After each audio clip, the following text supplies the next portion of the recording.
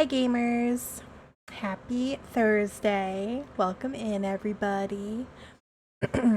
We are going to be reading some pet names. We had actually 14 pets submitted and I was very surprised, pleasantly surprised. So that's pretty fun.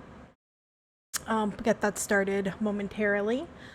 Just also a small reminder, I pinned it, but we are still raising money for the American Heart Association Heart Live 2026. If you're able to donate, that's great. If not, just you being here is more than enough. So thank you for that. Let's see, what else? It was hot today. Ugh. And on Tuesday, our car broke down. I was on my way to my doctor's appointment. I was like, uh-oh. It was a panicked situation, so it's at the shop right now. Hopefully it's not anything serious. Unfortunately, cars are stupid. Stupid and stinky. We needed to take it in anyway because our AC, the coolant needed to be reset because I guess there's a leak somewhere. So, we have to reset that like every year because he can't find. He said it's such a small leak, it would cost more money to try to find it than to find it and repair it than it is to just like reset it. So he doesn't charge us a lot though, which is nice because he's like a friend of my mother-in-law's. But yeah, oh well. Hopefully everyone is having a less stressful week than me though. It was so funny. I got to my physical on Tuesday, and this was like right after all the car stuff happened. I get there. I had to like call an Uber. They showed up remarkably fast, thank God. Um, and then I get there, and I'm like anxious and like hot, and like I had been like running to get through the door because I didn't want to be late. And she goes and the nurse starts taking like my vitals and stuff, and she's like, why is your heart rate 135? And I was like, girl, let me explain what just happened. And she was so nice to me. She brought me in 2 glasses of water. She let me sit for like 15 minutes in the room, and she was like, all right, let's like get you to calm down because I don't want like false readings on your yearly physical. So that was really nice. They were very accommodating of my meltdown. Yeah. It is what it is. Car stuff stinks, but whatever. I had what did I have for lunch today? Oh yeah, I had leftover chicken thighs. I made boneless chicken thighs last night for dinner. And mashed potatoes with corn. And I had leftovers of that for lunch today. Oh my god, it was so good. Because I didn't eat dinner last night, I was full. So I made dinner for Nala, and then I packaged up a little for myself for today. And I'm so glad I did because I outdid myself on those chicken thighs. They were so good.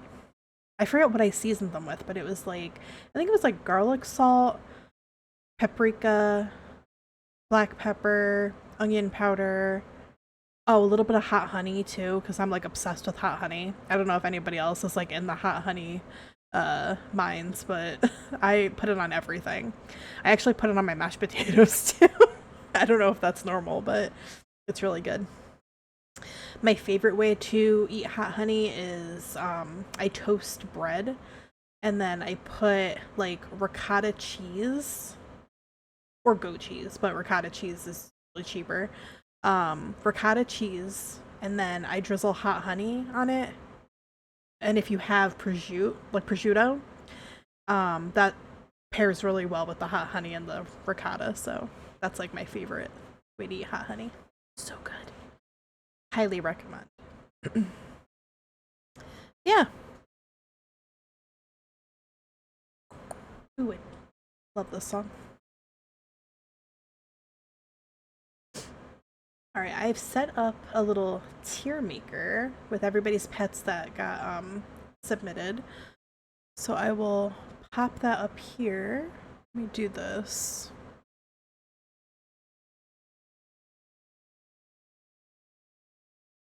Okay, so there's the tier maker. Okay, perfect. Hopefully you guys can see that. So that's the tier maker. So I'm gonna show the pet. I have the big picture of the pets. I'm gonna show the pets, and then I will be ranking the names, and I'll tell you a little bit about the pet. Let's see. Best way to do this. I think I have them over here. Okay. Let's do this. We'll start with, I have them organized by the user. So, this is Amar. This is one of Lila's. Lila submitted, how many? Four cats. So this is Amar, one of Lila's cats. So cute. I love the smushed little face. Love them. What a cute little baby. And then she wrote a little bit about Amar, and she said, I'll leave him up on the screen while I do this. He said, it means moon in Arabic and is used in some dialects to mean beautiful like the moon. She's a very pretty kitty. And I agree. I agree with that. So Amar, I love that name. I think it's really unique, and it's also like a really pretty meaning. I think Amar, I'm gonna put them at amazingly awesome. I think there's definitely going to be an absolute legend, but that name is amazingly awesome. So Amar, you get amazingly awesome rank. Congratulations. And then next is another one of Lila's cats. This cat is named Hummus. Look at Hummus. Hummus is enjoying that lick right there. You can tell. So this is Hummus, and Hummus is God's gift to mankind, according to Lila. They live for hummus. If you took a sample of their blood, you'd find only hummus. Hummus is the best food in the whole world. Hummus. Now, I think they're talking about the food hummus, but also their cat specifically. I do agree, hummus is delicious. And I would certainly enjoy being around this cat. They look so chill. Their vibe is perfect for hummus, actually. It's a perfect little laid-back treat. Alright, Hummus. Hummus, you're going to be ranked at beautiful baby rank, I think. Hi, Atomic. Thank you for the check-in. We're ranking cats right now. We just ranked 2 cats, Amar and Hummus. Amar is amazingly awesome, and Hummus is beautiful baby. Beautiful baby rank. And this is Hummus. Big picture of Hummus. What a little cutie. And then our next cat, also from Lila. This is Sim. I'm obsessed with Sim, I'm not gonna lie. Sim is like giving me energy. Like, specifically me every weekend just laying in bed, enjoying life. Let's see what Lila said about Sim.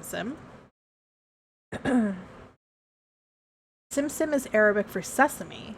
He was teensy weensy like a sesame seed as a kitten. Oh, that's so cute. I love that. I love that for Sim. And I love Sesame. Sesame is... I love Simpson. Hi, Gray. Sim is very adorable. I also want to rank Sim at beautiful baby, I think. Specifically because I relate to this cat, but also I love sesame. Like, sesame chicken is one of my favorite dishes whenever I order Chinese food. I love sesame seeds on everything. And I put sesame oil in my rice. More often than soy sauce, actually. I love sesame. I think it's such a good flavor. So Sim, you get You know what? No, screw it, Sim. Where are you? Simpson's getting amazingly awesome too. I love you. I love you, Sim. And then Lila's final cat, Misk.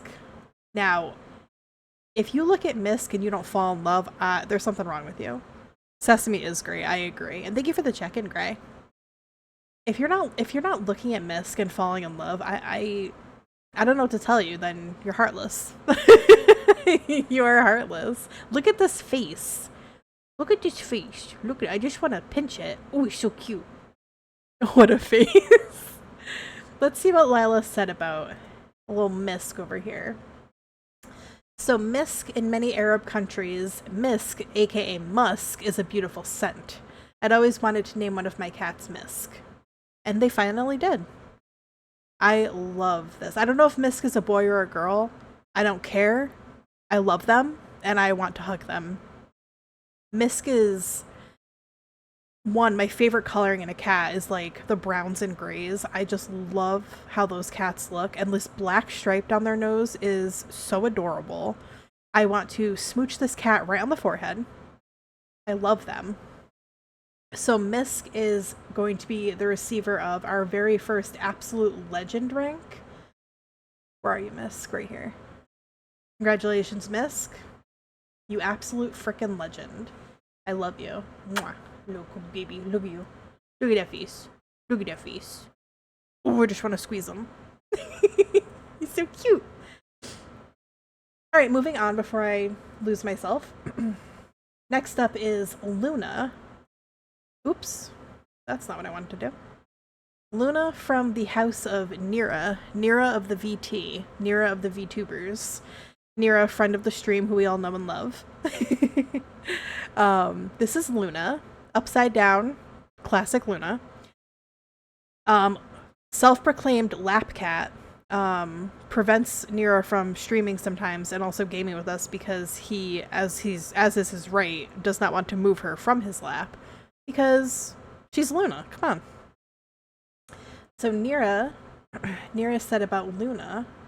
Thank you for the head pats, Emerald. So 𝕋𝕨 said this about Luna.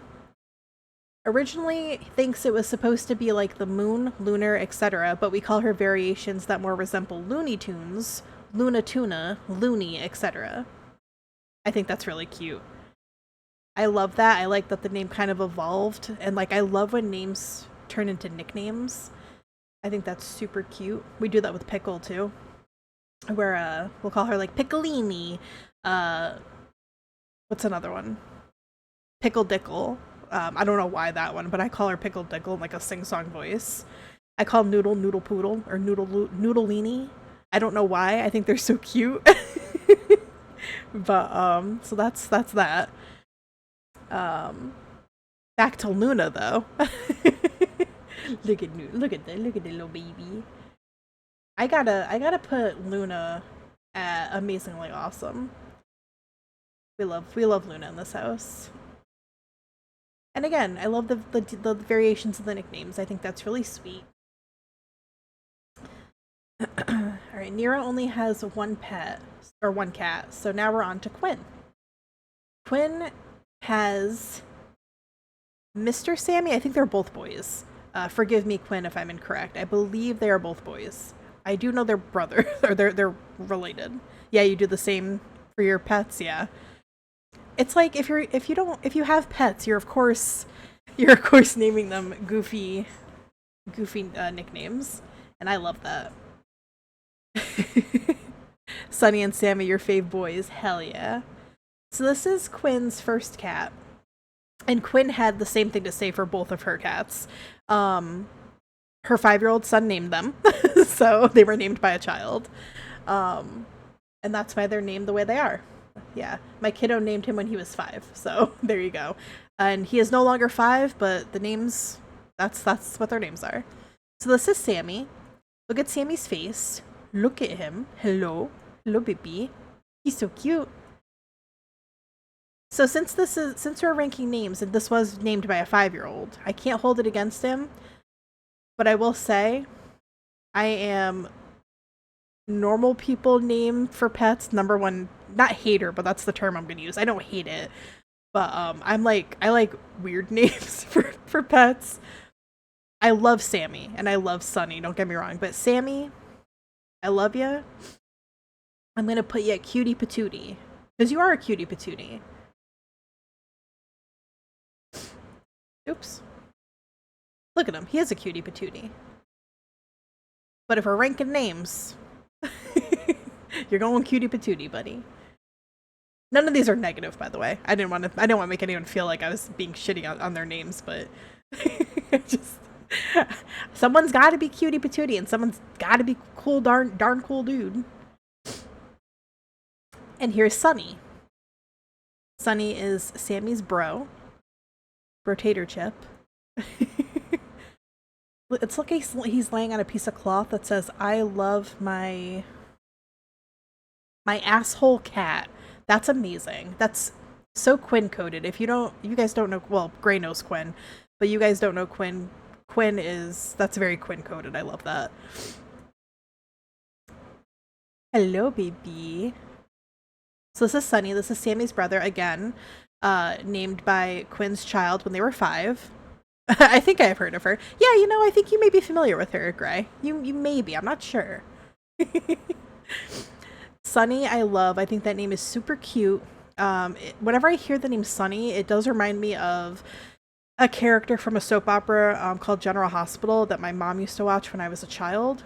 So every time I hear Sunny, I think of that Sunny, and he was a gangster, like a mobster. That is not this Sunny, though, so... Sunny is not... Well, Sunny might be a gangster. We don't know. That face holds some intrigue and mystery. We'll have to ask Quinn what Sunny gets up to in the nighttime. Sunny, I'm going to put it cool darn dude. I'm sorry, darn cool dude. Damn, I can't talk today.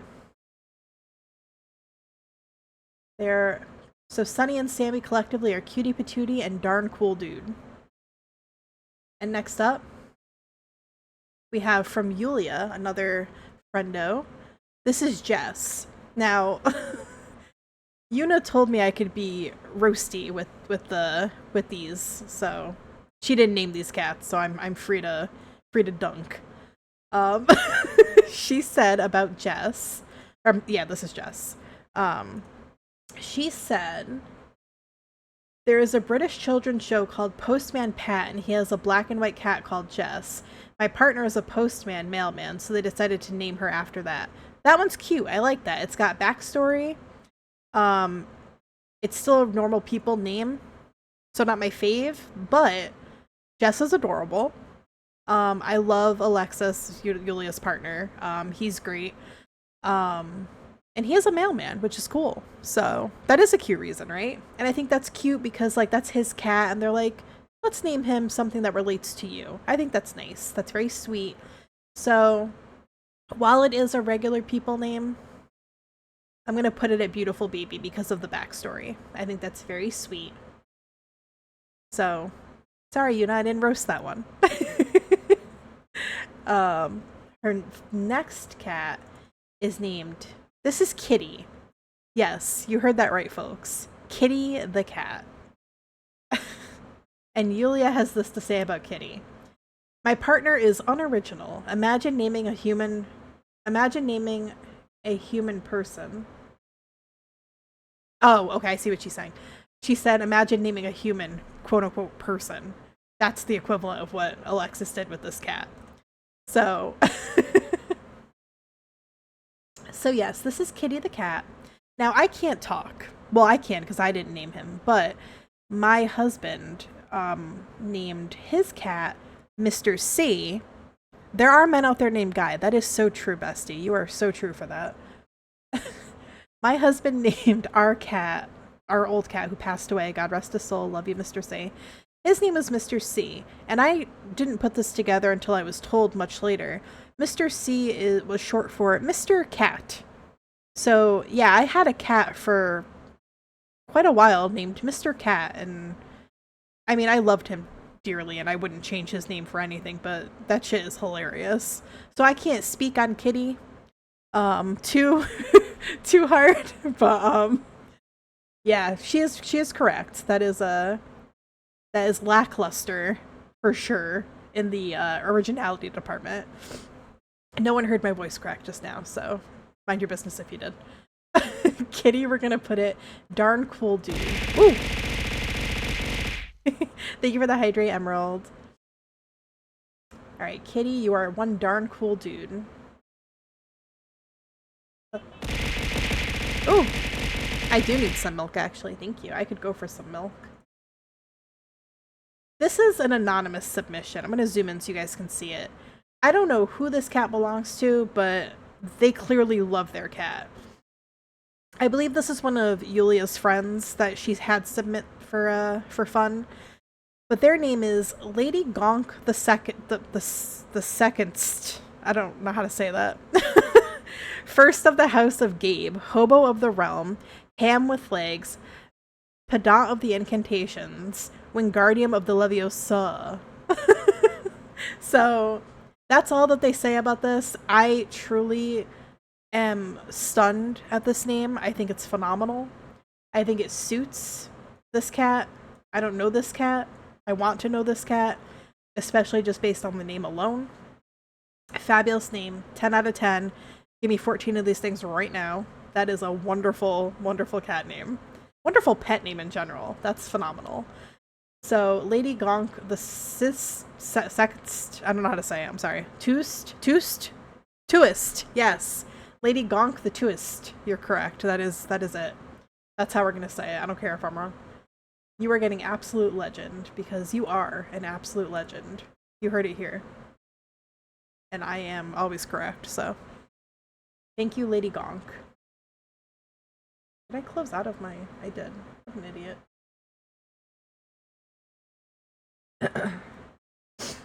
Alright, next up is our Lord and Savior Kyo.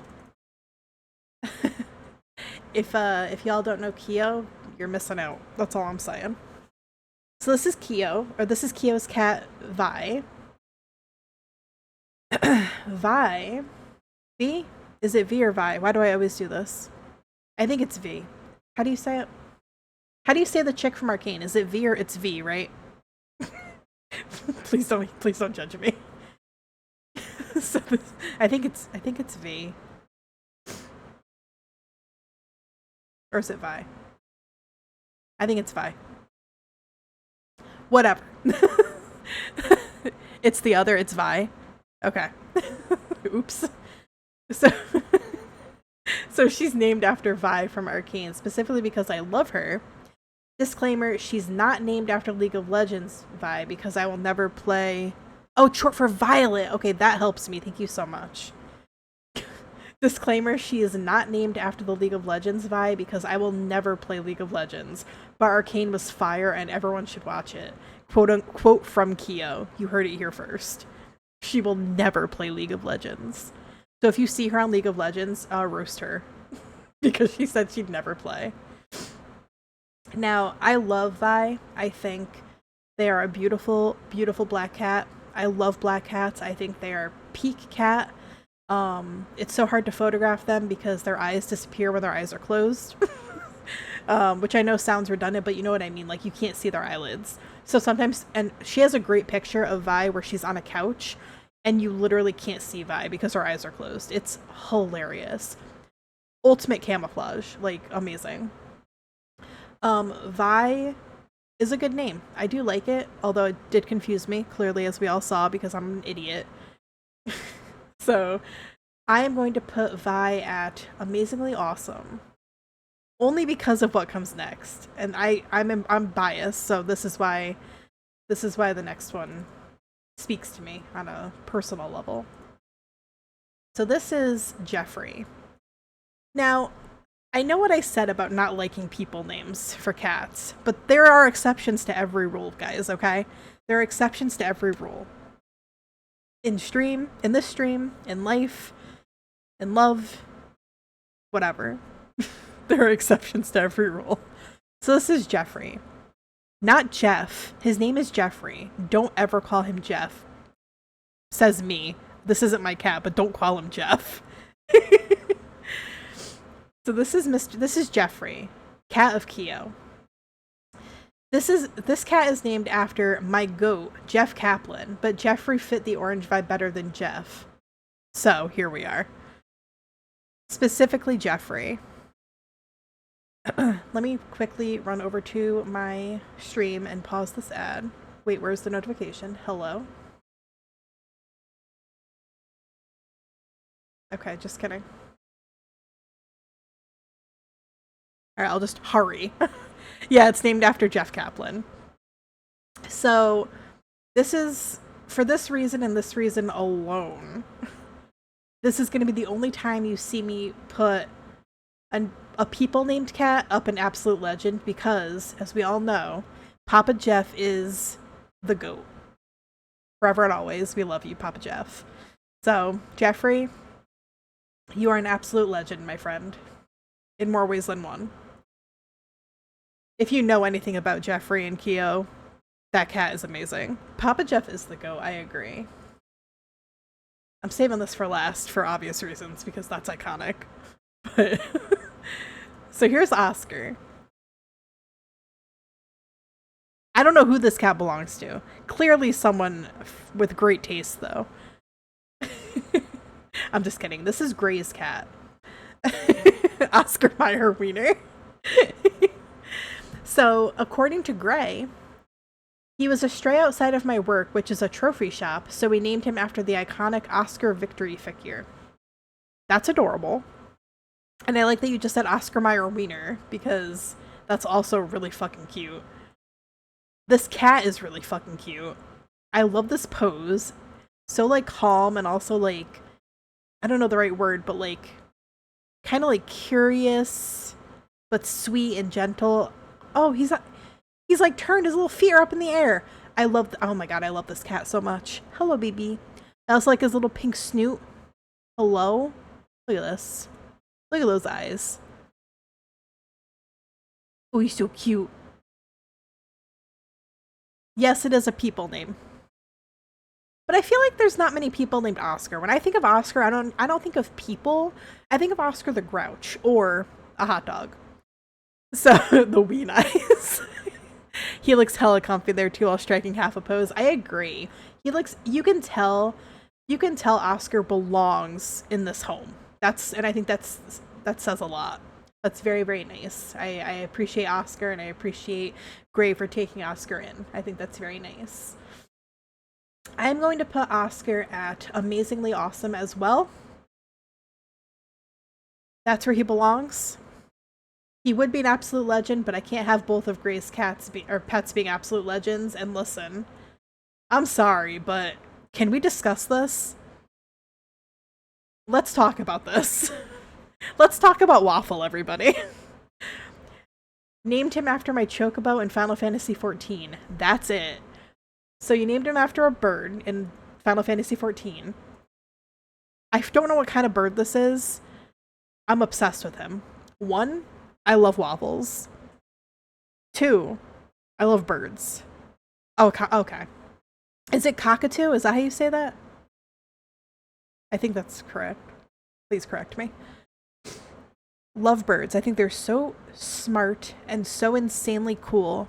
Cockatoo is a different bird. Oh, so how do you say this one? Cockatiel? Oh, okay. So I've been mispronouncing all that. Okay. So is it literally cockatiel? Oh, okay. I learned something today. I thought they were the same bird. Another reason to love birds. There's so many of them. I think birds are so cool, so unique, such a cool pet to have. I think, and they're also so smart. Like, go look up any video about birds, like pet birds that people have, like domesticated. Oh my god, they are incredibly smart. And just like chaotic as well. It's so amazing. Specifically, when I saw that it was a bird, I knew I was going to put this at absolute legend, regardless of what the name was. But then I saw it was named Waffle, and I'm like, hello? I love waffles. It's like literally one of my favorite breakfast foods. I could literally eat waffles every day, and I'd be satisfied. Waffles, a little bit of syrup, some bacon, chicken and waffles. Oh, they're so good. Waffles are so good. Belgian waffles specifically are the goat of waffles. I don't care what anybody says. The thicker the waffle, the better. That when they get nice and thick and then they're crispy, but like perfectly like warm in the center. Ooh, it's so good. So waffle was also a rescue. Oh my god, you just rescue all the animals. Good lord. You grew up with birds and always had it as your first bird name when you got one. That's so cool. I love that. Hence the chocobo being named. That's really cool. I like that everybody has these cute little backstories for their pets. That's so sweet. Well, that was all the pets, and I'm very grateful for people who submitted theirs, and that's super cool of everybody. And yeah, I'm gonna save this so I can post it later. Title of tier list. This is Lolia's pet name. I'm just gonna do pet rankings. Save.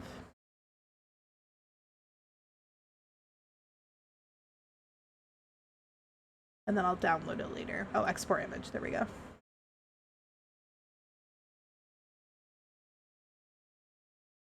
Hopefully that worked. It doesn't look like it worked.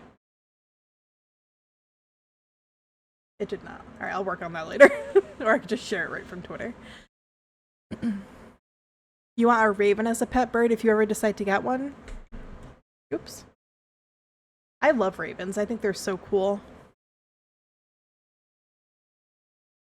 Very, very cool bird.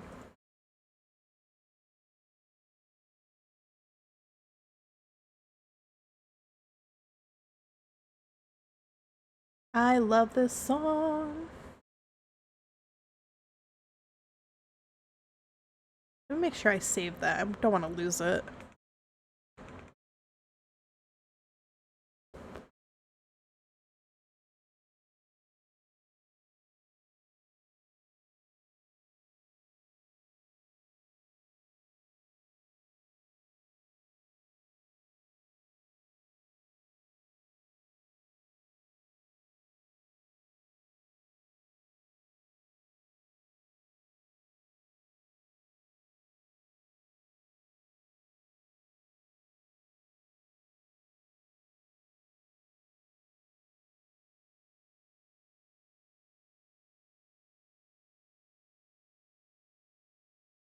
I wonder if you know what, I'm gonna have to just like take a photo of it, I think.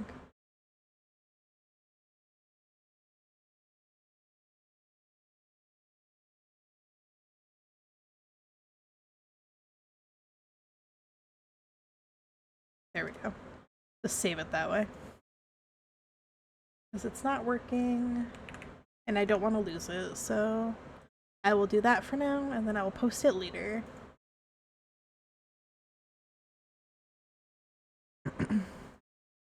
That'd be really cute. I love ravens. I really want to get what is a conure? But I might inherit my mom's parrot, so I don't want to commit. I have to look that bird up. I'm assuming it's a bird. Ooh! Oh my god, yes! I've seen videos of these. I didn't know that's what they were called. Oh my god, they're so pretty. I love all their colors.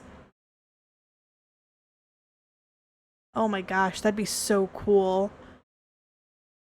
Yeah, I see a lot of these birds, the bird videos on YouTube and TikTok where people like film what they say and stuff. And these birds are always so funny. They have so many different variations in color. Wow. Holy moly. It's so cool.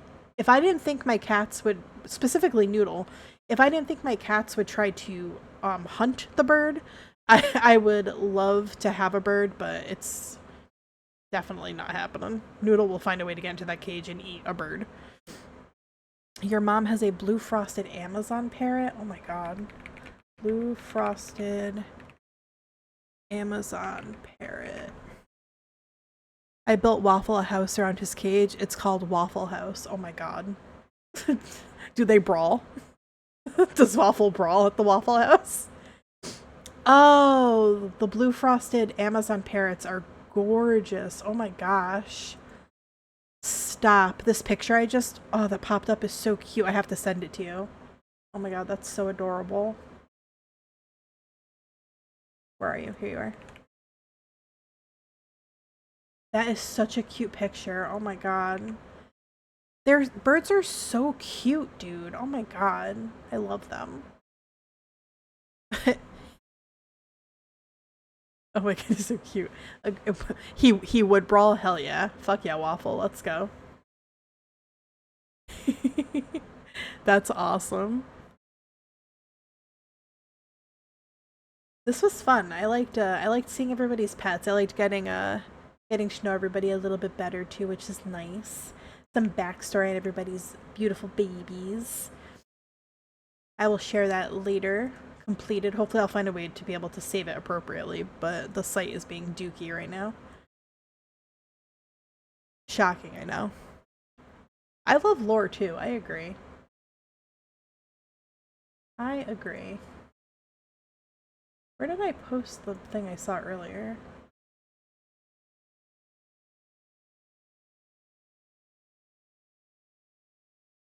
I got a weird pop-up on that site and I was like, what the hell?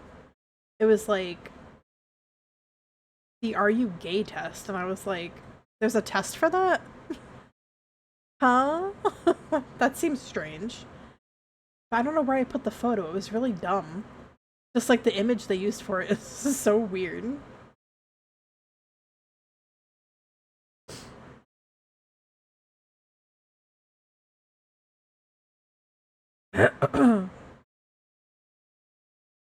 Did it save to my Gyazo, I wonder?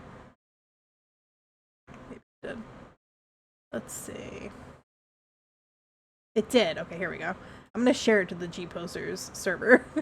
Because this was so strange.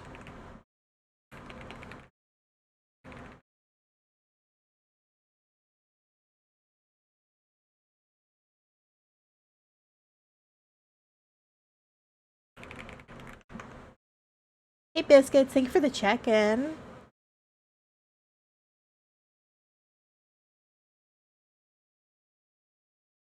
There's the test for everything. Oh my goodness. Well, that was... Oh my god, sorry for yawning. Good lord. Maybe I should make coffee when I go on break. Nobody... We were just, we were doing some pet ranking, so I think everyone was just chilling, locked in. Locked in on the rankings. I should have put pictures of Pickle and Noodle in there too, I forgot. I meant to do that earlier, but I was too busy organizing everyone else's. That was very, very fun and very, very cute. I enjoyed that. Enjoyed that a lot. Also, I was telling everybody earlier, I was like stressing hardcore earlier this week because, well, on Tuesday, I had my physical and on our way there, our car started to break down and I was like, uh-oh. So we had to like pull over on the side of the road and like we were able to move it to a parking lot and then have it towed, but I had to call an Uber to get to my physical appointment because I was like, I'm not gonna be able to reschedule because the doctor's office books like so fast. I'm not gonna be able to get an appointment.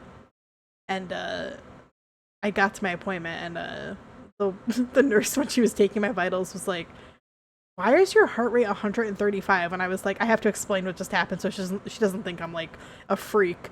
But like, it was so crazy.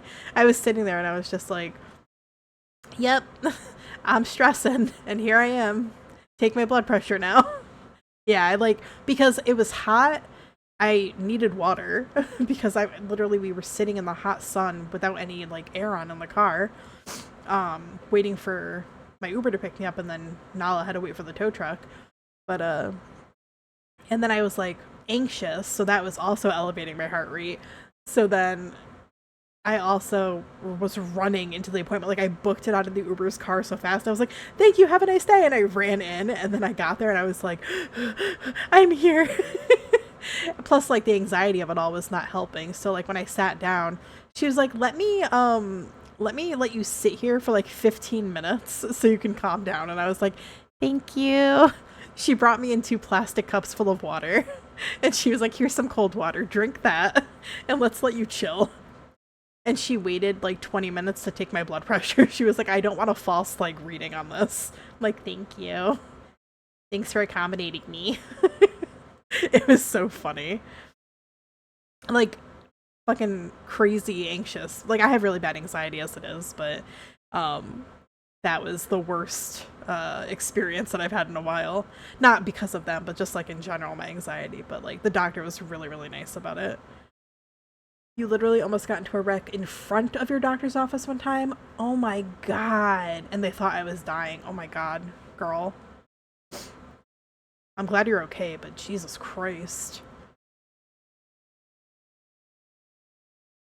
I'm just so glad that we literally broke down, I'm not even kidding you, like a minute from my house. Like we got down the hill and then we went to go turn onto the main road and he was like, this isn't happening. So he pulled it, he like maneuvered it into a parking lot. I don't know how he managed that, but like yeah, it was all fucked up. It was so weird though because he picked me up from work and it was fine. And what I think might have happened is, I'm not like a car expert obviously, so don't quote me, but I think because it was so hot, the car didn't have time to cool down in between uses. So like he picked me up, we stopped home, turned the car off, and then it was sitting in the sun after just being on and running, so it was really hot. And then I think we went to go get back in the car and it like turned over a bunch of times, so we already knew something was wrong, but then he got it to start. But I think I looked it up and apparently like you can overheat your vehicle and like it fucks with like the battery, the starter, and all this other stuff. So I think that might be what happened. Hopefully it's an easy fix. It's at the mechanics right now, so fingers crossed. Super annoying though. But yeah, overheating is bad. For computers and cars, apparently. So not fun at all. It wasn't like smoking or anything, thank God. But it was just like it was like 88 degrees that day and humid. So Gib to snacks. I need some snacks real bad. I'm actually like getting really hungry and I didn't eat dinner yet. Oopsie. Whoopsie daisy. I had a late lunch, so I was like, I'm not going to be hungry later. It could be running low on coolant. I also know that, our AC unit in our car, the coolant line or whatever it's called, I obviously know nothing about cars, but I do know that there's a leak in our AC line. So our AC doesn't work. We have to have it reset every year because the leak is so small. The mechanic was like, it's going to cost you more for me to try to find it and repair it than it is for you to just reset it every year until you get a new car. So that was another like issue. So our car was like really hot inside too. How dare you prioritize this over your food and health? Yeah, that's true. I do like you guys. Hi Shadow. Thank you for the check-in and congrats on second. One trick that's good to know is one trick that's good to know is if it is, you can blast the heat. What do you mean? Maybe I'm stupid. I'm not reading that and understanding what you're talking about. Oh my god, Shadow had a 95 stream watch streak? Holy shit. 5 more to go, yeah, and then you're at the big 100. Oh my god. I love you. Thank you so much. That's awesome. I can't believe you guys like tune into me like that. That's so cool. It makes me feel so happy. That's so cool. Tongue tie, yeah, exactly. Turn your heat on full blast because your heat is just from the engine, so it can help cool it down a bit. Oh! I did not know that. Thank you, Gray. So you need more Freon too. Yes, we do. Definitely we need that. I know for sure we need that. We probably do need more coolant too. I don't know when the last time that was replaced, so... Or filled, I guess. I don't know how often it needs to be filled. Again, not cool with cars. Don't know what I'm doing. I just Google stuff. I'm like, this happened. One time, we had a really... over this past winter, actually, we had a really bad blizzard. Like, I'm talking... like, easily 6 feet of snow. Like, it was a lot of snow. Not 6 feet. What am I saying? Not 6 feet. Not 6 feet. Over 6 inches of snow. I think it was like 2 feet of snow. I'm stupid. Please excuse me. The 6 feet of snow did happen, but that was like 10 years ago. But this past winter we had a really bad blizzard, and it was, I think they ended up saying like 2.5 feet of snow in our area. But so when it started to like melt a little bit and they plowed and everything, Nala and I didn't know this. We learned. The snow gets in your tires. Obviously, of course that's going to happen. But it freezes in there. So he was like driving and he was like, why is my car like shaking? And I'm like, I don't know, but we just got your spark plugs replaced, so I don't think it's that. So I'm like Googling it, and he's just like, what the fuck is happening? I looked it up, and apparently, yes, the snow impacted in your tires, when it freezes like that, it can throw off your like tire balance, and it'll make your car shake. So I was like, okay, so you just need to clear the snow out of your tires. And once he did that, it was completely fine. But I was like, what the fuck, dude? The things that like I was never taught, I would have no reason to know that. But I live in New England, so I guess I should know that actually, but now I do. So no one think I'm stupid for that though, but please don't judge me. But yes, that was a learning experience. We typically don't like to drive in the snow because it's not fun. But now I think next year we'll just have to remember to like at least kick the snow out of the tires when we go out there, because it was typically we don't get that much snow, so that was a one-off, but it was so much that it covered his tires completely, so it makes sense that it got impacted. And it was that thick, like heavy snow that it's like perfect snowball snow. That's what happened. It was like that beautiful, beautiful snow that makes like a perfect snowball and snowman actually. So there was a kid actually, a family made a snowman right behind our porch, so I got to see their little snowman until it melted. It was really cute. I should have taken a picture of it. Dang. Next year. As a Texan, snow is the apocalypse. Oh, I can only imagine. I've heard some horror stories. I had I think my girlfriend still lives in Texas. I'm not sure. I think she does. In the San Antonio area. She's from my state though, so she's used to snow, but when it snowed in Texas a couple years ago, I think, I remember she was like on Facebook and she was just like, oh, this is why I moved away from the Northeast. Why is this happening? But like she knows how to drive in snow, but she was saying, she's like, it's still dangerous because other people don't know how to drive in snow down there, so it's, you know, the Wild West, literally. As a native Californian, I don't like driving in snow either. Yeah, I bet. I bet, girl. That cannot be fun. Yeah, every time I tell my friend, you guys know Cheesewoo, or Ram as I call him, every time I complain about like the snow, he's like, yeah, couldn't be me. I'm like, fuck you, dude. Crazy. That's okay. California is just gonna break off into the ocean anyway, so. I'm kidding. It's not gonna break off into the ocean. It might. We don't know. It's one fault line away from snapping off, which, you know, might be better for them. We don't know. It's been bad the last few years. Has it really been, like, consistently bad? That's pretty upsetting. Hopefully I make it back there when it does get me out of here. Fun Gray's trip back to California so she can be part of the nature fueled exile. That's so funny. Oh my lord. Oh gosh. Does anyone want to play this is probably, you guys don't have to say yes, but does anyone want to play like trivia or like another dumb game? I've discovered Crowd Party, and they have like dumb trivia games that we can play together. It's really fun. There's other games beside trivia, but that's the one that I played, so. My dream drift into the ocean. Amazing.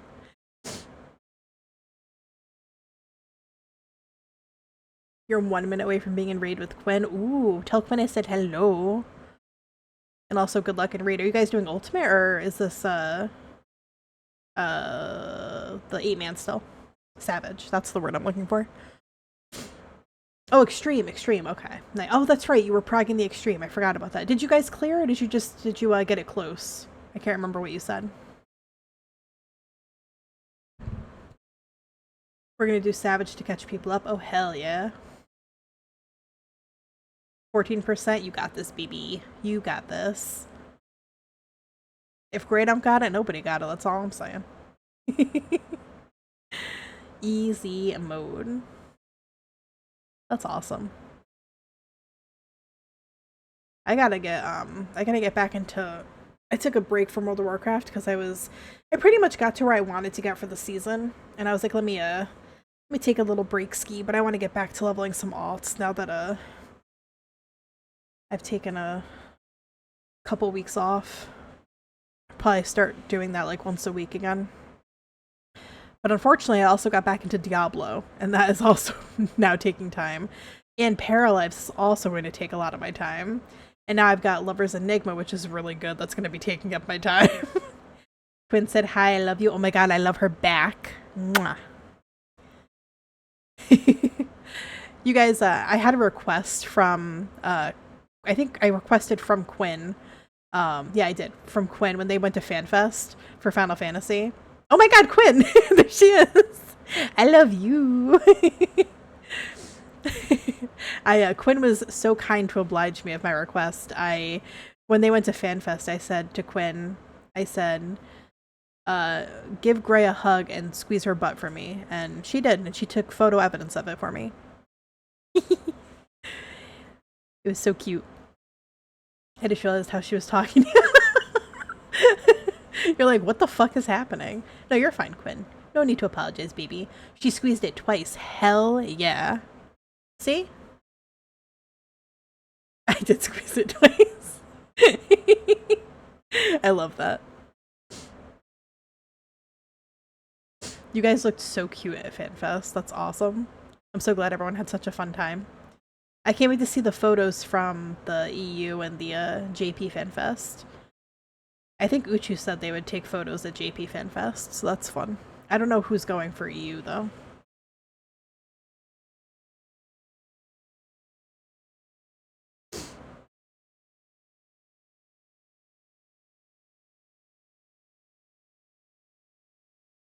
I love this song. Of course I love it. It's my playlist, idiot. Dope.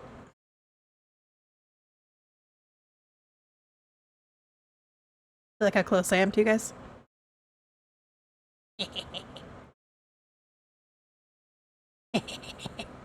I'm big.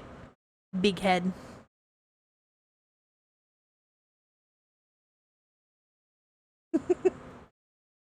I love these songs I hyper picked out for the specific playlist that I like listening to. So me. That's like me whenever I like I'll be playing my my like metal playlist and I'm like, man, I love this song. And I'm like, yeah, no shit, idiot. You put it in the playlist. Of course you like it. You fucking idiot. I'm like, man, these are bangers. I'm like, yeah, of course they are. You made the playlist, you dummy. Oh my god. It does make me feel good when other people, though, compliment my playlist. Especially on the clock app. I get a lot of compliments when I play my metal music, so I guess they like it over there. I remember one time I was playing Bless the Fall, and some guy goes, scrolled past, heard Bless the Fall, scrolled back, insta-follow, and I'm like, hell yeah. That's awesome. Makes me laugh. How dare you scroll past me in the first place, though? Rude. No, I'm just kidding. Honestly, real as fuck. Agreed. Trying to... I never do like these just yapping streams. This is kind of nice. Kind of like just yapping at you guys for a little bit. That's pretty cool. I don't have a lot to say. I'm just pretty much... This is just stream of thought right now. Stream of consciousness. No thoughts head empty. Hi Gobi, welcome in, welcome in. How's your day going, Gobi? Yapping is fun, I agree. You lurk now and raid, good luck. Have fun in extreme. I hope you guys clear it. And good luck in Savage. I'm doing good, Gobi. I can't complain. I'm hungry. I don't know what I want to eat, but I'm hungry. Oh my god. And I'm yawning. It was so hot today. Oh my god. It was hot and like it was sticky. And also like we were supposed to get rain, so like that was in the air too, so like that didn't help the humidity. I got home and I was like, I need to just like Joda? I had tacos the other day actually.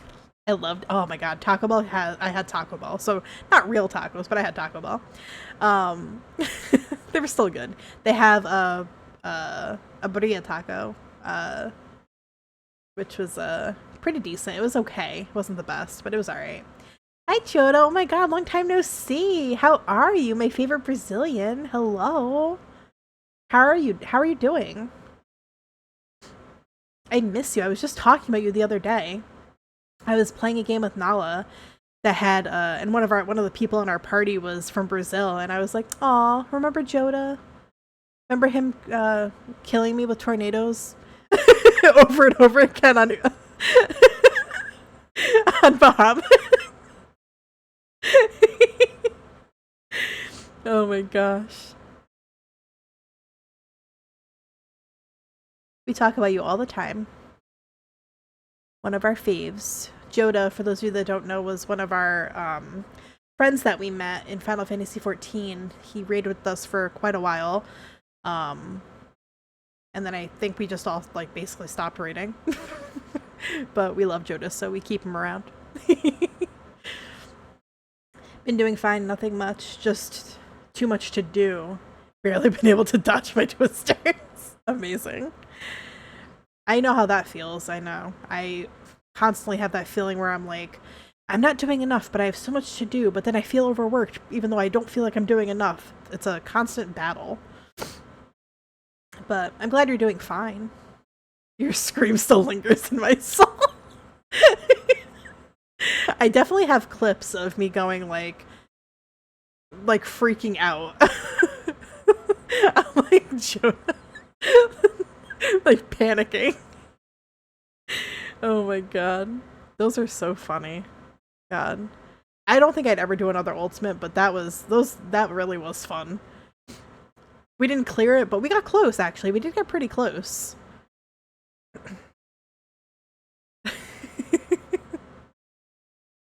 God. What a time. What a time. So wait, so is it like winter time where you are? Is it like cold weather or like colder weather where you are? Because it's hot here. You miss that so much. Yeah, I sometimes miss it too. I don't miss like the job of it, but I do miss like the hangout part, like being with everybody. Not that cold. Yeah, gotcha. Okay. Yeah, it was in like the high 80s today, Fahrenheit. I don't know what that is in Celsius, sorry. But it was hot. Hot and humid and sticky. Ugh.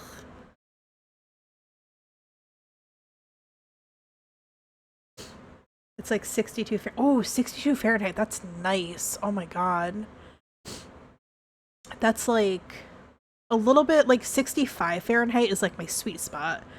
That would be perfect. That's like you could like bring a sweater, but you don't really need it. Oh, I love that so much. 65 to 70 degrees. I say this all the time is my like ideal weather. If it could be that year round, I'd be a happy girl. I would be very, very happy.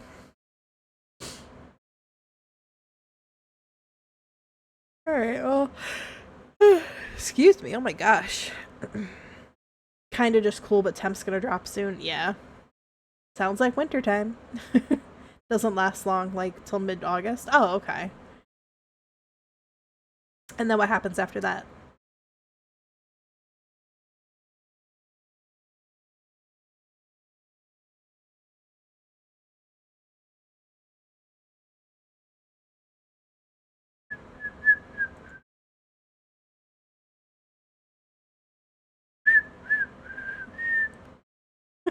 So funny when I'm whistling, her mouth doesn't even close. She's like, back to kind of just cool weather, maybe rain. Oh, okay, okay. You guys don't get any like snow or anything? We were just talking about snow a little bit ago, actually.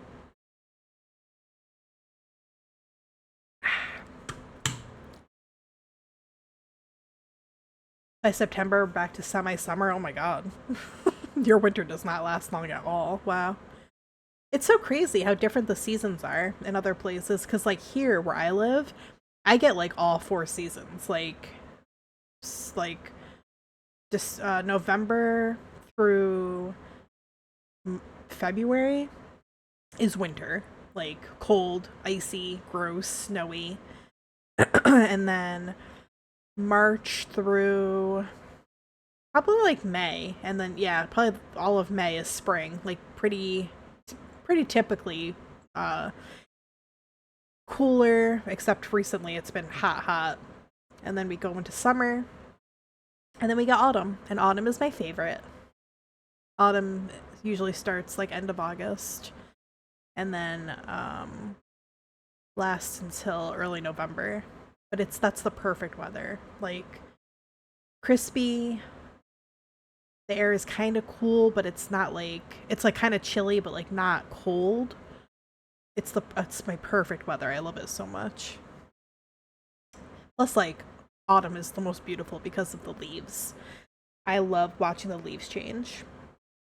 I'm a big fan of that, and I'm glad that I get to live in a state that you can actually experience a proper fall, because I know some places don't have that, and I'm so glad that we do, because it's beautiful. Like, if you've never seen, like, just like Google New England autumn, it's so beautiful. Like, the trees, the colors that they turn are just like incredible. And driving through the parts of the state just like where it's covered in those trees, it's so stunning. Like, there's a stretch of highway that we go on, and the autumn, like in autumn, it's like it's actually beautiful. Like, it's the highway, but it looks gorgeous because of the trees. So it's pretty cool. I could talk about that forever. I'm such a freak for autumn. Plus, autumn has the best holiday, Halloween. Hello. Sounds fun. We barely get that. That sucks. I would hate that. Well, here we can notice trees withering and all that, but it's not colorful. Oh. See, yeah, the colors make it, truly. Yeah, big fan of Halloween. I don't really dress up anymore, even though I wish I did, but I do for work. I have like oh I've been balded.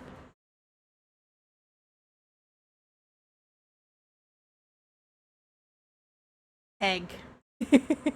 Egg. Thank you for the bald and the egg. Oh my god, look at my giant head. It's so good. How funny is that? Oh my god. What, you don't like my bald head, Joda?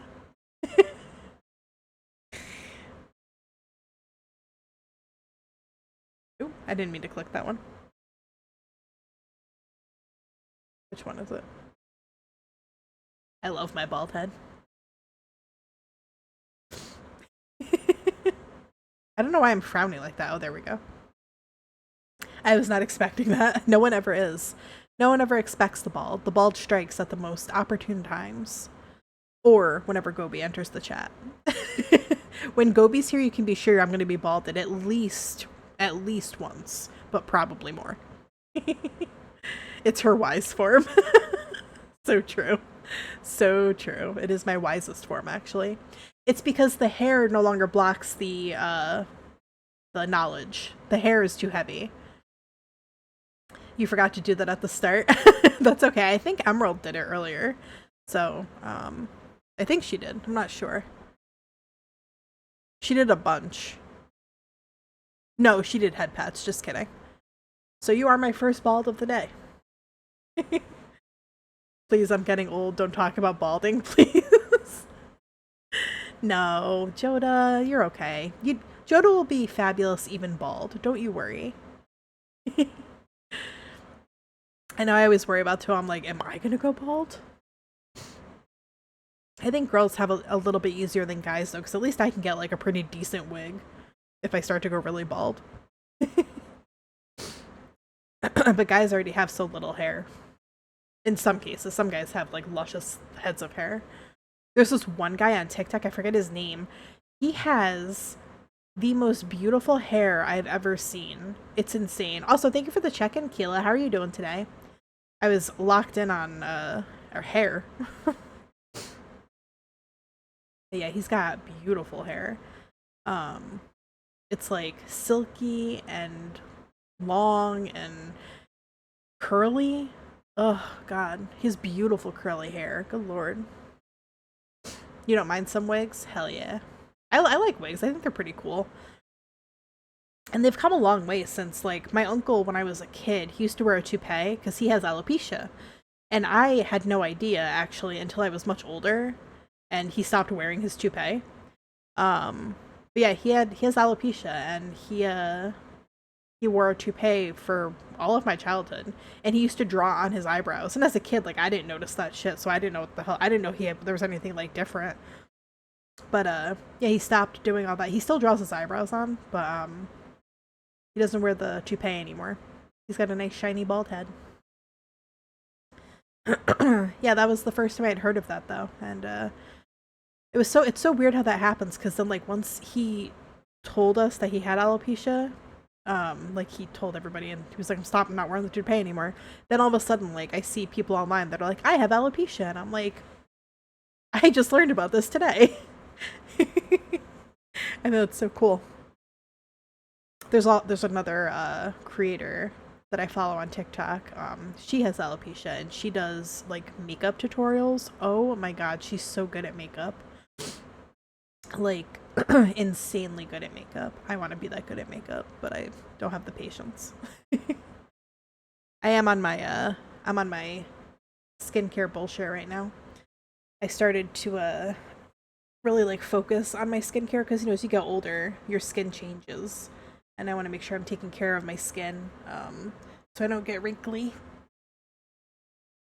I don't mind some wrinkles, obviously, but I don't want to have like, I don't want to be like super wrinkled, because like my aunt turned 40, and she turned 40 like years ago, but she was like super wrinkled because she did a lot of fake tanning in the tanning beds.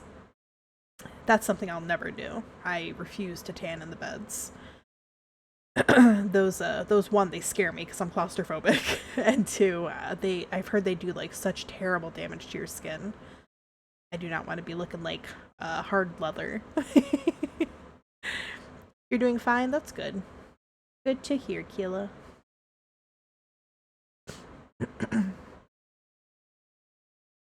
Oh my gosh. I guess I should probably play some of this game, huh? Instead of yapping at y'all. I'm just having so much fun yapping. I love just dumping my streams of consciousness on you guys. It's literally nonsense. Just absolute nonsense. I was also telling everybody earlier. I was telling everybody earlier I'm hungry. Because I didn't eat anything when I got home.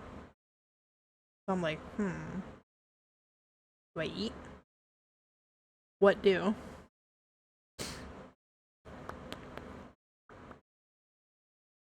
I don't think I have anything to cook.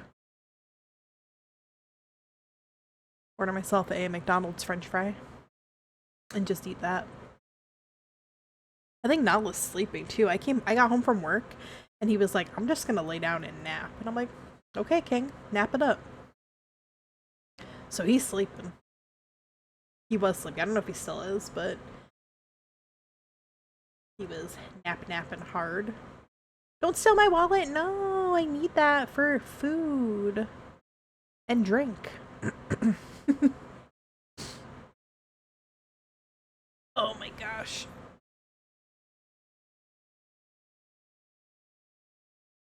Oh, Lord. Well, I think I'm going to boot up Lover's Enigma. What is that, on Steam? Yes.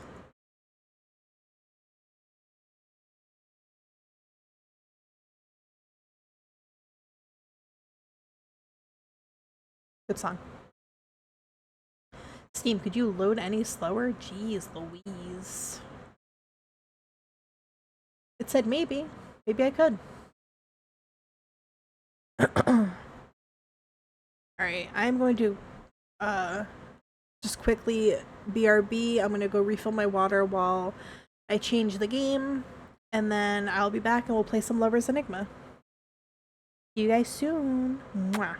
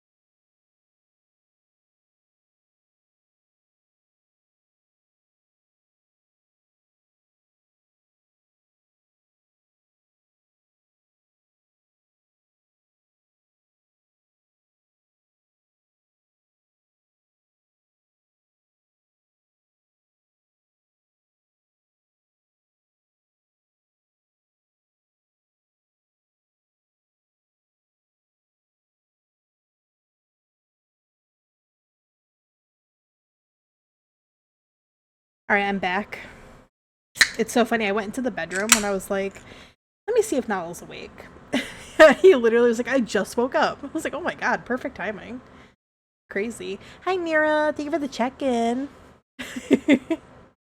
Oh my god, look at all those twerking emotes. I love those. Alright, so now we're going to hop into Lovers Enigma. I should probably actually start my other streams before I continue, since I'm so stupid. There we go. There we go. Now we're cooking. How is Nira of the VT variety? Hopefully he's having a good day. Just popping in to say hi and hope you're having a good night. I am having a good night. Thank you for asking. I hope the same for you.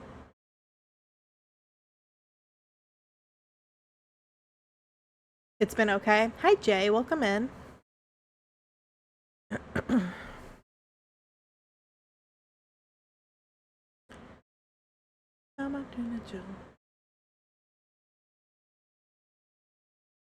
How are you doing, Jay?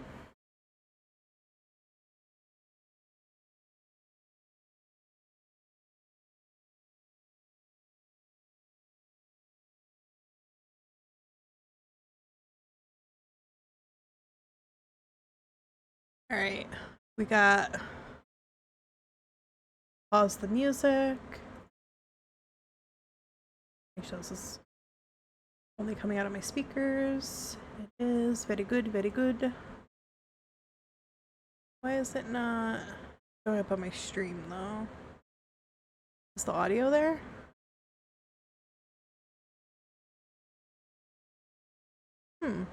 Hold please. That's strange.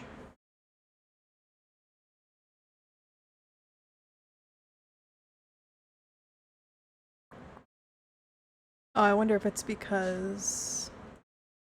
Yeah, it got updated. Okay, there we go. That's exactly what happened. Hold please.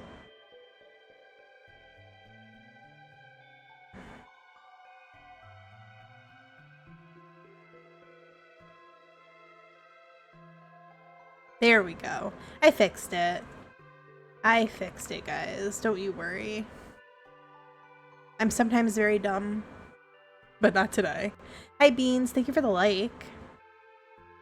I'm doing good, Jay. I can't complain.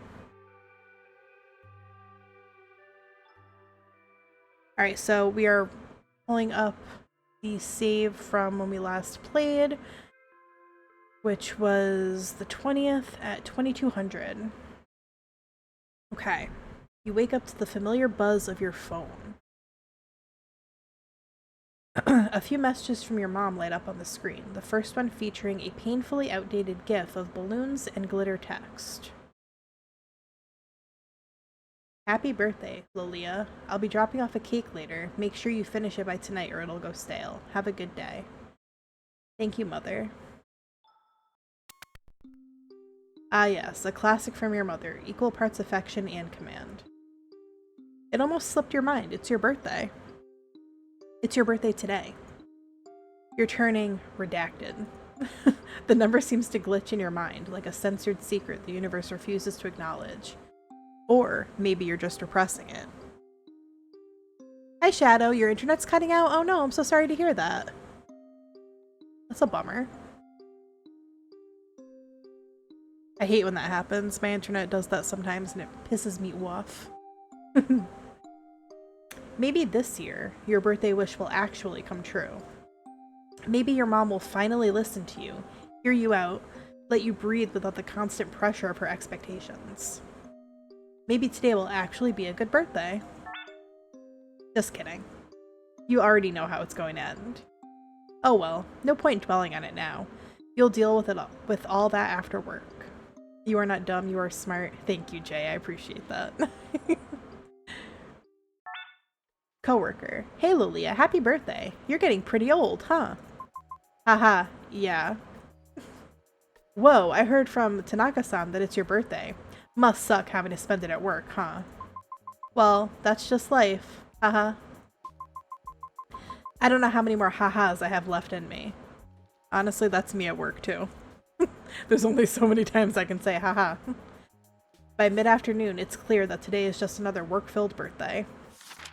The highlight of the day, a hefty stack of monthly reports unceremoniously dropped off onto your desk by your boss. A truly unforgettable birthday gift. As you sift through your reports, a familiar voice calls out from behind you. Happy birthday. Ah, thank you. Haha. Hi, Derek. How are you? Thanks for joining. Thank you for liking the live. You glance over your shoulder, offering a polite smile. You've said that quite a few times today. Oh, I didn't realize it was you, Ryota. Maybe I should have made my birthday wishes a bit more memorable. Don't worry about it. Honestly, I think I've heard enough birthday wishes to last me until next year. Hopefully you're not too worn out to actually celebrate it, though. Boss asked me to stick around and finish some reports, but if you're still up for a birthday dinner, I'll be at the station around 8 p.m. Before you can respond, a voice cuts through the air from the other side of the office. Hey, can someone help me with this? Ryota straightens up, already turning toward the sound. Thank you for the follow, Rice Shower Best Girl. Appreciate that. How are you doing tonight? Ryota says, I've got to go. Good luck with your work. And happy birthday, Lilia. You go about your day as usual, the hours slipping by until it's finally time to head home. Stepping off the train platform, you pause for a moment, a thought lingering in your mind. How should you spend your birthday today? Maybe you should spend it with someone? Though be careful, you might not have enough time to spend it with everyone. Just one.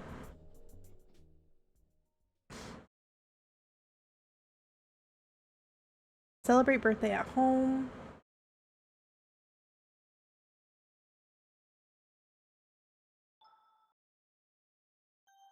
Alright, let's see. So that's Ryota at the station. Oops.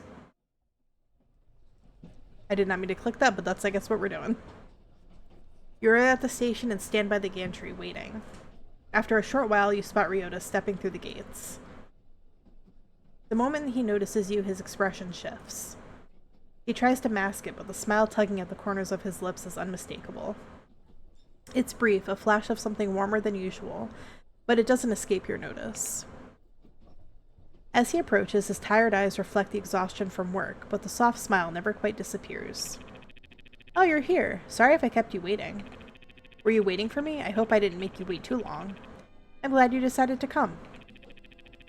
You know, if you're still up for it, we can grab that dinner, just like I promised. It's my treat, of course. Sure. Yeah, I'd like that. Let's go have that birthday dinner. For a moment, Ryota seems caught off guard. His eyes widen just slightly before his expression softens into a warm smile, his relief and happiness unmistakable despite his efforts to stay composed. Really? I mean, great. I was worried you might have had plans with someone else. I'm not exactly the life of the party. I enjoy being around you. You don't need to be the life of the party to make someone's day better. Thanks. That means a lot, really. Well, there's this takoyaki place nearby. It's not fancy or anything, but I thought, well, it's your birthday, so you should get something good to eat. Sounds perfect. Lead the way. Oh. You take a seat beside Ryota at the counter, the comforting aroma of freshly grilled takoyaki wafting up as a steaming plate is set before you. For a moment, neither of you speaks, the quiet hum of the restaurant filling the space. You glance at Ryota, his gaze fixed on the food, and find yourself wondering how to break the silence.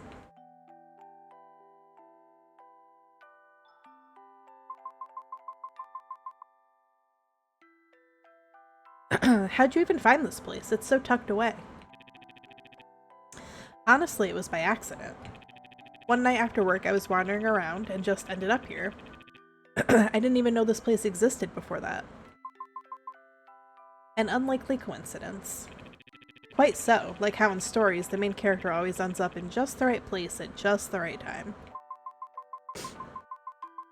Maybe we're in some cheesy romance written by some lonely writer. Well, they've got some good taste for food, I guess. I didn't know you liked takoyaki. I'll eat anything, really. Even shellfish. What's wrong with shellfish? They're like the ocean's cockroaches, physically and biologically. That's such a dramatic way to put it. They're delicious, though. Yeah, well, so are cockroaches to some people, apparently. Okay, fine. I'll stop trying to defend seafood.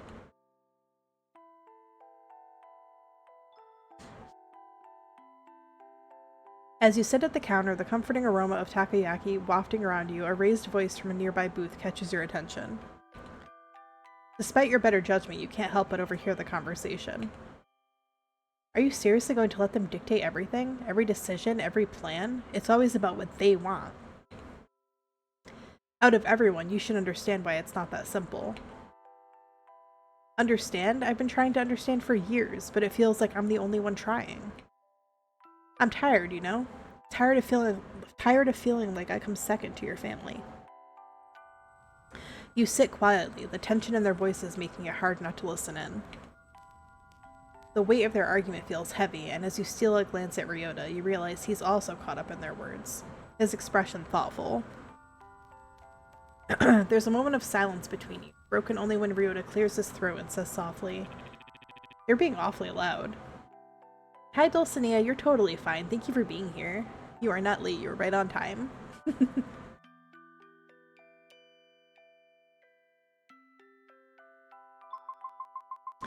What do you think? Who's in the right here? Oh, I'm not sure. Stuff like this, it's not so black and white. You can't really know who's right unless you're in their shoes. That's true. Do you think family is everything, though? That's a heavy question. He exhales softly, the faintest trace of a nervous laugh slipping through. I guess I don't really think about it much. Maybe it's better that way. You tilt your head waiting, but he quickly continues before you can press further. I hope the food's to your liking.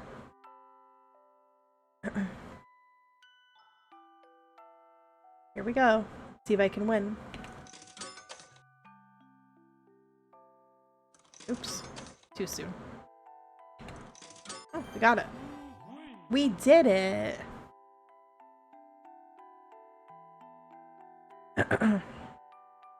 You just noticed that Ryota looks a bit like Roland from Library of Ruin? I don't know what that is, but I'll look it up after this. Hi Luffy, how are you? Ryota shifts slightly, his expression pensive as he picks at his takoyaki stick.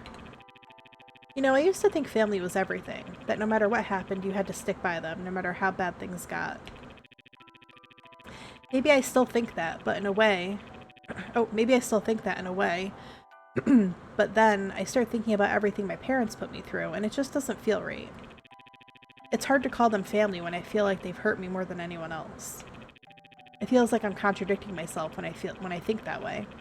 And I wonder if it's just bitterness that's clouding my judgment. Maybe I've let it build up over the years, and now it's all I can see. If you ask me who's in the right, I honestly don't know. Even though their family has done some terrible things, part of me still feels like if I were in his shoes, I'd still feel indebted to them. It's like this strange codependent connection I can't shake. The words hang between you, heavy and uncertain, but you can't help but feel a sense of understanding stirring within you. You gently place your hands on the counter, leaning forward as you meet his gaze, offering a quiet reassurance. I get it. I'm in the same boat, honestly. Even though my mom is terrible to me, I sometimes wonder if I'm just holding on to all this bitterness because of everything she's done. I don't even know if I'm angry at her or just at everything she made me feel. It's hard to tell where the bitterness ends and what's real begins. Hi Tic-Tacker, what am I playing right now? This is called Lover's Enigma. Ryota is quiet for a moment, processing your words as he looks at you. His face softens and he gives a small, understanding nod. Yeah, I know what you mean. It's not easy to sort through all those feelings, especially when you don't have the answers. But maybe that's okay. We don't have to figure it all out right now. I guess that's just how life is. One long, undecipherable journey. His words are gentle, sincere, and the weight they carry is comforting in a way you didn't expect. You give him a small smile, grateful for the quiet connection that passes between you in this moment. It feels like a small step forward for the first time. You don't have to carry the burden of all those unanswered questions alone. Lilia upgrading the dating sim badges before Xenoverse 3 is crazy. This is a dating sim with a twist. There's ghosts. Okay, enough sad talk. This is the part where I give you your birthday gift. You got me something? Oh, Ryota, you shouldn't have. It's nothing much. I bought this a few months ago. I didn't know when would be the right time to give it to you, but I thought your birthday would be the right time. You glance at him curiously as he reaches into his jacket pocket, his movements deliberate, almost hesitant. When he pulls out a small velvet box, your breath catches. He opens it to reveal a delicate necklace, the pendant shaped like a radiant sun. You doubt yourself a lot. I know that. But to me, you're the sun. You're bright, Lilia. His words leave you speechless for a moment, your heart full as you carefully take the necklace from him. Oh, you came back to something new? Oh yeah, we're done yapping now, and now we're back to playing Lovers Enigma.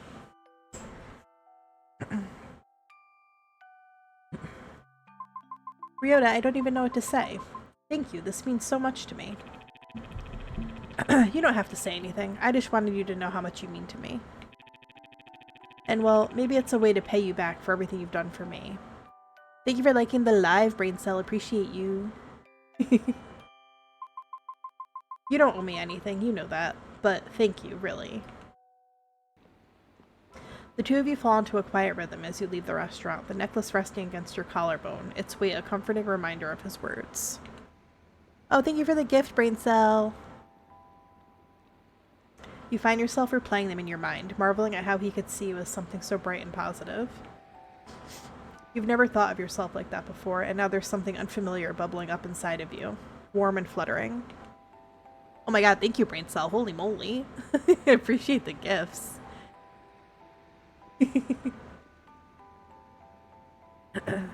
As you walk side by side, you're glad for the cover of night, the shadows hiding the telltale red creeping into your ears. Ryota walks beside you, his hands in his pockets, his presence steady and reassuring.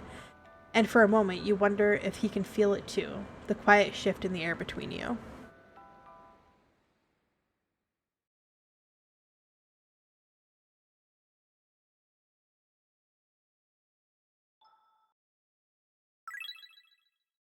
Sanity increased. That's good. Affection with Ryota increased.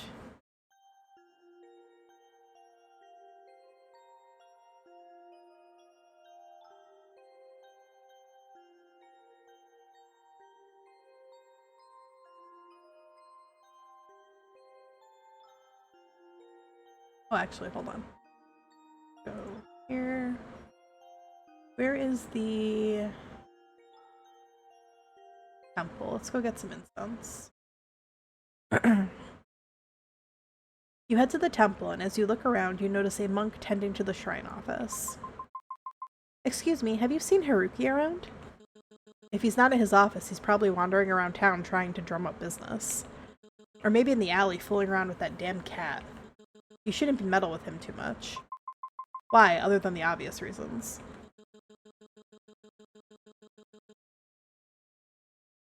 Because once he latches onto you, he doesn't let go. His persistence is relentless. The monk hesitates, his gaze darting around to ensure no one is listening. When he speaks again, his voice is barely above a whisper. Look, miss.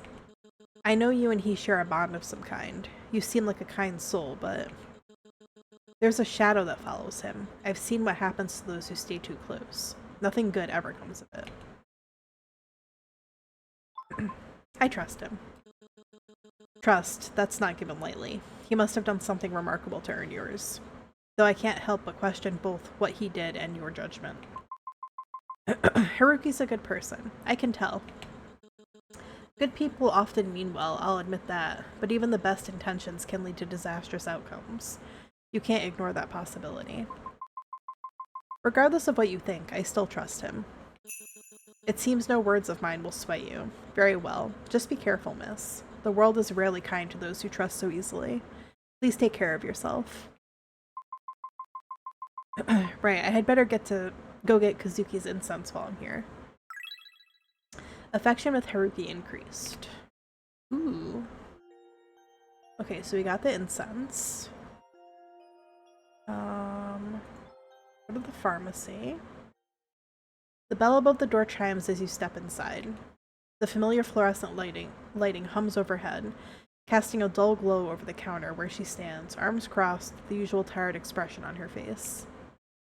She glances up at you, then lets out a dramatic sigh.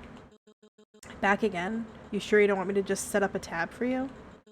What is this, your third visit this week? Should I be worried, or are we crossing into full-blown blossoming addict territory? Please, if I wanted to ruin my life, I'd pick a vice that's at least fun, like gambling, or working your job. Yeah, well, at least I get paid for my misery. What's your what's your excuse for hanging around here so much? Moral support for you, at least. How kind, and here I was thinking you just liked my sparkling personality. Oh, absolutely. Nothing like being insulted with clinical efficiency. Alright, so what do you actually need, or did you just come by to keep my ego in check? Well, I'm just curious. Why are you working here anyways? Do you always ask intrusive questions to everyone you meet? Only the interesting ones. Lucky me. If you must know, I spent 6 years studying, gave up my social life, my sleep, everything. Just end up working the night shift in a dead-end town. You don't sound too happy about it. Oh, you think? Well, this is exactly how I pictured my life. Trapped under fluorescent lights, restocking cold medicine for people who barely look me in the eye. Living the dream. She leans against the counter, staring off for a moment before her expression softens, the sarcasm fading. This isn't what I expected. Then what do you really want to do? I want to leave, see the world, go somewhere anywhere that isn't here. So why don't you? Because I can't. Can't or just haven't? You don't get it, it's not that simple.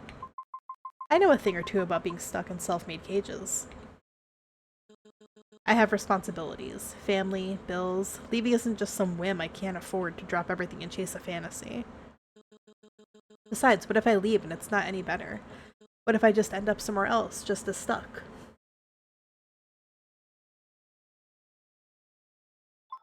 I get it. That feeling like no matter how much you want to move forward, something's always holding you back. I felt stuck too, like I'm just waiting for something to change, but it never does. And the longer I stay in the same place, the harder it feels to leave. Like if I step forward, I might fall, and if I stay, at least I know what to expect, even if it's not what I want. Yeah. Everyone always says, just go, like it's that easy. But no one talks about how terrifying it is. The what ifs, the doubts, the feeling that maybe this is as good as it gets. But what if it's not? You'll never know unless you try.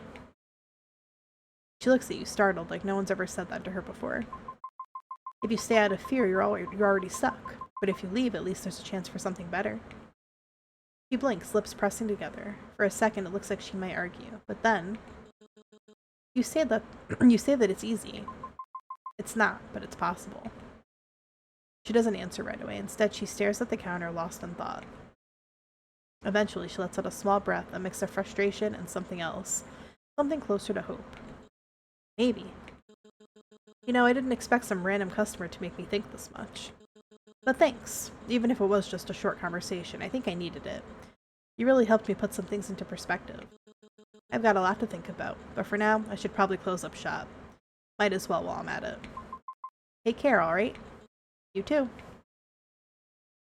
With that, you step outside, the bell above the door chiming softly behind you as the night swallows you up once more. It's really late. I better head home before Mom gives me a mouthful. True.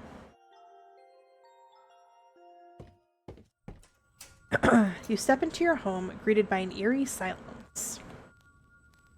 On the dining table sits a small cake, meticulously decorated with pastel icing. A note rests beside it in your mother's familiar handwriting. Eat this, all of it. It's good for you. A strange unease prickles at the back of your mind, but you sit down anyway, carving a cautious slice and taking a bite. At first it's sweet, soft sponge with a hint of vanilla, but then something foreign grates against your tongue. You pause, your stomach tightening, as you pull the bite from your mouth, revealing long strands of hair tangled in the frosting. What the hell? Did Mom poison me? You run to the sink, spitting it out, gagging, but it's as if your body has already decided to reject more. A sudden heave forces you into the sink as bile rises uncontrollably. Ugh. You continue to vomit, various substances escaping your lips. Your lunch from today, spit and stomach acid, and more hair? Ugh. You clutch the edge of the sink, trembling as more hair spills from your mouth, clinging to your lips like something alive. The tang of stomach acid burns your throat, but what follows sends cold terror coursing through your veins. Chunks of meat, raw and glistening, hit the sink with wet, sickening splats. Delicious hair cake. Just what I wanted for my birthday. You try to catch your breath, but another wave overtakes you. Your body convulses, bringing up more and more. Hair, bits of undigested food, and then... teeth. Girl, what the fuck did you eat? Teeth? Jagged, yellowed teeth, rattling against the porcelain basin. Maybe you're hallucinating again, you think? Maybe this isn't real. Do I detect hints of ginger hair? Perhaps a brunette? But the sensation, the heaving, the burning bile, the slick muck sliding from your mouth, it's too vivid, too visceral. The grotesque parade of horrors continue, spilling from you like some cursed fountain. Each retch leaves you weaker, yet the torrent doesn't abate. As your trembling hands clutch the edge of the sink, you dare a glance at the carnage below, and then you see it. Amid the hair, bile, and unidentifiable chunks, something small and malformed shifts. It's pink and slimy. It's like a ball of meat, alive. It expands and deflates ever so slightly. Almost like it's breathing. That does look creepy, Jay, you're right. Very creepy. You notice some of the chunks were teeth, and what seems like an eye staring back at you. Oh.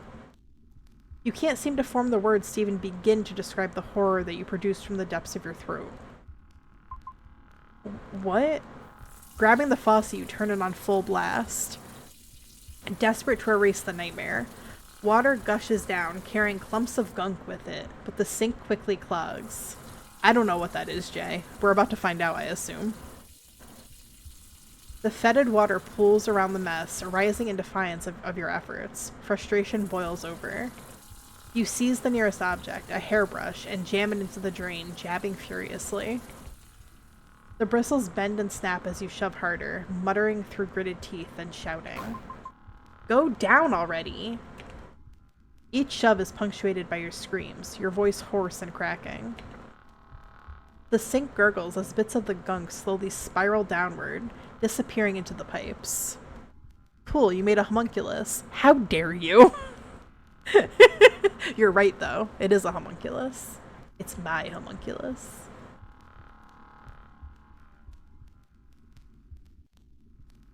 And I shall call him Envy. No, I'm kidding. If Envy has no haters, I'm dead. The sink gurgles as bits of the gunk slowly spiral downward, disappearing into the pipes. Finally, the water drains, leaving the basin empty except for lingering streaks of slime. Lovely. You stand there panting, your knuckles white as you grip the edge of the counter. The silence that follows is deafening, broken only by your ragged breathing. And then you hear it, faint but unmistakable. A soft, pitiful cry. You stumble back from the sink, your legs shaking uncontrollably, and you collapse onto the floor. Hot tears stream down your face as you gasp for breath, the sound of your own ragged sobs filling the suffocating silence of the kitchen. I didn't mean for this to happen. Please forgive me. You clasp your hands together so tight until the knuckles turn white, as you pray fervently to anyone or anything that will listen to your cries. Please, please forgive me. Kazuki, I'm trying, I swear. I'm trying. I'll find out who did this to you. I'll make them pay. Just please don't hate me. You moved on? Kazuki? I'm sorry, I'm so sorry. Please, I'm doing my best. I'll avenge you, I swear. How could you? You moved on? Already? No, I didn't. You're a liar. You've already forgotten me, cheated on me, like none of it mattered. No, that's not true. We weren't even really married. You know that. It wasn't real. Not real? Then what were we? Nothing? A lie? Is that what I was to you? Cheater. No, I'm not. Not what? You hear a shuffling behind you. Turning, you're met with a sharp gaze etched with an equally concerned grimace. Someone better be dying or already dead with all the racket you're making. Ren! Yeah, I know who I am. What I don't know is what's got you so wound up. It's nothing. I'm sorry about the noise. It's nothing. Don't lie to me. I could hear how frazzled you were through the walls. It's just a stomachache. I wasn't feeling well and I threw up. That's all. Ren's eyes narrow slightly, unconvinced. He scans the room, his gaze landing on the untouched cake sitting on your table. You feel something shift within him. Concern? Anger? You're not sure, but his tone changes, sighing as he looks back at you with a gentler look. You made a new alternate universe of Pokemon, and it's called Helpmon.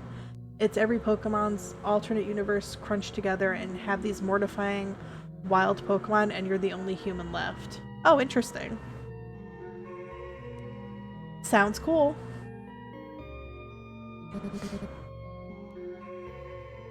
Your ex-husband.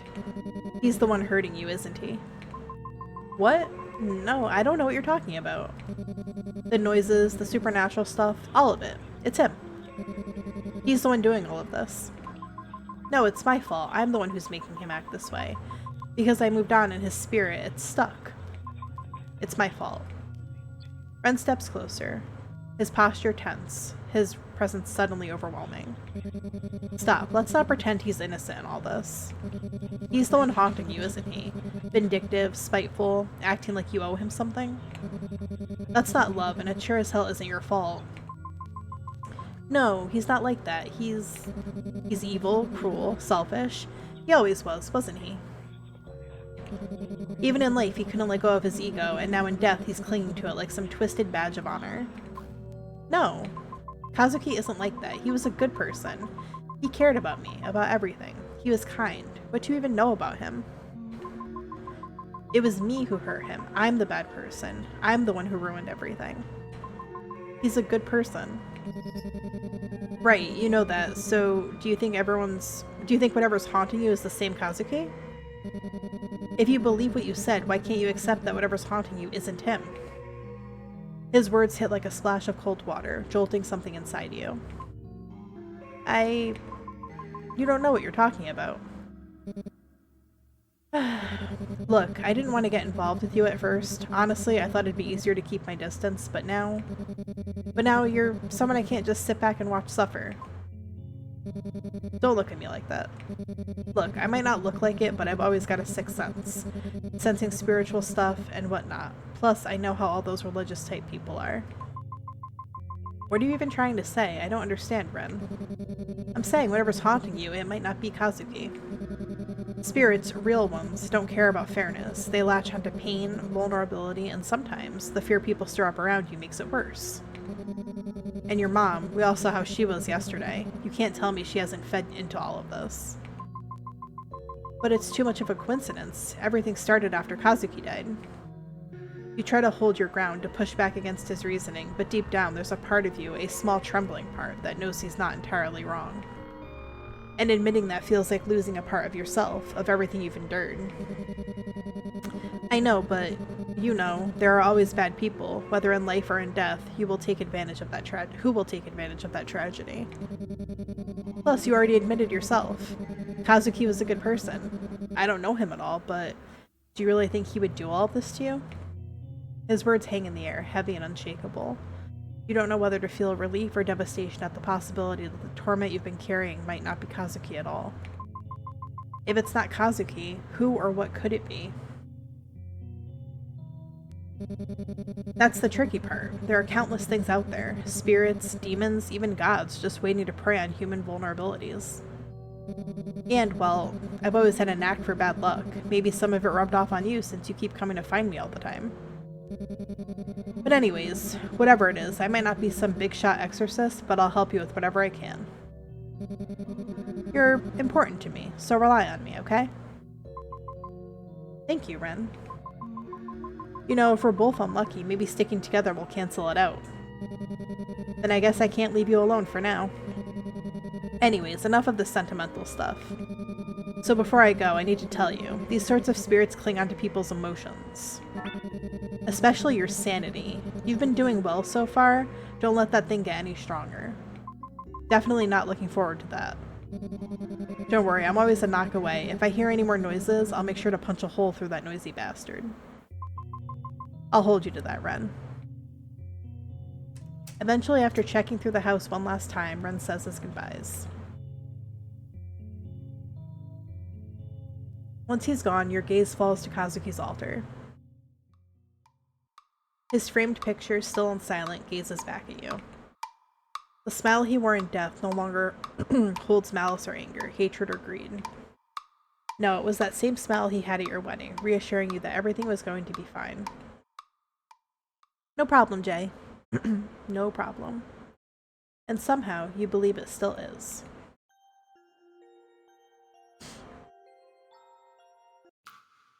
You've been doing so well lately. Haven't you outgrown something so childish by now? A woman like you should be past all this. Yet here you are, slipping over something so small. Tell me, do you really want to prove your mother right?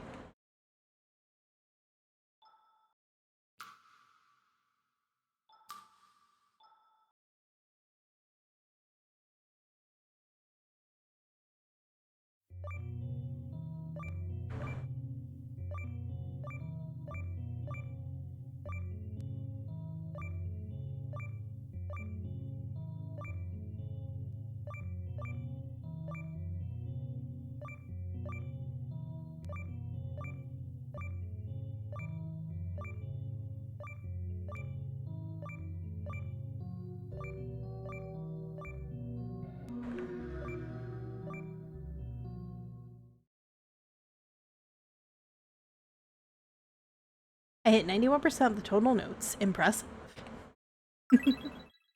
Sanity increased. Very good.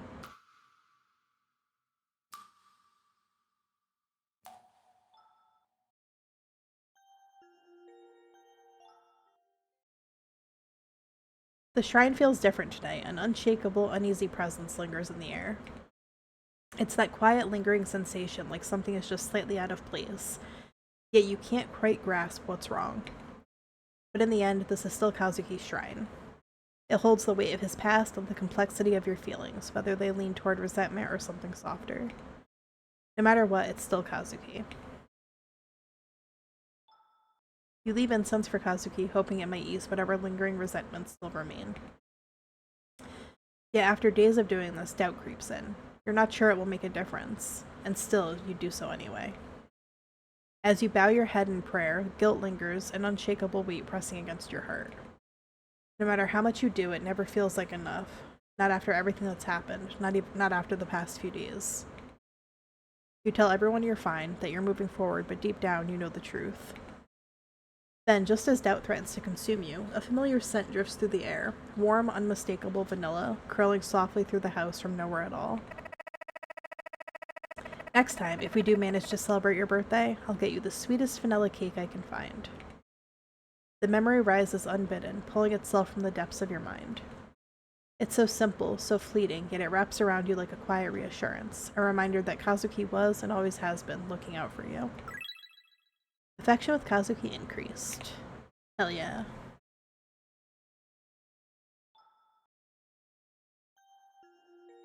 Okay. Your phone buzzes with a notification. It's from Mom. Thanks for that fucking cake, Mom. I'm busy with important matters. I won't be able to be there for you for a while. Take care of yourself. You stare at the screen, a sigh escaping your lips as relief floods in. What the? Good for me, I guess. Maybe I'll get some peace without her breathing down my neck. But something feels off. The phrasing is strange, almost like she's choosing her words carefully. There's no condensation or nagging, just silence after the message. Maybe I should... You stare at the message thread, your thumb hovering over the keyboard. A simple "Are you alright?" forms in your mind, but something stops you. Memories of her constant control, her overbearing presence flash through your mind. No, she doesn't need that from me, not after everything. Instead, you type out a single word. Okay. You hit send and lock your phone, tossing it aside. For once, the silence feels like it's yours to control. Ooh.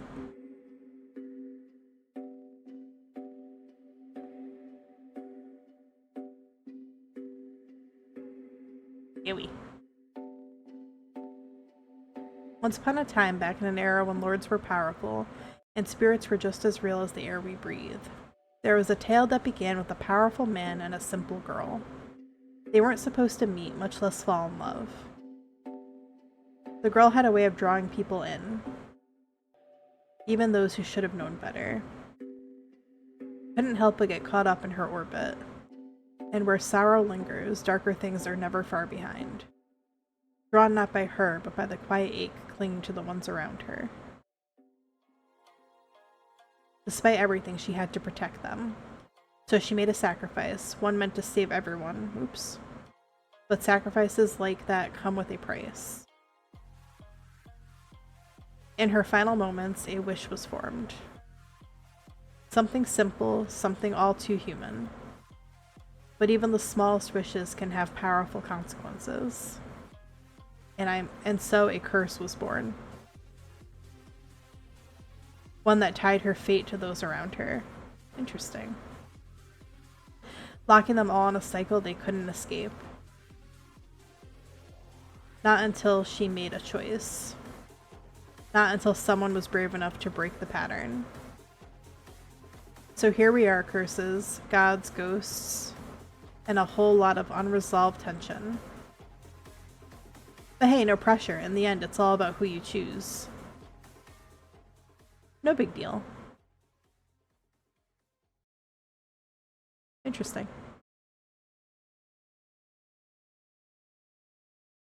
Day 5.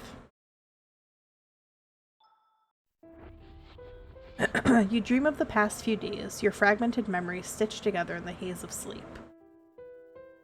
Faces flicker in and out, voices echo in half-formed thoughts. You're seeing people again, connecting, resurfacing from the place you'd buried yourself in for so long. You're finally crawling out of that pit that you've spent in the last few months. But you're beginning to feel tired. You don't know how long you can keep this up. Oh. You dream of Haruki. He's laughing again, effortlessly bright, skipping stones like nothing in the world could weigh him down. You barely know him, and yet he looks at you like he's known your sadness forever. There's something about the way he brushes off the dark with jokes and half-serious stories that makes you want to believe in something. Anything. Ooh. And that terrifies you. You don't understand him. A part of you wants to run. You're afraid of what he knows, but something draws you into him. You might be losing your mind. You dream of Ren. He used to be just a name, your neighbor you never thought twice about. But now he's everywhere. In the hallway, on the street, in your dreams. It feels like something is guiding him toward you, or dragging him back from the edge. You can't tell if it's fate, or punishment, or mercy. Sometimes he looks like he's carrying a burden too heavy for words, like there's something inside him clawing its way out. You wonder what changed. You wonder why you feel like you're supposed to understand him. Why when he looks at you, you feel like you're both trapped in the same impossible story. You can't tell if some sort of divine intervention is punishing him or giving him a second chance. You never thought you'd find light again, not after Kazuki's death. But somehow you're still standing, still breathing, still piecing yourself together, bit by bit. Maybe he's watching over you. He would have probably said something like, "You should believe in yourself more, Lilia. You're strong in your own way. You've done well. I'm proud of you. I haven't done much, but you've done well, better than anyone expected from you. Maybe, I guess so. I'm sorry I had to leave so soon. I wanted to stay, I really did. I know, that's why I tried so hard to find out what happened to help you, to help us. You've carried so much, Lilia, and my biggest regret is not telling you the truth when I had the chance. And even now, you're picking up the pieces I left behind. I'm sorry. But you're not alone. You've met a lot of people who care about you. They really do love you, and as jealous as that makes me, you might love them too. Or at least grow to. I hope my memories won't stop you from living your life. What we had, it meant the world to me. Even if it was short-lived, it did matter. You mattered. In this life and the ones before it, thank you. I hope to see you soon, but I know that you'll be making your choice soon. Or maybe by the time you see this, you've already done so. Regardless, I love you. Let's meet again soon, Lilia." You wake up, the dream already fading like smoke in the morning. You reach for it, desperate to hold on, but it slips through your fingers. You're sure it was something kind, something warm. Yet all that's left is an empty ache where the memory would be. For a moment you just lie there, stuck between sleep and waking, trying to hold on to the quiet before everything comes rushing back. And then you remember. The worry settles in again, heavy and familiar. You grab your phone from the nightstand, hoping, stupidly, maybe, that there's something waiting for you.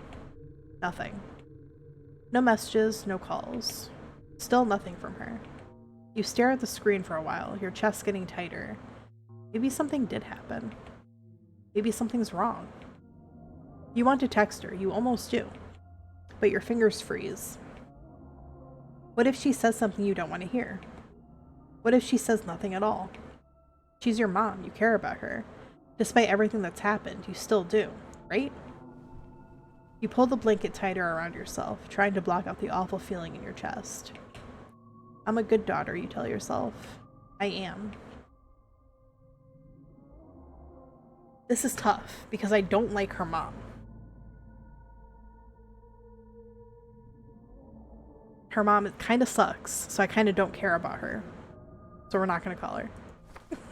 That wasn't that tough, just kidding. I'm like, this is tough, guys. Not that hard. You toss your phone aside. She's not worth it. At least that's what you tell yourself. There it is again, that sense of unease. With everything that's happened last night and this weird thing going on with Mom, maybe I should call in sick today. Hey, I'm really sorry, but I'm not feeling great today. I don't think I'll be able to come in. I understand. Is everything alright? Yeah, it's nothing big. Just tired, I guess. I'll be fine after some rest. Are you sure? You know I'll always be here if you need anything, Lilia. I know, I'm just tired, that's all. I just need a bit more sleep. Alright, take it easy, okay? If you need anything, even just someone to talk to, I'm around. Thanks, Ryota. I appreciate it. Of course, get some rest. You switch off your phone and slip into bed. The sun hasn't fully risen yet, but the morning sun feels cold and sterile, reminiscent of the night before. You close your eyes, but your thoughts claw their way back to your mother. You try not to think about her. You try not to care. But the fear creeps in anyway, quiet like the never-ending noise in your head. Your skin feels damp with sweat. The sheets feel too tight. Your hair tangled around your neck feels like it's choking you. Your pulse thuds heavy in your chest, louder than it should be. Too loud. Too similar. They sound like the drums. Like the ones you hear when no one's around. Oh god. Like something's waiting just beyond the edge of sleep. The noise grows until you can't tell if it's in your head or in the walls. And just as your heart begins to race, sleep finally and unwillingly drags you under. That was scary. I didn't like that. Ugh. I'm getting impatient. I can't stand it. Every heartbeat, every breath she clings to, it grates on me. They keep interfering, one after another, like gnats buzzing in my ears. But it's her I want. Just her. Just one crack, one slip. Let the fear splinter her resolve. Let the despair hollow her out. I just need her to crack. And then, finally, I can feast. Gross. The others? They're moving faster than I anticipated. Their hands are all over the board, pulling her this way, that way. Away from me. We have to act now before she... No. No, not again.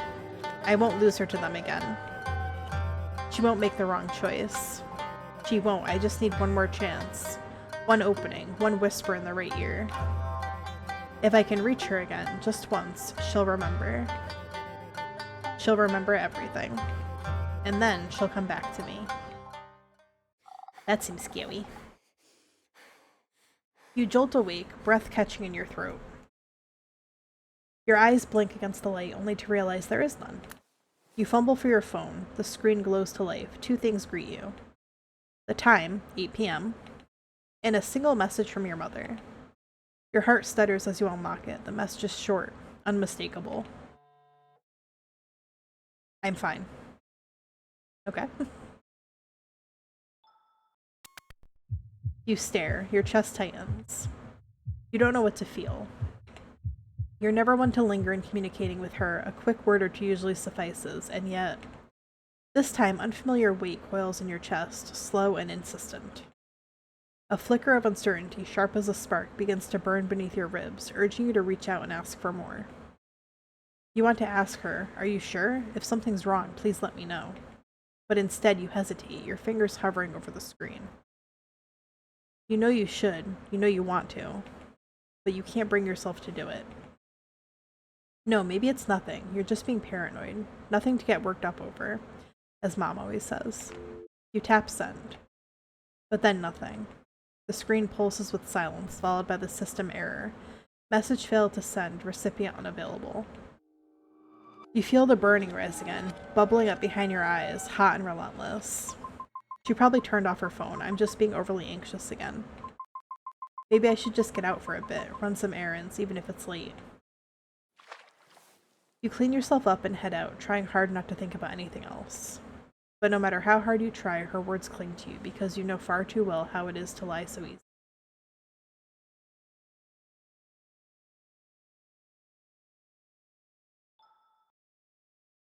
Was that supposed to be blank?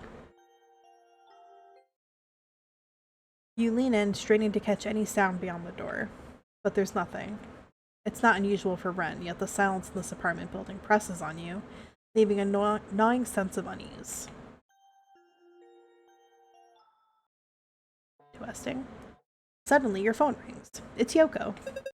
Oh, hello. I was worried you wouldn't pick up. Ryota mentioned you weren't feeling well today. I hope you're doing a little better. Well, maybe just a bit better than I was this morning. Well, that's a relief. Sorry for the sudden call. The thing is, Ryota dropped by the cafe earlier and surprise, surprise, he left his phone behind again. I was wondering, could you pick it up and hand it to him tomorrow morning at work? Sure, no problem. I was already out anyway. I'll swing by the cafe to grab it. Thank you, you're always so sweet to us. I'll be waiting. Oh, thank you for coming. I'd go find Ryota myself, but my boss is in a mood today. He gave me the stink eye just now. Can you believe it? The nerve. Anyway, here's Ryota's phone. Maybe you'll run into him somewhere around town. Then you can hand it to him. No rush, not that he'll miss it much anyways. Aside from work stuff, I don't think anyone really texts him, except us. Oh no, that sounded mean, didn't it? I didn't mean it like that. Oops. Anyway, I hope you're feeling better. I'm doing alright. Yeah, it's alright. You've got that look to you again. That look that says you're trying to figure out something or someone. Is this about your mom? How did... You've always got that distinct frown whenever you think about your mom. She's keeping things from me again. I mean, she's always like this, but I don't know why this time it feels particularly stressful. And I'm afraid of pushing and asking her because that's not like me either, to worry so much about her either. I'm just confused and scared. Scared of what she might say. It's terrifying, isn't it? The idea of not knowing. It's even more terrifying to ask. Not just because of the lies, but because once the truth comes out, it changes everything. Maybe you're not sure if you even want to know everything. Because what if knowing makes it worse? But you can't live your whole life walking on eggshells, though, Leah. You can't keep shrinking yourself to fit into other people's secrets. You're allowed to feel betrayed. You're allowed to be angry. Don't let that anger become your compass. Let it pass. Then ask. Push for the truth, even if it hurts. And when you get your answers, really listen. You don't have to trust blindly, but don't shut people out because they keep things from you. Either. Hey, you don't tell me everything either, but I'm sure you have your reasons. Sometimes people hide things because they're scared too. That doesn't make it right, but maybe it makes them human. Anyway, I'll stop being dramatic now. Thanks again for helping with Ryota's phone. I should get going before my boss gives me another stinky eye. I'll see you around, Lilia. I like how she said stinky eye. Okay, let's go... Who's this? Is that a cat? You spot a familiar stray cat, Miyabi, lounging outside the cafe. He stares at you as you leave, eyeing you meticulously as if waiting for your arrival. He lets out a loud meow before strutting off a few meters ahead.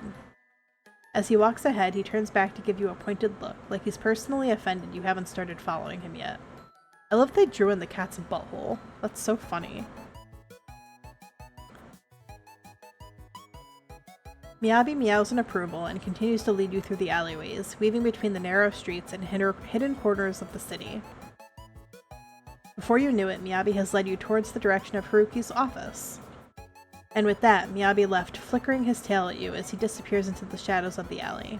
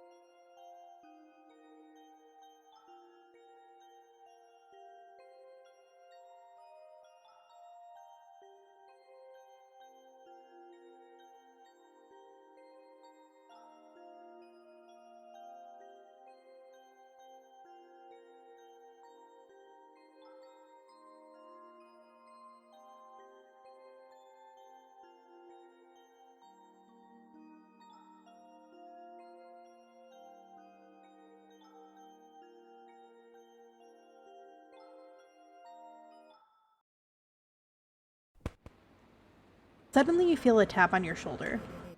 Pardon me, ma'am. I hope life's been kind to you lately. Who? It's you again.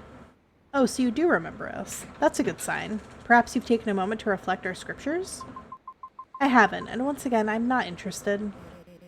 That's disappointing to hear. You know, many of the troubles you've been facing, they're not uncommon. In fact, they're expected when one strays too far from the path. The spirits, for example. Don't. I've heard this speech before, but I overcame it myself with my own strength. So no offense, but I think I can handle whatever else that comes my way. That's certainly one approach, but imagine how much lighter your burdens could be if only you'd know thank you. I really hope that's the last time I see them. Maybe I should report this to the police.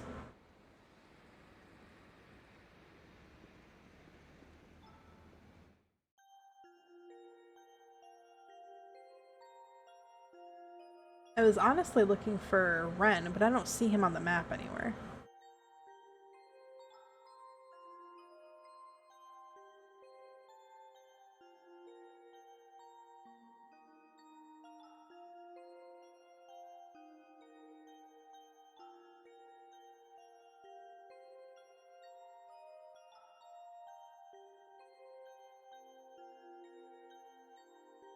Oh, that's right. Doesn't he work at the convenience store?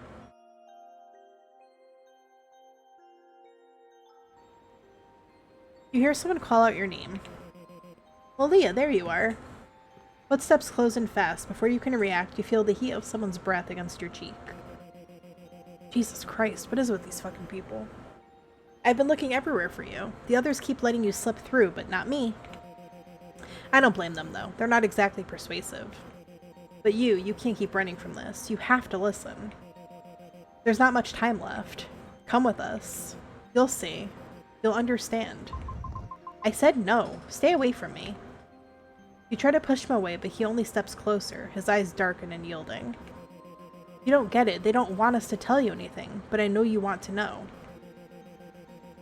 Hi, Rabbit. How are you? It's tearing you apart, isn't it? That emptiness. That fear. I can take it away. Right now, all you have to do is follow me. The stranger reaches out to grab your arm, but stops himself, slightly hovering above your skin. One step is all it takes. No, I'm not going anywhere with you. You don't understand what's at stake, so just come with us. He'll guide you to salvation. I told you no. Stay back. This isn't just about you anymore. I have to do this for all our sakes. His hands shoot out, gripping your wrists. It's cold, firm, and desperate. What the? Let go of me. Someone help. You scan your surroundings, but the people nearby avert their eyes, walking fast or pretending not to see. That's cool. You twist, fight, your heart pounding as his grip tightens. He'll save us. All of us. Through me, through you. It hurts. What's wrong with you? Let go. In his agony, his grip falters. You yank yourself free, stumbling back and running, leaving him behind, writhing, babbling in broken fragments. Okay, so clearly the police station was a bad idea.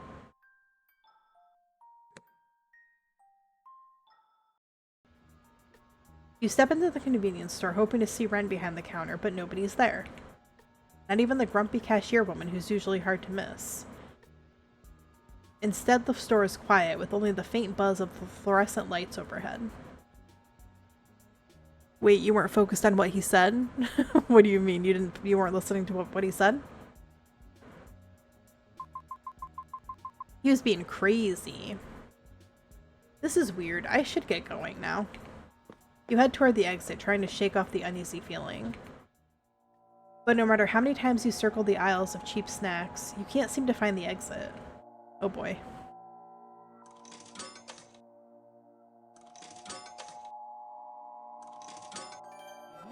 Oh, thank God. You finally find the exit, though you're not sure how. Maybe your mind is just playing tricks on you, but something about today feels off. Girl, we gotta get you home.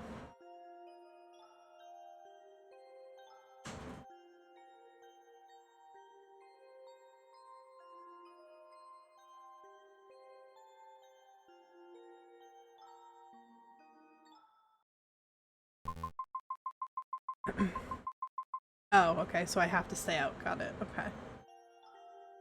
Alright, let's try the sweet shop. You step into Granny's shop, expecting her usual warm, cheerful demeanor. Granny, how have you been? Oh, I'm alright, dear. Just keeping busy. As always. And you? How have you been? I've been... Well, actually, things have been a little...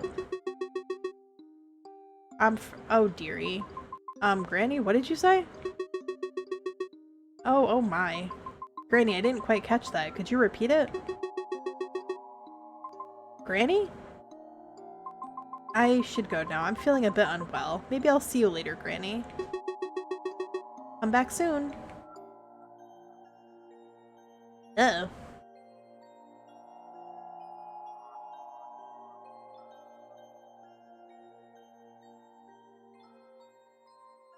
Where haven't I gone yet? I don't know why I'd visit a parking lot. The temple, maybe? As you step into the temple, you notice it's busier than usual. As you step closer, you notice a ceremony in procession. The streetlights flicker gently, casting their shadows high against the wooden walls as they move softly, their chants steady as a bell chimes with each bow. The cicadas outside chirp in time with the bells, the sounds overlapping until they almost echo each other. The repetition feels endless, like a jingle stuck in a loop. As you stand and watch, a strange gurgling stirs in your stomach. For a moment, you wonder if it's just nerves, or perhaps the ceremony is cleansing more than just the temple tonight.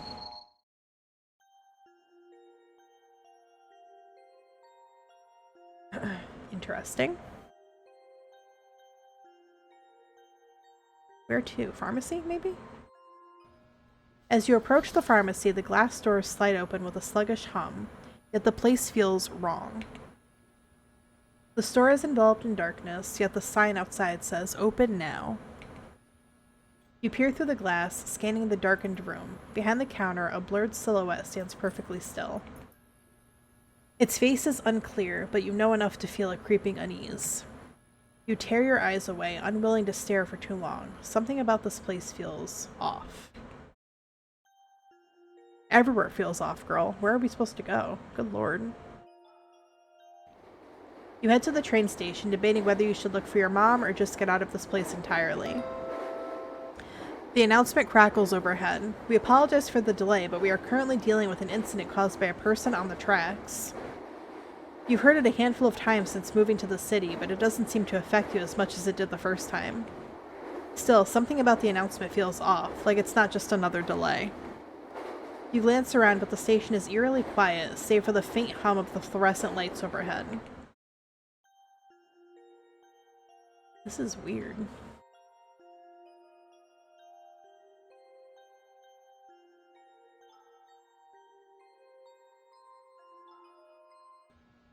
You head to the cinema. Only one movie is playing tonight. Its title is a little weird. Loop 879. I don't think I've seen this one before. You buy a ticket and head inside. The theater is dimly lit, the air thick with the scent of popcorn and anticipation. You find your seat and settle in as the lights dim further. The screen flickers to life and the movie begins. At first, it seems like a typical sci-fi thriller. A group of people trapped in a time loop, trying to find a way out. But as the plot unfolds, you start to notice something strange. The characters' experiences begin to mirror your own life in unsettling ways.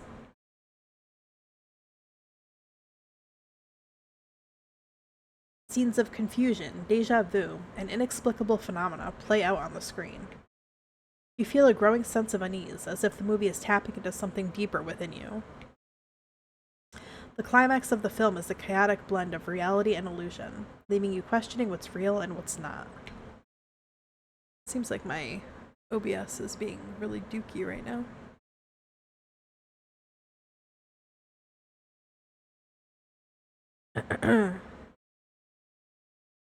Check this really quick before I continue.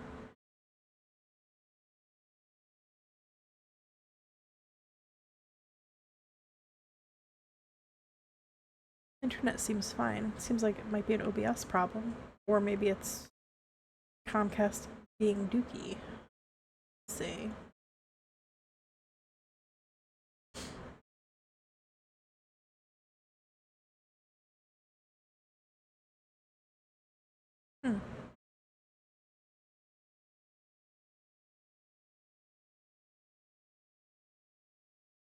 Now it seems fine. It says my connection is excellent. Bitrate's good. Not a Twitch thing. I don't know. I'll keep monitoring it. As the credits roll, you sit there, heart pounding, trying to process what you just watched. That was unsettling. It's really late. I better head back before Takeshi locks me out. Okay, so now I can go back home.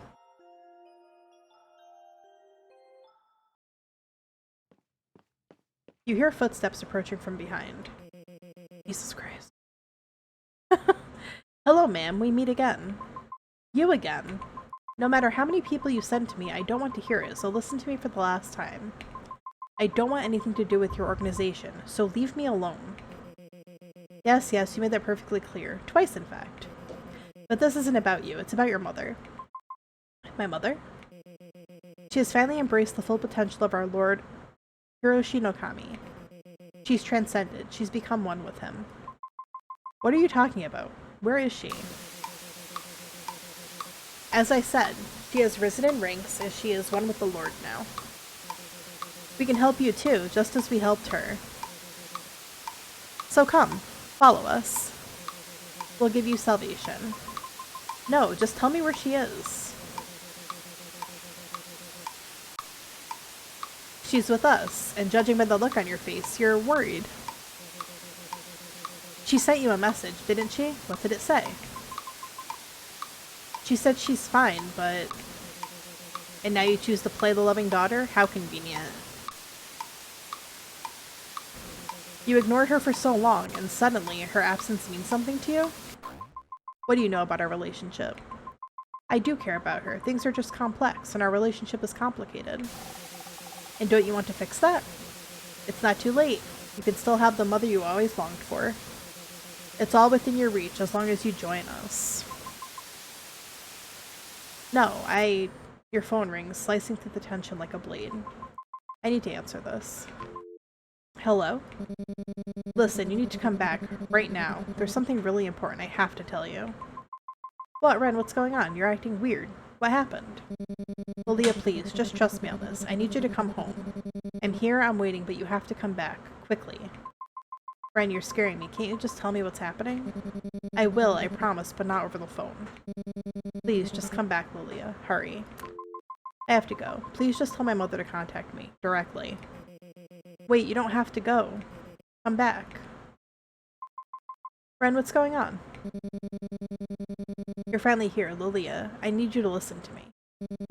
I've endured enough. Every time you barged in, shouting about ghosts, about the voices, I stayed quiet. I was patient. But I think I deserve an apology for all of that. What's gotten into you, Ren? I said I deserve an apology for putting up with you, for letting it slide. Actually, I don't think an apology is enough anymore. No, what I want is for you to change, to truly reform. Because whether you realize it or not, I care about you. Ren, you're not making any sense. No, stop, just listen. The only way you'll ever be free of all this pain, this confusion, is if you accept the teachings of 𝕋𝕨𝕚𝕥𝕚𝕚. Oh no. Only then can you repent. Only then can you prosper. What? No, this isn't you. What are you talking about?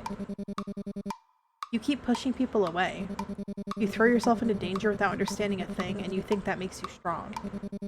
You're not strong, Lilia. You're barely holding yourself together. You want to know the truth? I couldn't protect the people I cared about. I failed them. And I will let the same thing happen to you. We're the same, you and me. We're weak, fragile, lost. But we don't have to stay that way. I'm not. You are. You're breaking apart at the seams. You've seen it yourself. One wrong word, one bad dream, and you're ready to shatter. That's why you need this. Why you need him. Why you need me. So please stop resisting. Stop pretending you're stronger than you are. I don't know what's gotten into you, Ren, but you're not weak. We're not weak. Look at everything we've been through. We've still managed to get through. And we've had setbacks, we've stumbled a lot, but we never gave up. We kept going. And I know Granny would be proud of us for that. Granny? Don't bring her into this. You always believe in the good in people, even when you barely know anything about them. It's almost sweet. Naive, but sweet. You trusted me, didn't you? Even now, after everything, you still do. But tell me something. What do you actually know about me? You think we're close? That I'm some kind of friend? But you don't know me at all. You don't know who I am, what I've done, what I've kept from you. So how about I let you in on a little secret? I saw Kazuki. The day he died, I saw him, alive, alone. And I chose not to do anything. That's the real me. Still want to believe in that? Your stomach turns. The way Ren drops the confession in such a cold and callous way that it makes you sick. But what makes it worse is the look he gives you after. The scowl, like you're the one at fault for not seeing it sooner. You're not sure if he's telling the truth or just trying to hurt you. Are you serious, or are you just trying to mess with me? Does it matter? The words hit harder than they should. You don't press him again, you don't need to. Whether it's true or not, you take it as fact. You feel it settle inside you like poison. And then, like it's the most natural thing in the world, he asks, so tell me, Lilia, what are you really hoping to find here? The truth that there's a reason you did all of this, the truth that you're a monster. Maybe I came here to find answers, but not the kind you think. Maybe I just wanted confirmation that you really are the monster I was afraid of. You talk about reform and weakness like you're above it all, like you've transcended pain. But all I see is someone who gave up and chose cruelty because it was easier than healing. You say I don't know you, then maybe I didn't come here for answers.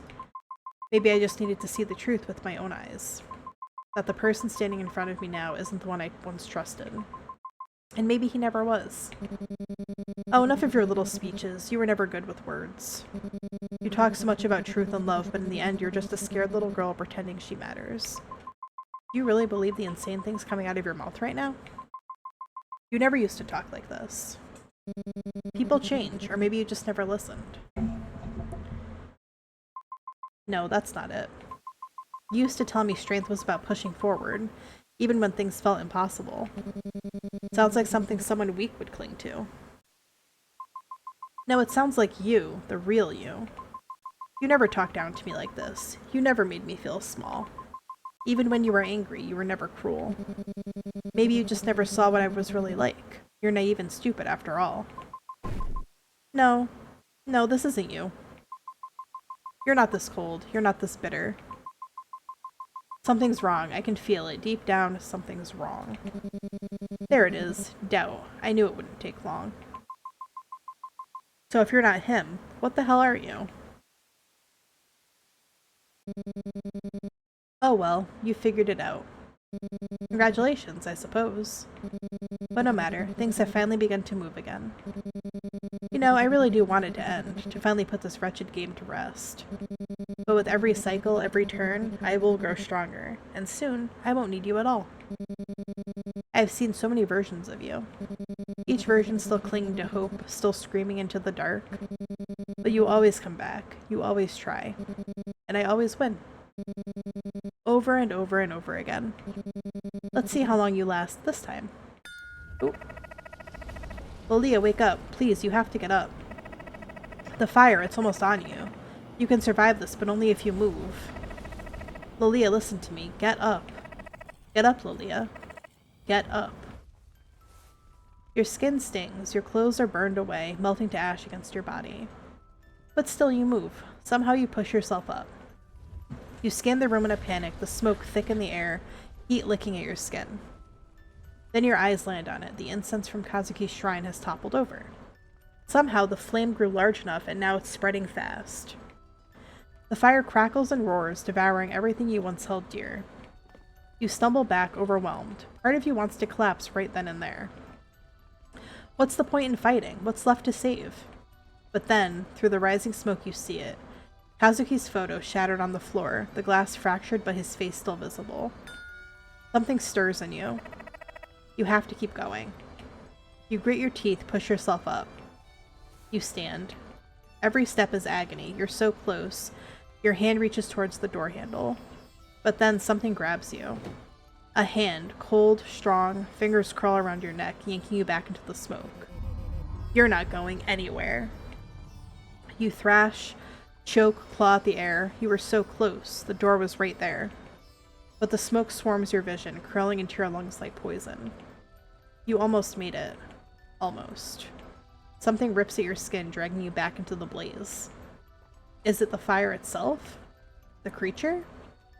You can't tell. Your thoughts are blurring, flickering like dying embers. And just as the darkness threatens to swallow you whole, you see it. A silhouette rushes through the smoke, fast, desperate. Arms wrap around you. Someone lifts you up. You can't see their face, but they're real, warm, solid. And then you breathe a sigh of relief and finally let go. Interesting. Who could have saved me?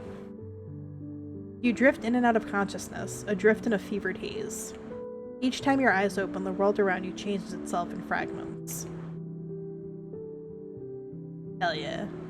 A figure with sunlit hair moves through the blur, arms steady as they lift you from the fire, their warmth the only tether between you and the dark.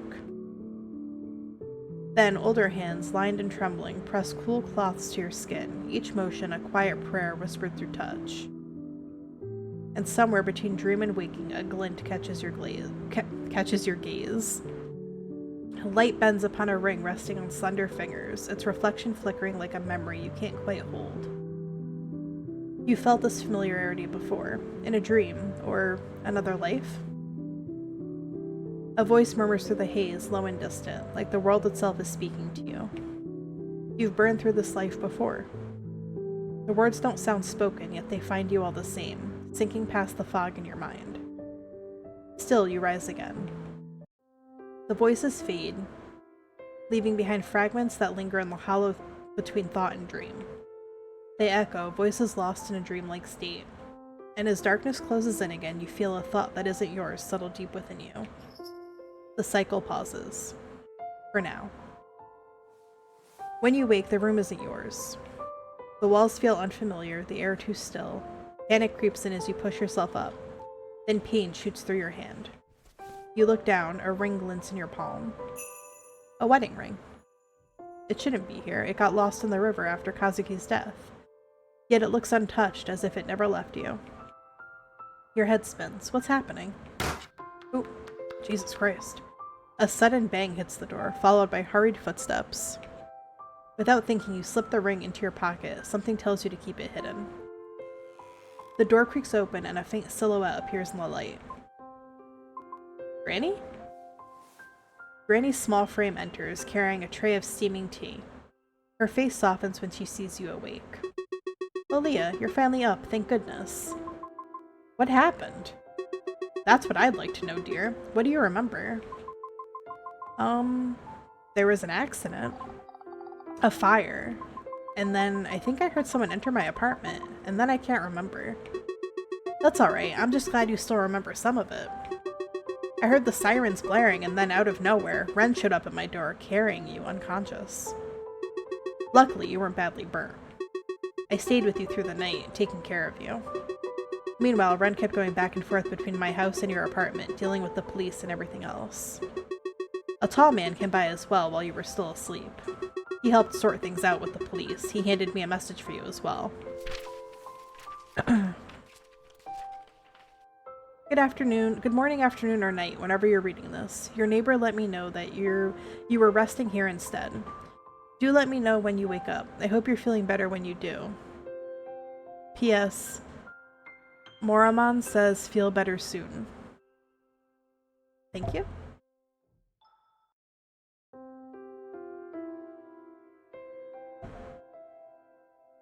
You make a mental note to thank him later. And what about Ren? Is he alright? Where is he?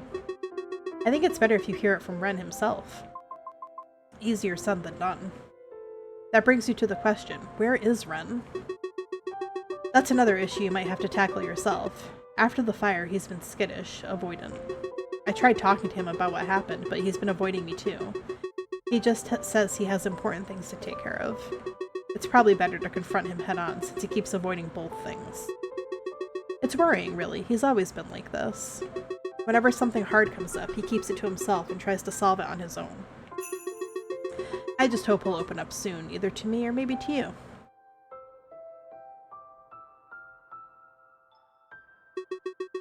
You're welcome to stay here as long as you need, until your apartment is fixed up. Are you sure that's okay, Granny? I don't want to impose. Of course, I enjoy the company anyway. It's been a long time since I had anyone over. I'll enjoy it while I still can. I'll leave you to your own devices for now, but don't stay out too late.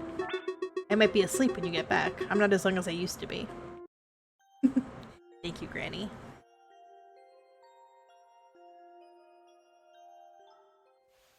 This is the same futon as the one you've been laying down on, but on the right instead. Very cool. Shelf.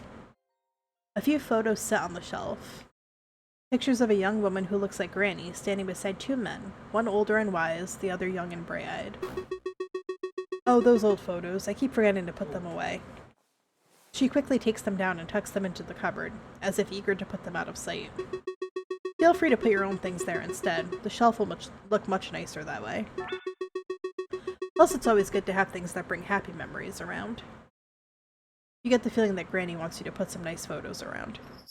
Like, say, a very specific photo frame of someone who once brought you a lot of joy. Maybe if you manage to retrieve it, this would be a pretty fitting place to put it.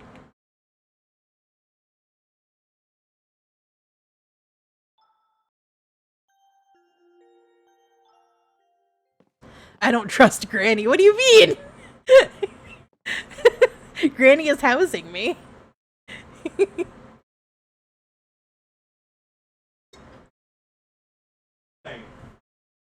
Are they fighting? Leave her alone. What the heck? Oh, goodness gracious. Right as you leave the house, you see a familiar silhouette approach you.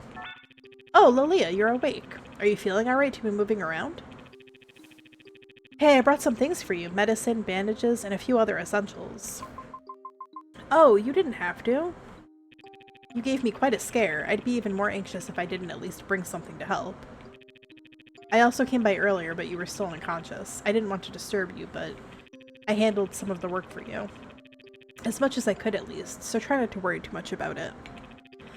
Though if you do receive an angry email from our boss, I really tried my best. Anyways, I hope you're feeling alright, and if you're up for it later, I'll be at the cafe with Yoko. She's been deathly worried about you too. If you'd like to drop by, we'll be there. Ryota gives you a small nod, then falls quiet for a moment, as if gathering his thoughts before speaking again. Housing you for sacrifice later? Oh no. Granny, why would you do this? And I want to say I'm sorry. I'm sorry for not being there when you needed someone. I wish I could have been. But I'm glad someone else was there for you. I'm really glad you made it out. He finally gives a small, reassuring nod. Well, then I won't take up any more of your time. Take care of yourself, alright? I will see you soon. Just as Ryota disappears from sight, your phone buzzes. It's perfectly timed as if on cue. Hello, this is Officer Watanabe from the precinct. We've been looking into the fire at your apartment. If you have the time, we'd appreciate it if you could come in for a few questions, just to clear things up. Hopefully we can clear this up quickly. Wouldn't want to keep bothering you. Thank you for your cooperation. I guess I should head to the police station soon.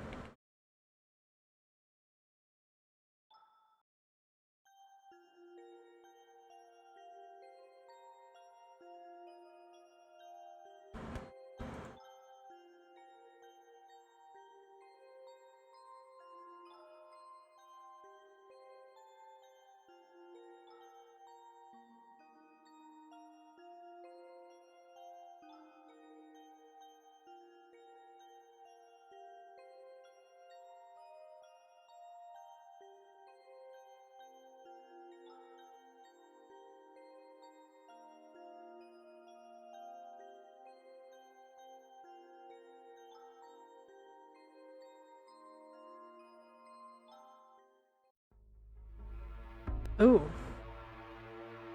You step into the police station, scanning the area until a familiar voice greets you. Well, well, we meet again, ma'am. Can't say if it's a good thing or a bad thing this time. Different circumstances, after all. The details around your apartment fire are concerning. You're lucky your neighbor wasn't home. You're lucky your neighbor wasn't home and that no one else got hurt.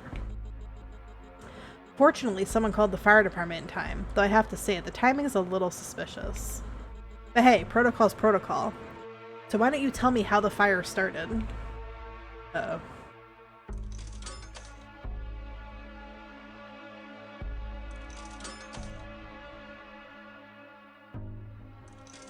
Uh-oh.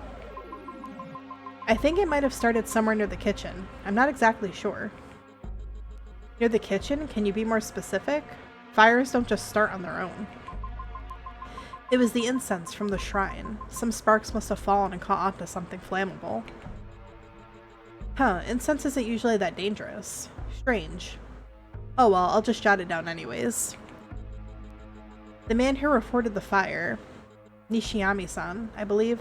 From his files, he seems to be an upstanding citizen. Anyways, he was the one who reported the fire. For the record, could you clarify your relationship to him? I don't know who that is.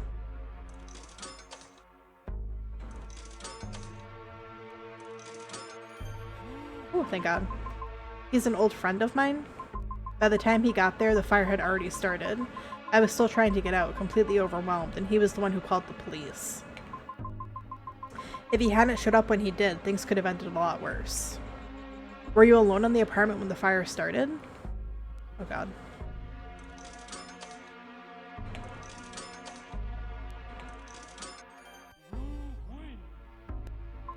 Yes, I was.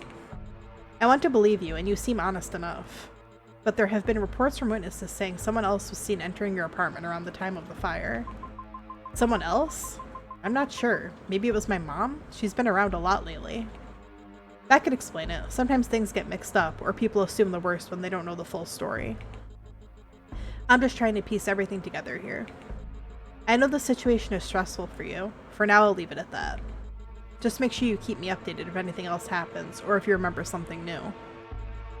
Incense isn't usually that dangerous is such a crazy statement. It's literally on fire, brother. What do you mean? Like, that's crazy. What a cop. I guess he's a cop, not a fireman, though, so. Maybe he's just stupid. It's literally an open flame. Thanks for cooperating. We might have to talk again, but hopefully it won't be for a while. This cop is sick of me. You step out of the police station, the conversation lingers in your mind like a shadow, unresolved and unsettling. Who could that person have been? If it wasn't Mom, then who? Someone familiar? Or a stranger lurking in the shadows? Why didn't you notice anyone else around? There's so much you don't understand, yet, and now there's more than ever. You need to find out the truth. My dearest client, if you're free today, I implore you to visit my office for a quick consultation. Looking forward to speaking with you. Okay, Haruki. An unattended open burn. Bro, that's as bad as leaving a candle burning. Exactly.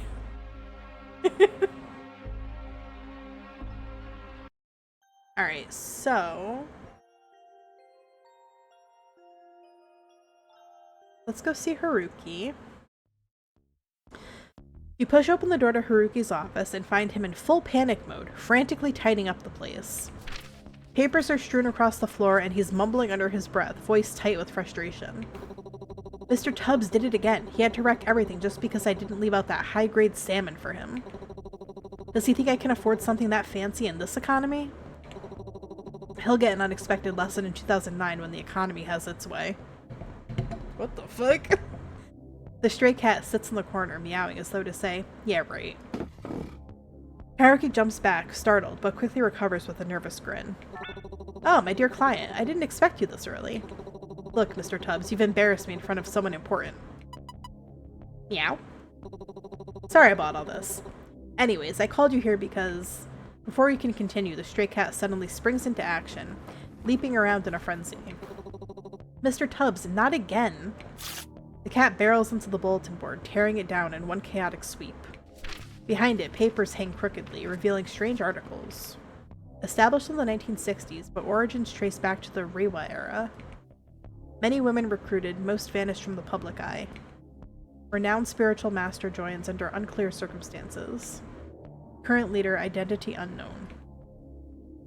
At the center, etched clearly in black ink, is a symbol you recognize all too well. And beneath it, a name you've heard far too often. Hiroshi no Kami. This didn't happen before. Well, Haruki. I had my doubts about you from the start. I wanted to trust you, but now that I know for sure, I need to hear it from you. Can I really trust you, Haruki? Now wait a second. Suddenly springing this on me? Especially when it was Mr. Tubbs' fault? He revealed such a big part of the plot in the side encounter. I have no idea what you're talking about.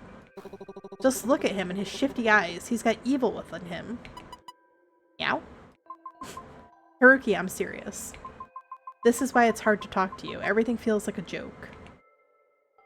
Haruki's smile falters. He sets the broom aside, leaning back against the desk with a softer expression. You're right. Sorry, I'll be more serious. Yes, I worked with them, your mother's group, her friends, but not because I shared their belief. I was trying to gather information to see if they had anything useful in figuring out the strange occurrences happening in this town. And you didn't think to tell me this? In my defense, exorcists aren't exactly great at public relations.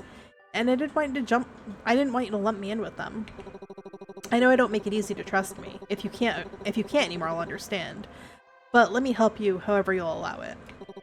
Even if you never see me as trustworthy, at least see me as someone who's on your side. That's exactly why I asked you to come too. I'm always 2 steps ahead. I'm guessing you've got tons of questions. It's probably easier for you to ask them instead of me going over the long details of everything. The thing. What was that thing yesterday? It had Ren's face, his mannerisms, but twisted in an awful way. It knew exactly where to hit, like it wasn't just wearing him, but it was him in some horrible way. You paused, remembering the rhythm of its voice, the way its gaze lingered like it had known you far too long. The weirdest part is, I felt like I was connected to it, not just because it looked like him, but something deeper. Something that feels like it predates all of this, before Ren, before now. Like it was reaching into a place I can't remember, but my body still recognizes. Well, I think, deep down you already know, that thing is the source of your hauntings. The face it wears, the tricks it plays, it's all to keep you tied to it. But what it really is, it's an ancient spirit, an omukade. It doesn't just appear at night, it's been feeding on you subtly.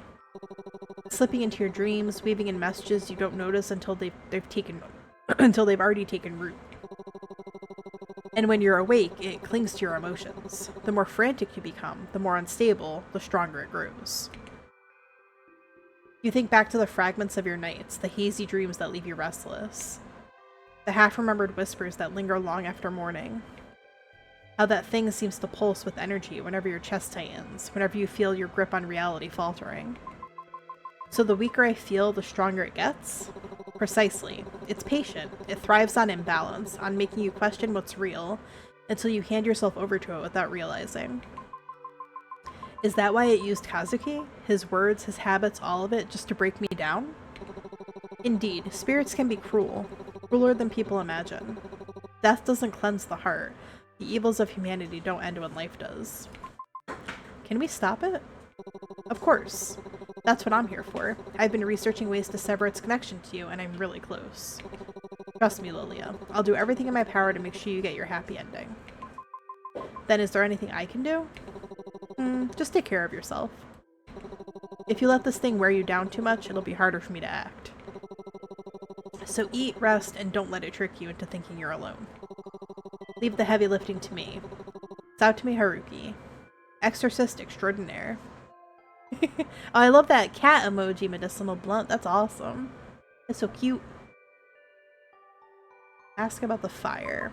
What about the fire? Do you know anything about it? No, ads!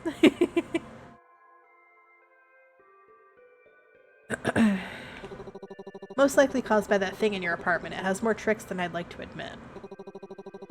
But it wasn't strong enough to keep the blaze going for long. If it had been, well, we probably wouldn't be having this conversation. Your apartment is wrecked, though. Furniture charred, walls blackened. But here's the odd part. The fire didn't spread the way a normal fire does. It burned in patterns, almost deliberate, like it was choosing where to scorch and where to spare. Deliberate? Yes, organized even. Most of the room was destroyed, but somehow it felt intentional. Creepy, right? But at least you made it out alive. That's the important part.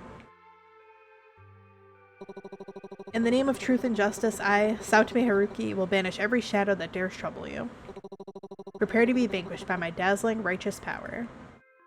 Lifting Miyabi dramatically, he roars with a grin. And Mr. Tubbs, justice never fights alone. Maybe you should start by securing your own office first. No, Mr. Tubbs, come back. Not the one-of-a-kind vase I got from somewhere. It's important. I'll contact you as soon as I have anything new. Stay safe, Lilia. Take care, and keep an eye on that friend of yours. He looked really shaken after rescuing you from the fire. No, Mr. Tubbs! No! Oh, Mr. Tubbs. Okay, now I need to find Ren. But where is he? Ren, where are you? Is that the only task left? Oh no, I have to go to my apartment. That's right. Maybe he'll be at my apartment.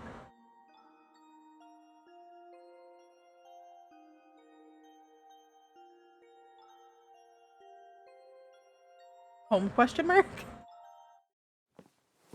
You return to the apartment, stepping carefully over the drooping edge of police tape. The furniture, once part of a quieter but distant life, now sits charred and unrecognizable. The weight of old memories swallowed by smoke and ash. Nom. Nom nom nom. That reminds me how hungry I am. Uh-oh. I still haven't eaten. Alright, I need to grab the photo. You step toward the shrine, a heavy ache settling in your chest at the sight of its charred remains. You glance around, searching for the incense stick you were sure had caused the fire, but it's gone. No ash, no trace, as if the fire had simply appeared. Carefully, you sift through the soot and splinters, heart sinking with every broken fragment, until your fingers brush something solid. Beneath the ash, half buried and smudged with soot, lies Kazuki's portrait. The wooden frame is blackened and cracked at the corners, but the photo inside remains untouched. Ah, Kazuki, you're okay. You clutch the frame tightly to your chest, the warmth of it surprising against your skin. For a moment it feels like you've pulled him out of the wreckage, not just of the fire, but of everything that followed after his death. You couldn't stop him before, you couldn't save him then. But here now, holding this one surviving piece of him, it feels like something has been salvaged, like a small piece of him came back. Maybe that means part of you can begin to heal too. Now it's just time to find Ren. I wonder if he's at his apartment. I don't think I want to go in there. Okay. That's fine. You take a last look at your apartment before parting ways with it. You reach Ren's old apartment building, though you hesitate at the entrance. It feels wrong to be here, like you're stepping into something you no longer have the right to see. And yet, the guilt sits heavy in your chest, urges you forward. A longing sense of guilt of how you've uprooted his life. You peek inside, but there are no traces of Ren, nor any traces of what his apartment used to be. Just soot and black, caused from your own hands. Sorry, Ren.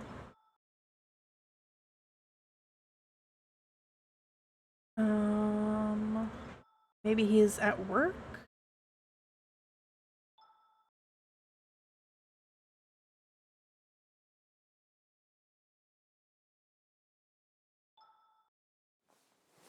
You feel a tap on your shoulder. Ah! You jump, surprised by the sudden interaction. You turn around, half expecting to give the person a decent scolding for startling you. But before you stands a frail old man, his posture unsteady and his breathing shallow. He looks as though he might collapse at any second. You take a step back, startled, but when you notice his trembling hands and glassy eyes, you quickly move forward, steadying him by the arm. Sir, are you all right? The old man blinks slowly, his cloudy eyes trying to focus on you. Oh, forgive me, I seem to have lost my way. I was trying to find the temple.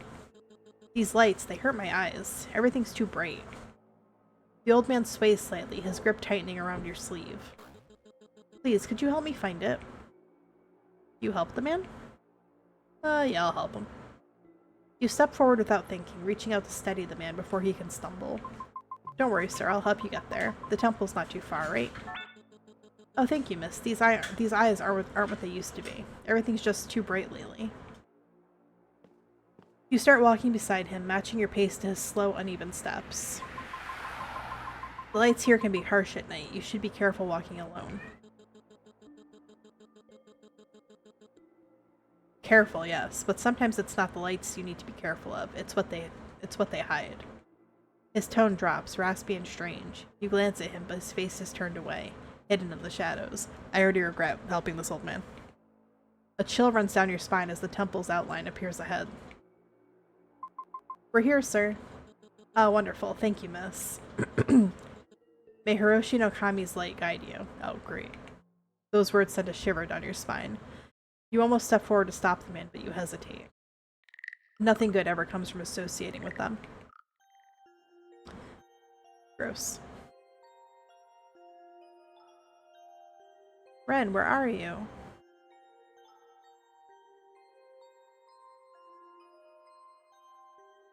Would he be at the library? The library seems empty today.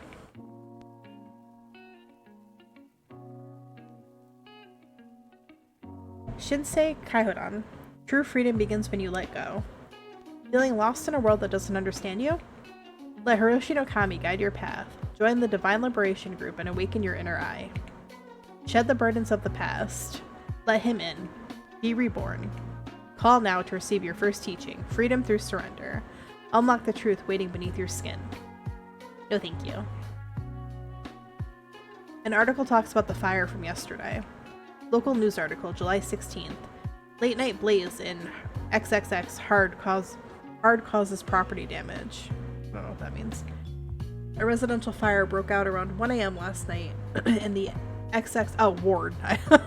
In the XXX ward. Unfortunately, no injuries were reported.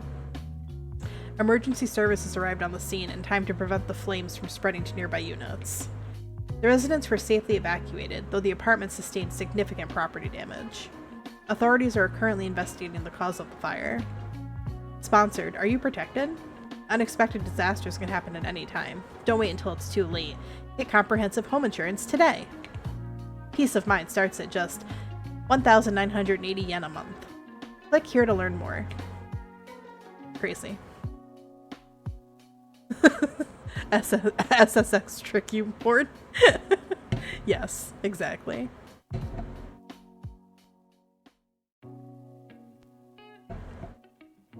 Local horror stories.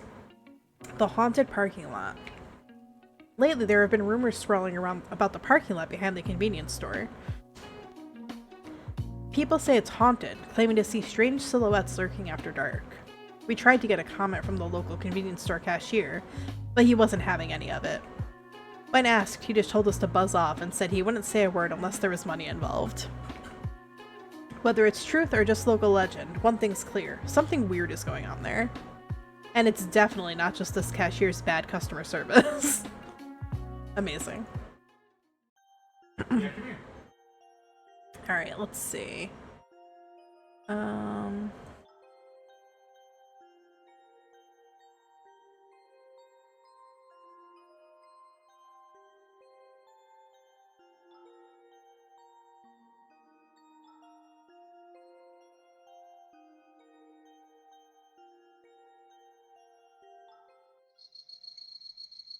For some reason, you decide to visit the parking lot. From a distance, you spot a group of figures. They're vaguely human-shaped, huddled beneath the flickering streetlight. Maybe the delinquents, you think at first. But as you draw closer, something feels wrong. Time to grab my snowboard and run DMC. CD? Amazing. What's happening to them? Something about them feels deeply wrong. That same creeping unease you felt back in your apartment rises in your chest like bile. Their bodies twitch, but not like people, but like puppets fighting invisible strings. As the air thickens with a sickly metallic scent, one of them tilts its head towards you.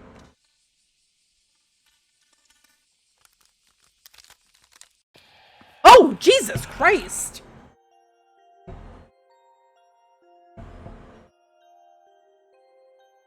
That was scary. Thank you for the bald.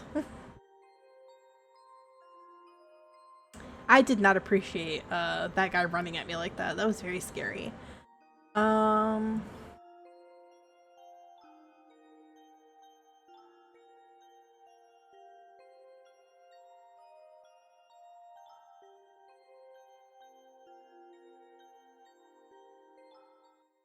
Yes, to the cafe. Are you okay? Oh my god, are you hurt anywhere? Before you can answer, she's already by your side, gently grabbing your shoulders and inspecting your arms. I'm okay, Yoko, really, but thank you for worrying about me. Don't do that to me again, okay? I saw the news and nearly fainted. You could have... Yoko, you're overwhelming her. Excuse me for caring, at least I'm not pretending to be all cool about it.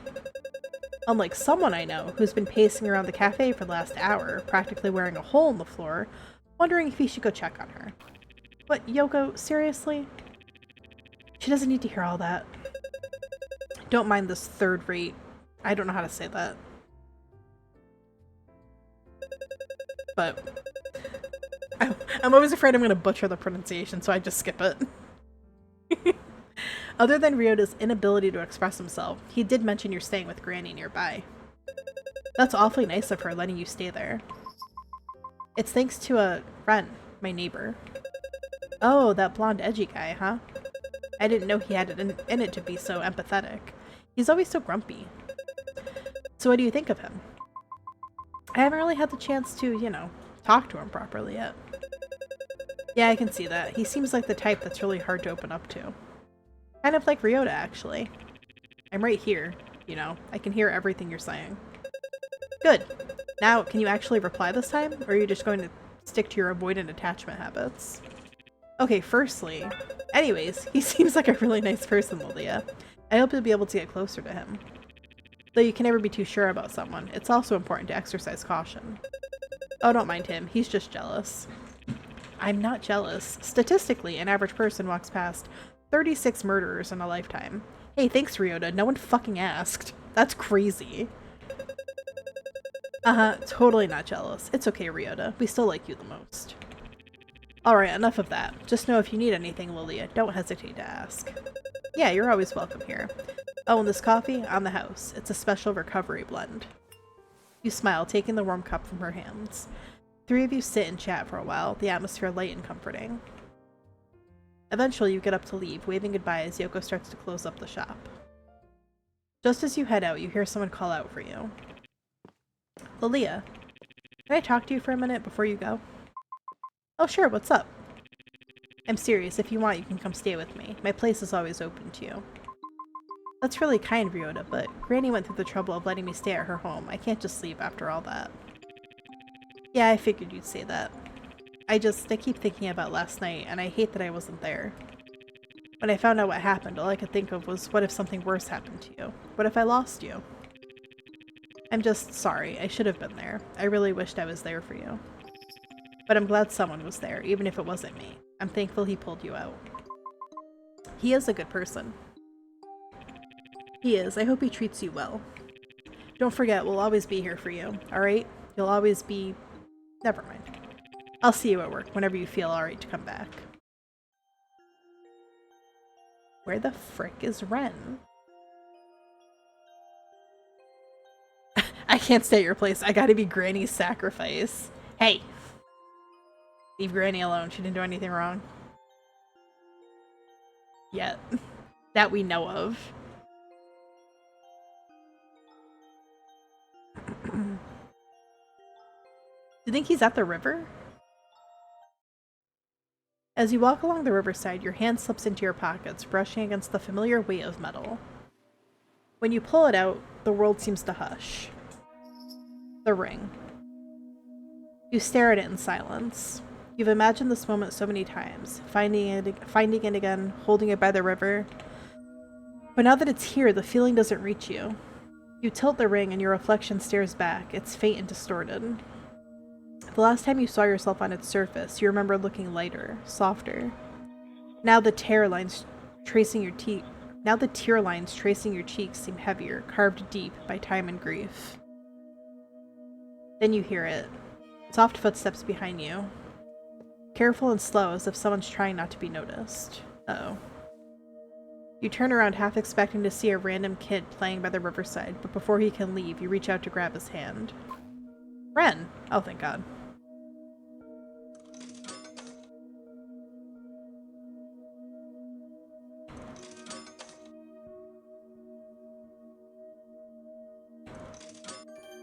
We did it!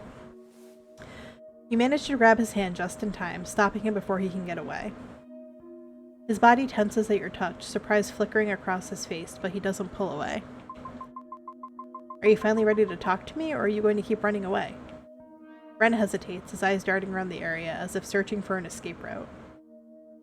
When he finds none, he lets out a long sigh, shoulders slumping. Fine, you win. I'll talk. Not like I have much of a choice, anyway. Why do you keep avoiding me? Because it's easier that way. The less people know about you, the less they nag, the less they ask questions you don't want to answer. Is it a crime to wish for a quiet life? It's not a crime, but sometimes doing the right thing means stepping out of that quiet life, for both our sakes. Then why does it always feel like I'm the one who has to throw away my peace of mind just to make everyone else feel better? I mean, forget it. Whatever. What do you want from me this time? I already did you a favor by letting you stay with Granny. Can we just get this over with? Alright, let's get this over with. But first, I want to know how you're feeling. Is there even a point to that? To me, there is. You said it yourself. You feel like you're always the one who has to throw away your peace of mind just to make everyone else feel better. I don't think that's fair to you. I just want to understand what's going on with you. Ren glances away, jaw tightening slightly. He lets out a quiet breath, torn between annoyance and reluctant honesty. You really don't know when to quit, do you? If you already know I'm uncomfortable, then why don't you just leave me alone? Why do you keep pushing?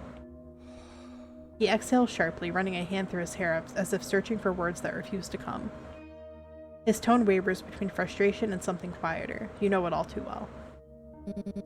Every time you ask, it stirs things up. I've spent so long trying to keep everything quiet, trying not to think too hard about any of it. And now you're here, asking me how I feel like it's some easy question to answer. I'm not angry at you. I just don't know how to do this. Talking about it, letting someone in, it's easier to just keep my distance. It's okay to feel that way, you know. It's hard to break out of old habits, especially when keeping things in has always felt safer. But taking the first step, that's what matters most. You take a small breath, watching his expression carefully. I'm not asking you to suddenly open up or force yourself to change overnight. We can take it slow if that's what you need. But you have to be willing to try too, otherwise we'll just keep running in circles. Ren doesn't respond right away. His eyes flicker toward you, both uncertain and guarded. There's a quiet struggle in the way he grips his sleeve, as if trying to convince himself that lowering his walls won't make everything collapse. I'll try. No promises, but I'll try. Eventually, the air turns quiet.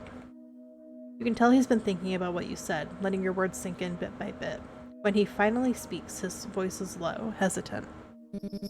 It's pathetic, isn't it, that I need this much coddling just to function.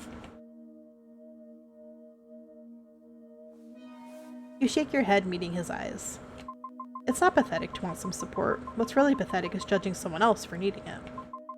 I only made it this far because of my own effort and because of the people who helped me when I couldn't do it alone.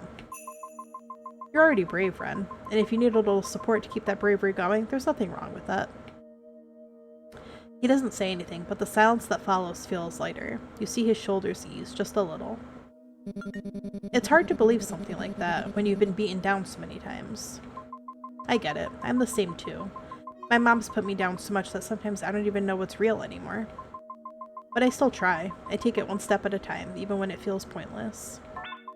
You can do that too, Ren, one step at a time. It doesn't have to be perfect, it just has to be forward.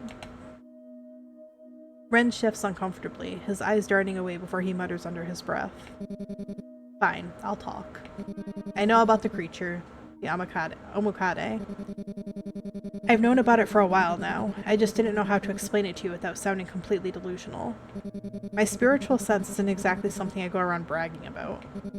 That night I felt it before it even happened. It scared me, more than I'd like to admit. But I pushed myself out of my house anyway. I couldn't leave you there. By the time I reached your place, though, it was gone almost immediately. Guess I got lucky.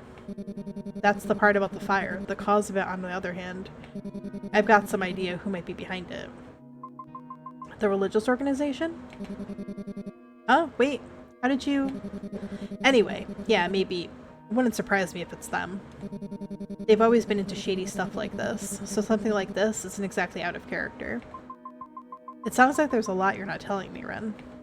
Ren smirks faintly, though it doesn't quite reach his eyes. Maybe, or maybe I'm just an enigma.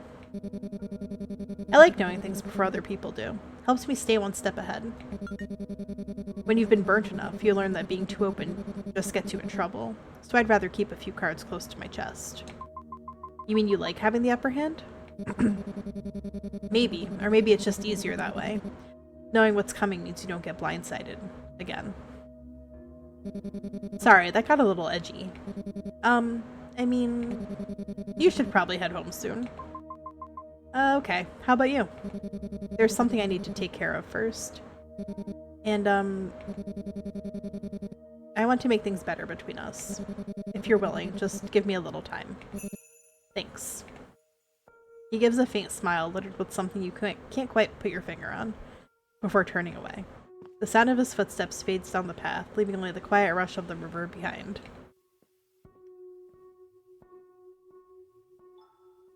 Tasks complete. Sanity 69. Oh, we're winning this game. Amazing. Well, I searched everywhere. I did not expect him to be at the river, but that's pretty interesting. Alright, sweet shop. Back home. You head back to Granny's house, noticing how late it's getting. The quiet of the street is immediately shattered. Inside the home, raised voices cut through the air before you even step through the front door. You!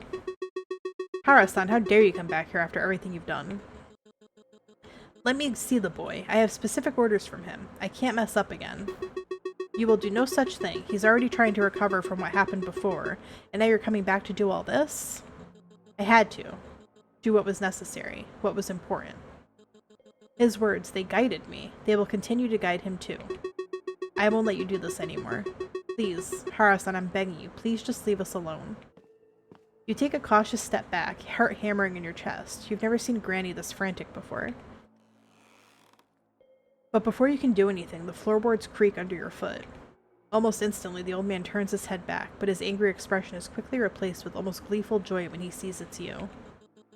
He has heard my prayers. You're here. Yes, you're the important one. Come with me. He's dying to see you. The old man's eyes widen with pure glee, his face lighting up with an almost childlike joy.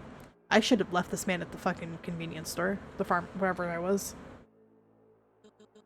Oh, it's you. He reaches out suddenly, trying to take your hand, but you pull back before he can touch you. What are you doing? He glosses over your outburst, continuing on with his ramblings. Oh, if I had known it were you, I would have dragged you to the temple immediately. He has given me another chance. You have to come with me, my dear. Oh no, wait. I can't do that. What are you talking about? Granny, who is this? Ignore her, my dear. You have to listen to me, please. Hara-san, that's enough. But the old man barely seems to hear her, his gaze fixed on you like he's seeing something more than what's in front of him. Now listen to your elders. He will bring you good fortune. You have to follow me, please. You have to. You are for this old man here. His words crawl into your ears, but they dissolve into static in your mind. Just be a good girl and follow me. The way he looks at you is so demeaning. You want to break free from his grasp. But for some reason you feel like you can't, not when he looks at you that way. Then suddenly, a violent tug rips you from his grasp. Master, please stop. Ren steps forward, placing himself between you and the old man. He tries to make his voice firm, but you notice it too. The slight tremble in his hands, the way his shoulders tense as if holding back more than just words. Master, when did you come back? When did they release you? Release him from where? The crazy cuckoo house? The old man doesn't even glance at him, his gaze locked solely on you. You are the key to everything. Everything Hiroshi no Kama has ever wanted. Not that name again. I don't understand. Please just leave me alone. No, you're kind. You have nothing now. No mother, no home, no future. But you can have everything. It's so simple. I don't understand why you don't accept it. When so many of us want so badly. I don't want anything you people have to offer. Master, please. Stop calling me Master. You are not worthy of that title. No disciple of mine would be so weak. You failed. Your fuck up months ago. That's why I was excluded from the organization. Ren shrinks under his words, his shoulders curling inward, eyes flicking down. You stop it. You step forward, your own fear turning into growing anger. Ha, and you, why do you have so much affection for someone like him, after everything he's done? Please, don't say it. She doesn't know? No wonder, you sneaky little... You're trying to move up the organization's ranks on your own, getting close to her, infiltrating, acting as if you're on your own path. Stop it. Tell her. Tell her it was you. Tell her it was you who killed him. Hara-san. No, it wasn't like that. There's no way, oh my god. There's no way else around it. You're a murderer, Renjiro. You've heard enough. Whatever that old man is saying, that information, he's the last person you want to hear it from. That's enough. All of you stop talking. Can't you see how terrified she is? You point to Granny, trembling in the corner, her hands gripping her apron tightly. Granny, I'm so sorry. I'm sorry. It's this weakness that brought you here, Renjiro. And now you're going to let a woman tell you what to do? It's women like you, my dear, who should remain quiet and know her place. I'm gonna kill this old man. That's crazy. Enough. It's time to follow. Ooh.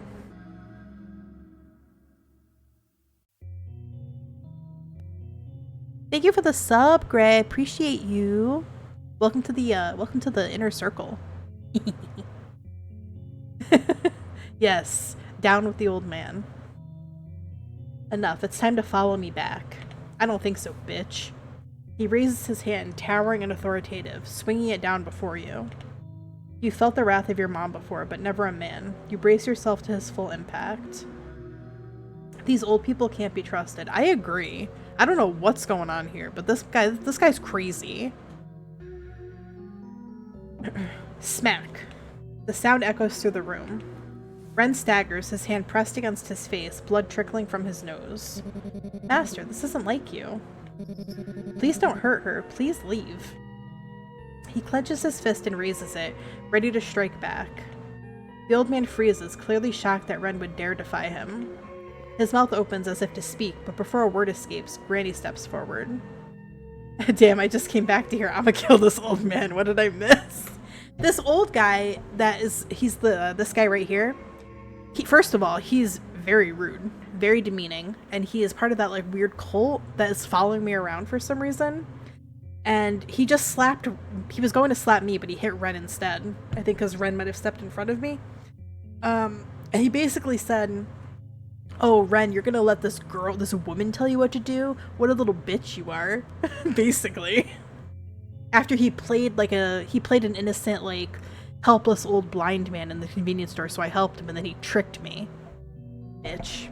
So I hate him now. This is why we don't trust old people. His mouth opens up as if to speak, but before a word escapes, Granny steps forward. Yeah, tell him, Granny. Enough. Her palm lands sharply across the old man's cheek. Leave now. The room falls silent. The old man's pride flickers in his eyes. I never trust old people. And that's why Gray stays winning. Oh, well, damn, yeah, murk his ass then. Now you know. Now you can see who you should trust. You can tell he still has more to say. Venom poised on his tongue, but he stops himself. Without another word, he turns and leaves, the echo of his footsteps lingering in the quiet room. You stand there trying to catch your breath. A part of you can't help but wonder, what was his real reason for coming here? Like I said, Granny is gonna sacrifice you if I feels it in my bones. No! Was it Ren he wanted? Or you? Or perhaps he only wanted to drive a wedge between the two of you.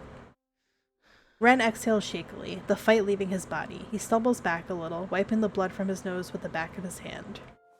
You move closer, concern on your face, but he avoids your eyes. You probably have a lot of questions. You say nothing. He lets out a small, bitter laugh. I'll answer them, soon, and whatever you decide after that, I won't blame you. The words hang heavy between you, the faint smell of incense still lingering in the air. Not again with this fucking incense, bro. Ren exhales sharply, breaking the silence as he presses a hand to his temple.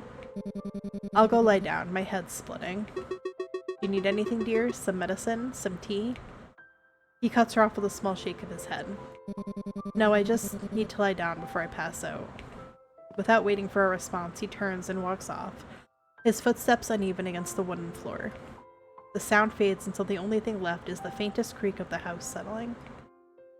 It isn't until Granny calls your name softly that you snap out of it, realizing you've been holding your breath the entire time. Dearie? She steps closer, her hand resting briefly on your shoulder, grounding you. I'm sorry. Granny, what for? For Hara-san, all those lies he spouted. You frown, recalling the old man's words and actions. He's been struggling for years now. He got a lot worse when he joined that organization. For some reason, he convinced himself that Ren committed some ungodly sin. Ren? It's okay. Apparently incense isn't that dangerous, according to fireman cop detective guy. Yeah, it's one of the least causes of fire-related injury. He brought Ren into the organization, and one day Ren came back completely broken. He didn't speak for a month, not a word. And then? When he finally did, all he said was one thing. I did something bad. Don't let Hara-san's delusions shake you. You need to see the truth for yourself. Suddenly, Granny stumbles, her body faltering for a brief moment.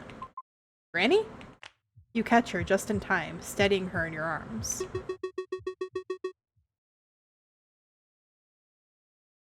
Oh, thank you, dear. I need to rest. I'll help you. You guide her carefully down the hallway, supporting her as she leans on you. You leave her to rest in her room. The door closes softly behind you, and the house falls silent. The quiet presses in, leaving only the ringing in your ears, an echo of everything that's happened tonight. Day 7. You enter the room quietly. Ren's already lying on the bed to the right, his arm drooped over his eyes. His breathing is uneven, shallow, and strained. You feel a knot in your stomach, the urge to wake him and demand the truth clawing at you. But as you watch him sleep, the words die on your lips. You'll have to wait until morning. There's nothing left to do but rest. You settle down on the other side of the room, eyes tracing the dim glow that cuts through the curtains. For a moment it feels serene. You close your eyes, letting the sound of his breathing lull you to sleep. Yes, just what I like to listen to. Labored breathing. You try to sleep, but your mind refuses to rest. Every time you start to drift off, new thoughts and scenes replay in your head, pulling you back into uneasy wakefulness. A numbness spreads through your limbs, leaving you trapped between consciousness and unconsciousness. You realize with a sinking feeling that you're caught in the grip of sleep paralysis. Oh god, is there going to be a sleep paralysis demon? Yep. He's right there. The man who killed me. You know it's true. You can end it. You struggle, but no words come out. The figure inches towards you. You think you already know who it is. Not you again. The words resound in your head as you try to speak, but no words come out. I missed you. I really do. And now you finally figured out who did it. You've solved it. You can finally avenge me. Oh, Christ almighty. That's scary. The shadowy figure lunges, its hand stretching toward you with an unnatural predatory precision. Suddenly, you're hovering above Ren. Your hands move on its own, outstretched, fingers snaking towards his throat, bending and twisting in an almost robotic motion. No, what am I doing? Your hands close around his neck as he continues to sleep, unaware. The pained expression on his face, though, mirrors the horror of the scene unfolding. Ren, wake up, please. Ren! Ooh. I am pleasantly surprised. I didn't expect for you nor him to come back alive. I'm sorry, I'll repent for this. It wasn't supposed to happen. He suddenly lunged at me. No worries, you've given me something even better. A physical vessel. What does that even mean? That's not for you to find out. I'm sorry, please. This is all my fault. Please don't hurt him. Oh, that geezer? Unfortunately, it was his fault that the subject managed to break free. He will suffer the consequences of his actions. No, please, he's frail. He can't take anymore. He can't take any more of this. Hi, Tanjiro, how are you? Then are you willing to take his place? Anything, please don't hurt him. How gallant, but oh so foolish, much like someone else I know.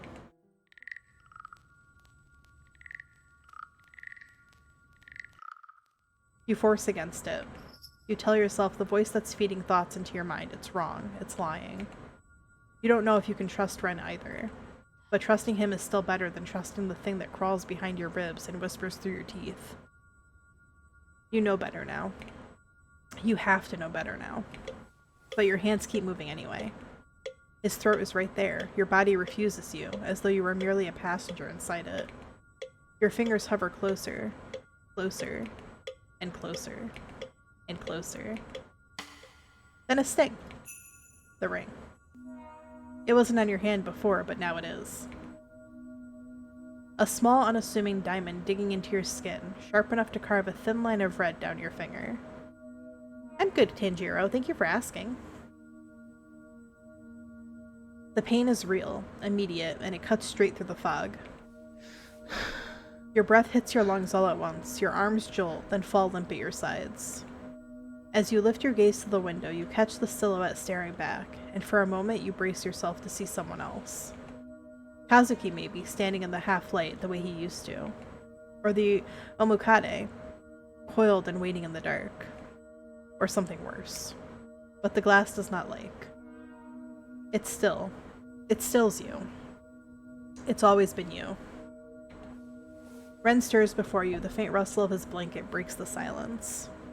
You look down to see his wide eyes staring back at you in pure terror. Immediately, he hides under the covers, mumbling words you can't quite make out. What game is this? This is called Lover's Enigma. Oh, I'm sorry, I was sleepwalking. Yeah. Don't lie. You wanted to take me out, didn't you? I can feel it.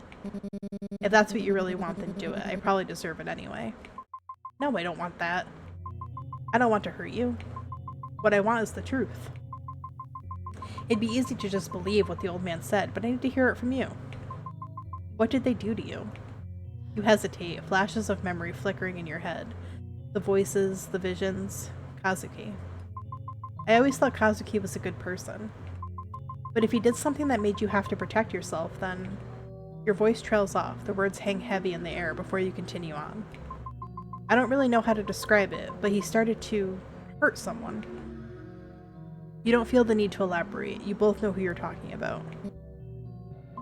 And then I saw you. You were fighting back against him. Sounds fun. Yeah, it's a visual novel. It's a dark fantasy otome game.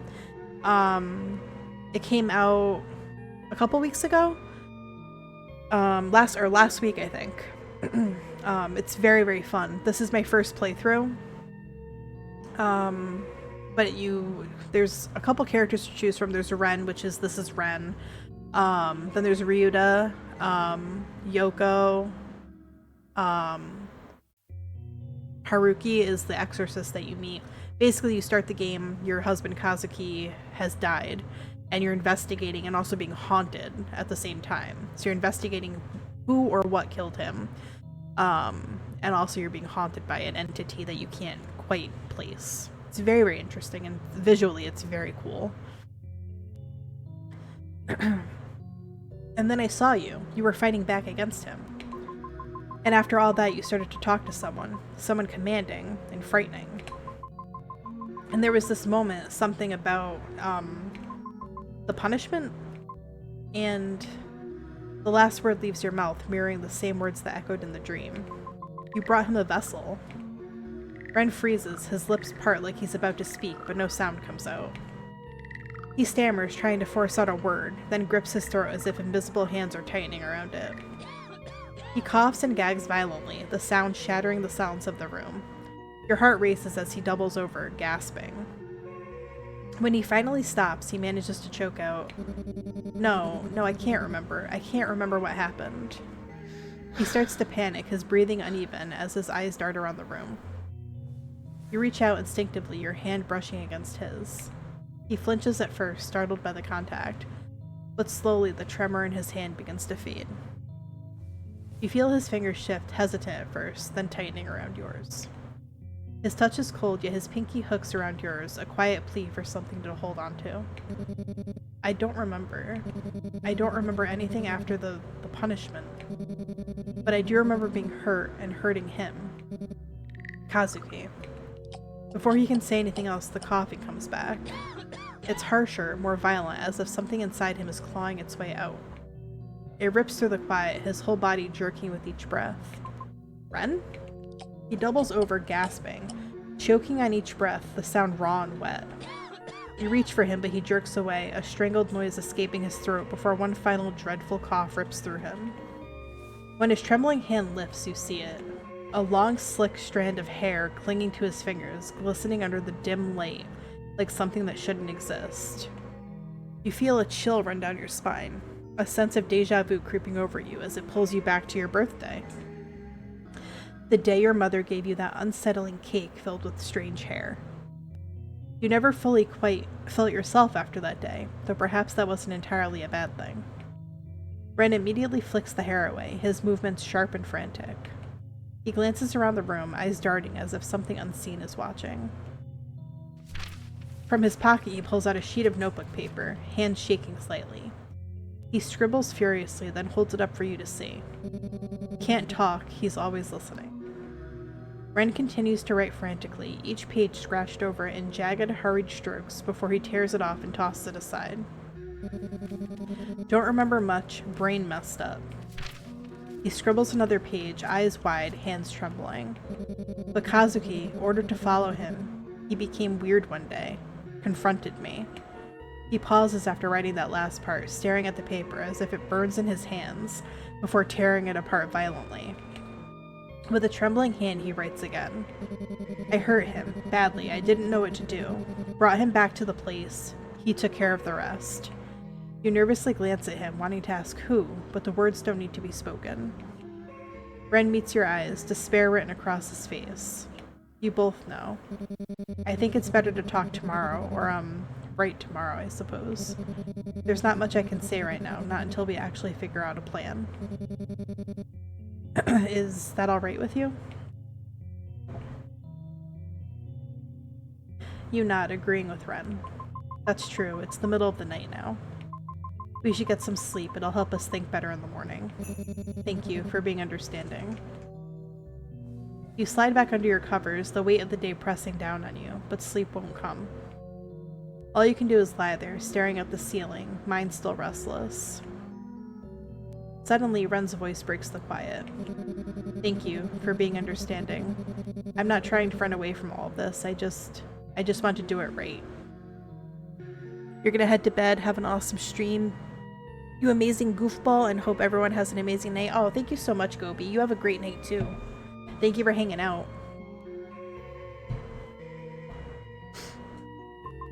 I know how you feel. We'll get through this together. Ren exhales softly, a small relieved sound. Thank you for the lurk. I'll sleep better now, and I hope you do the same. The room falls silent again, but this time it's different. It's quieter, softer, as if the storm of the day has eased just enough for a fragile sense of false calm. You take the ring off, placing it gently on the bedside table. It catches the faint light, a small glimmer in the quiet darkness. As you lie down, your gaze lingers on it, a familiar feeling swelling within you.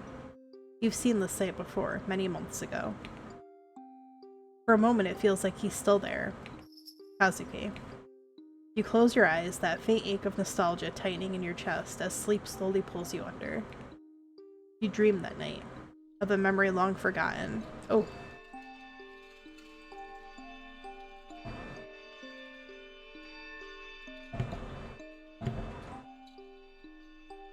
Thank you for the gifted sub, Gobi. Appreciate you.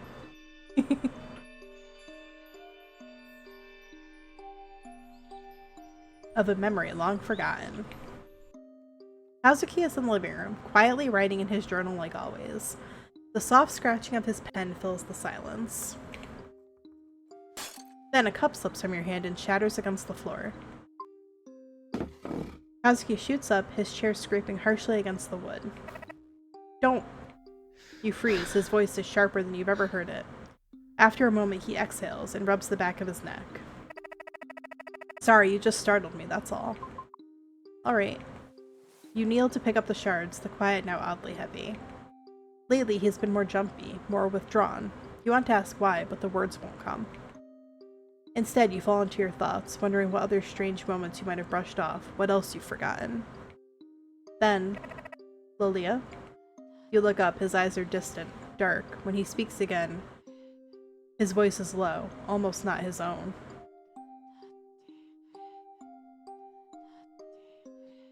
That whispering in the background is creepy.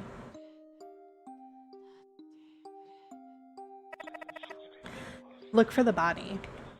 Okay. You wake up with a sharp gasp, your hands flying to your neck. Your fingers tremble as they trace over your skin, searching for marks that aren't there. Your neck is bare, untouched, just as you remember it. But then your gaze falls to your hand. The ring you left on the bedside table now glints faintly on your finger. You stare at the ring for a moment longer, an uneasy chill crawling up your spine. It feels alive somehow, like it still carries a part of its previous owner within it. You can't tell if that thought brings you comfort or dread. Shaking it off, you step out of the room. Ren is already at the dining table waiting for you, his expression unreadable. Morning.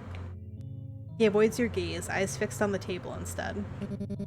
Granny left early to open up shop. Looks like it's just us for now. How are you feeling? Could be better. It's quiet. He nods slowly, the silence that follows somehow heavier than the words exchanged. What? I didn't have time to style it. This is just what I look like in the morning, alright? He runs a hand through his messy hair, trying to flatten it down, only for a few stubborn strands to stick up again. Stop staring at me. Are you mocking me? I'll have you know these pajamas are one-of-a-kind, limited edition. A Morimon and Magical Girl Carrara collab. Only 50 sets ever made. He straightens up proudly, tugging on the sleeve to show off the tiny, sparkly logo near the cuff. People would kill to get their hands on these. The resale price alone could pay for a month's rent. Uh-huh, and how exactly did you afford them? It's my only pair of pajamas, okay? I wash them every other night. I know what you're doing, beating around the bush like that. Enough stalling, we have something important to talk about. I mean, I guess that's considerate of you to try to ease the tension, if that's what you're doing. But if you're just trying to make fun, then I take it all back and I wish 100 years of disgrace on you and your descendants. Oh, so you do have a soft side. Don't push it. Anyway, if we're not talking about that, I'd rather discuss something more stimulating. Like the current geopolitical and economic state of the world right now. Right, okay. Just get on with the plan, Ren. Ren exhales through his nose and nods slowly, his eyes fixed on the table. This game's got jokes. That's real funny. I've been thinking about everything. My master, the fire, that night. He's always been eccentric. Devoted, yeah, but eccentric. The kind of person who clings too tightly to what he believes in. He wasn't always like this, I swear. It's just... when his health started to go downhill, when his spiritual strength began to fade, he turned to the organization, said they could help him fulfill his purpose. I think what he really wanted was to matter again. To feel like he hadn't lost everything he worked so hard for, his legacy, his marriage. They were a safe haven for him. They told him what he needed to hear, something I couldn't give him. I'm not too unfamiliar with that feeling, I suppose, so I can't really fault him. The organization was to him what his words were to me, a kind of anchor, I guess. Something to hold on to when everything else started slipping away. But then things started getting weird. They made him do things, strange rituals, and eventually, they made him follow a certain someone. I tried to stop him, but I think you know how it all turned out. I don't think I can talk much about it. He's always listening somehow. But I had to be there for my master. I have to be there for him. Somewhere along the way, I stopped knowing whether I was repaying a debt or just excusing the things I've done for him. I'm sorry. There are certain things I can't talk about.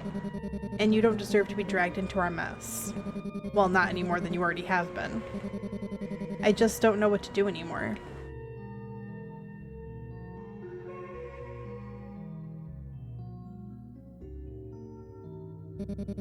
Really? After everything we've done to you, you would do that? Alright, I'll figure out a way to do it.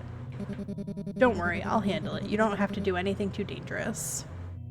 Hi, Shed. How are you?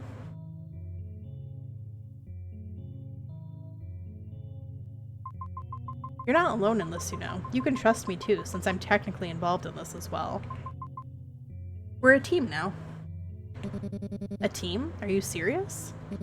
Even after everything I did? Well, I mean, yeah, I want to know the truth too, don't get me wrong. But I don't really believe people are just beyond redemption forever. Now, if they're not if they're genuinely trying to change. That's so exciting, Shed. I'm glad you're happy to see me. I'm happy to see you too. I see.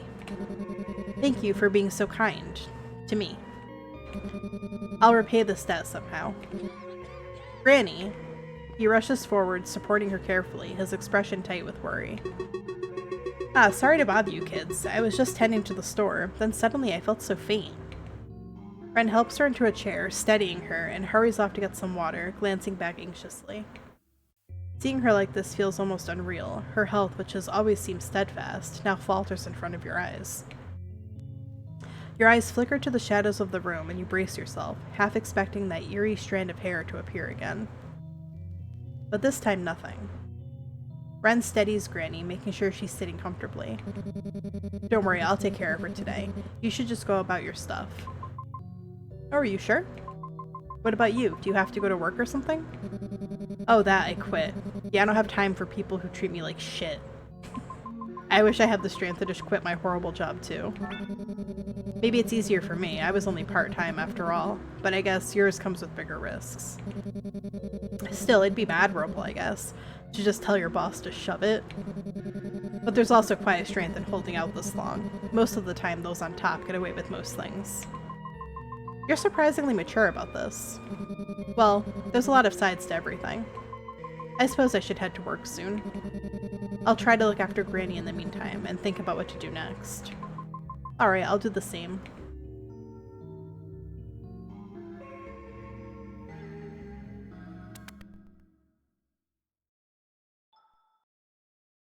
Taking a little breather before going to work wouldn't be so bad, would it? After all, clearing your head might be the best course of action. But the time you're wasting now could be better spent searching for answers. Do you still want to play the rhythm game? I guess we can leave. Like Granny said, the door is stuck, or so it seems. Maybe you should try to open it tomorrow. You give him a quiet nod, a small part of you hoping that Kazuki will watch over you today. The Kazuki you once knew, that is. The one who looks at you with gentle warmth, not the version whose shadow still lingers in your mind.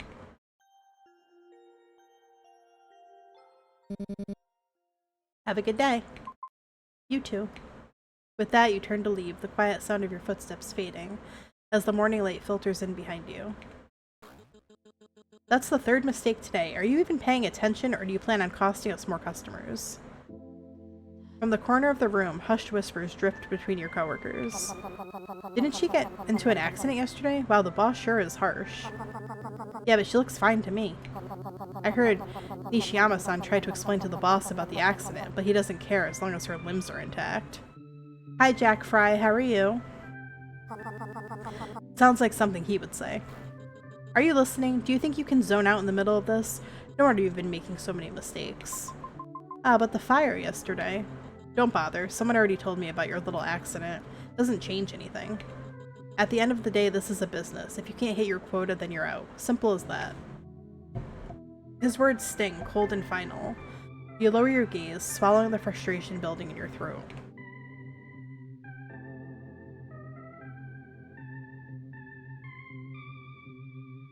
You look up at your boss, your chest tight with something that's been clawing to get out. Without thinking, you throw the stack of papers in your hands onto the floor. The sound startles the room into silence. Before you can even speak, the words come out, clear and sharp. I quit, or I will if you keep threatening me like this. He blinks, taken aback, mouth opening but no sound coming out. You can't treat your employees like this. You take a step forward, steady now, Ren's words echoing in your head. It's about time you told your boss to shove it. You can't just... I'll dock your pay. Then I'll make sure everyone on this block knows about your exploitative practices. You paperweight or you trust fund kid? You're just a trust fund kid, using your parents' money to put in this failing black company of yours. And then going back to your parents to beg for another loan so you can spend it on losing another 18 rounds of pachinko, and then splurging on cabaret club hostesses. But his voice falters when he hears the snickers from your colleagues. Who's laughing? Stop it right now. He turns on them in anger, barking at them to be quiet, his attention brought elsewhere. Ryota takes this opportunity to come to your side. Are you okay? I've never felt better. I'm proud of you. I wish I had the courage to do the same. You can. Maybe some other day. You continue with your work, keeping your eyes on the screen. From the corner of your vision, you catch your boss avoiding you again. He gives you a petty glare every now and then. Purposefully talking to the colleagues beside you, making snide comments within your earshot, but cowardly enough not to confront you directly. The day ends relatively soundly. You wonder how things will change. Hi, Kanna. How are you? I'll stay back a bit. Gotta finish up some of the reports our boss suddenly dumped on me at the last minute. Are you sure? Don't stress yourself out too much. I'm used to it. Don't worry about me. He glances at you with that familiar, gentle smile. Take care of yourself, alright? And if you've got time, maybe drop by and see Yoko. She's been worried about you too. Alright, I will. You give him a small wave before heading off, watching as he turns back to his work. For a moment you hesitate, wondering if you should have stayed with him. But you shake the thought away. There are more pressing matters at hand. You step out onto the street, the late evening air heavy with the hum of idle chatter. Two women walk past you, their voices carrying just enough for you to catch pieces of their conversation. I swear, this town's getting stranger by the day. The light in my house keeps flickering, and I even heard whispering at night. So I went to see that spiritualist in the alleyway. I figured he'd know what to do. Oh, and what did he say? He didn't say anything. He just took my phone, deleted the recording I made, and said, "There, the spirits are gone." And did it actually work? Yeah, everything stopped after that. But I still feel like I got scammed somehow. Maybe it wouldn't hurt to visit Haruki again. He'd probably know what to do, even if his methods are a little unorthodox.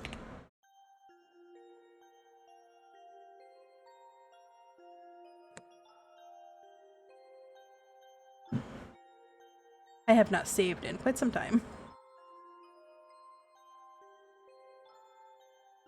Oh, quick saves, okay. Automatic saves. Okay, very cool.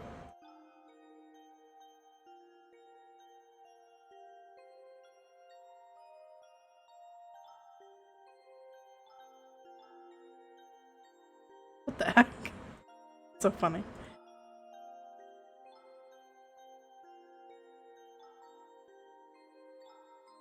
These are all the photos I've discovered. Very nice. Not sure what I've stumbled upon, but it's helping me fall asleep in the best of ways. Yeah, this music right now is definitely perfect music to fall asleep to.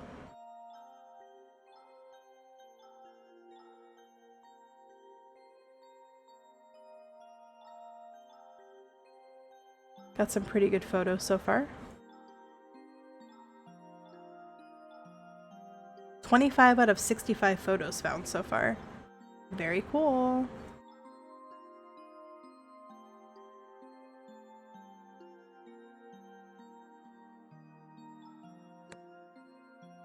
Alright, I will be right back. I need to use the restroom really quick.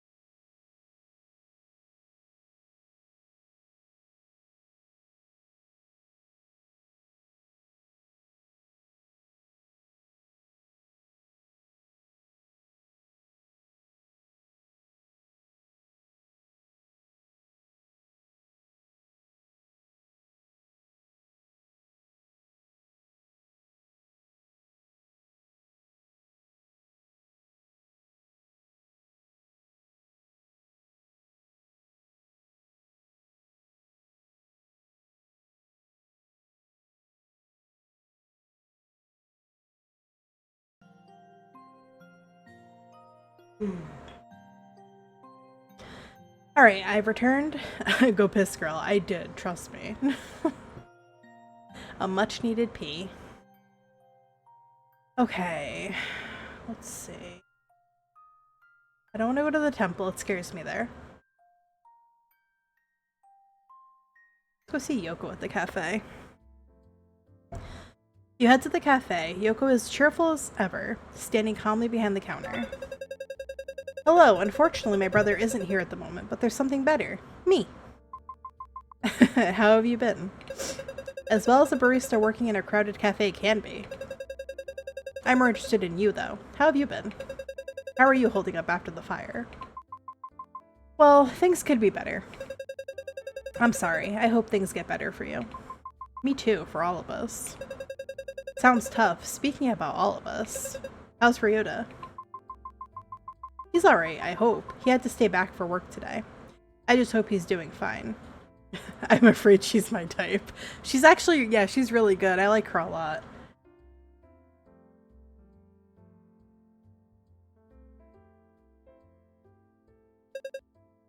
I see. You know how he is. Maybe he's just tired. Things have been hectic at work for everyone. Maybe. There's a long pause, the sound of clinking cups and chatter filling the silence.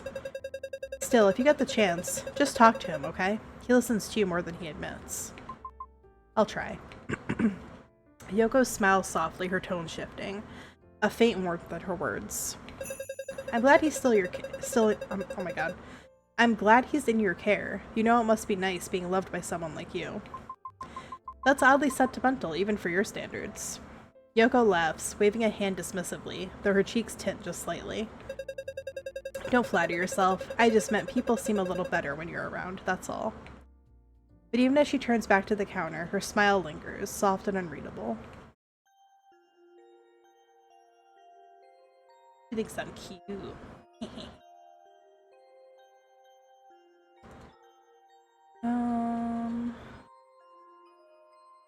Let's go to Haruki's office. You push open the door to Haruki's office, hoping to catch him at a good moment. Luckily, he's there, seated behind his cluttered desk, papers and files scattered haphazardly across every surface. The moment he notices you, his face lights up with a wide, genuine smile. Ah, my dear client. Oh my god, what the hell? I have something of the utmost importance to ask of you. So, what do you think this looks like?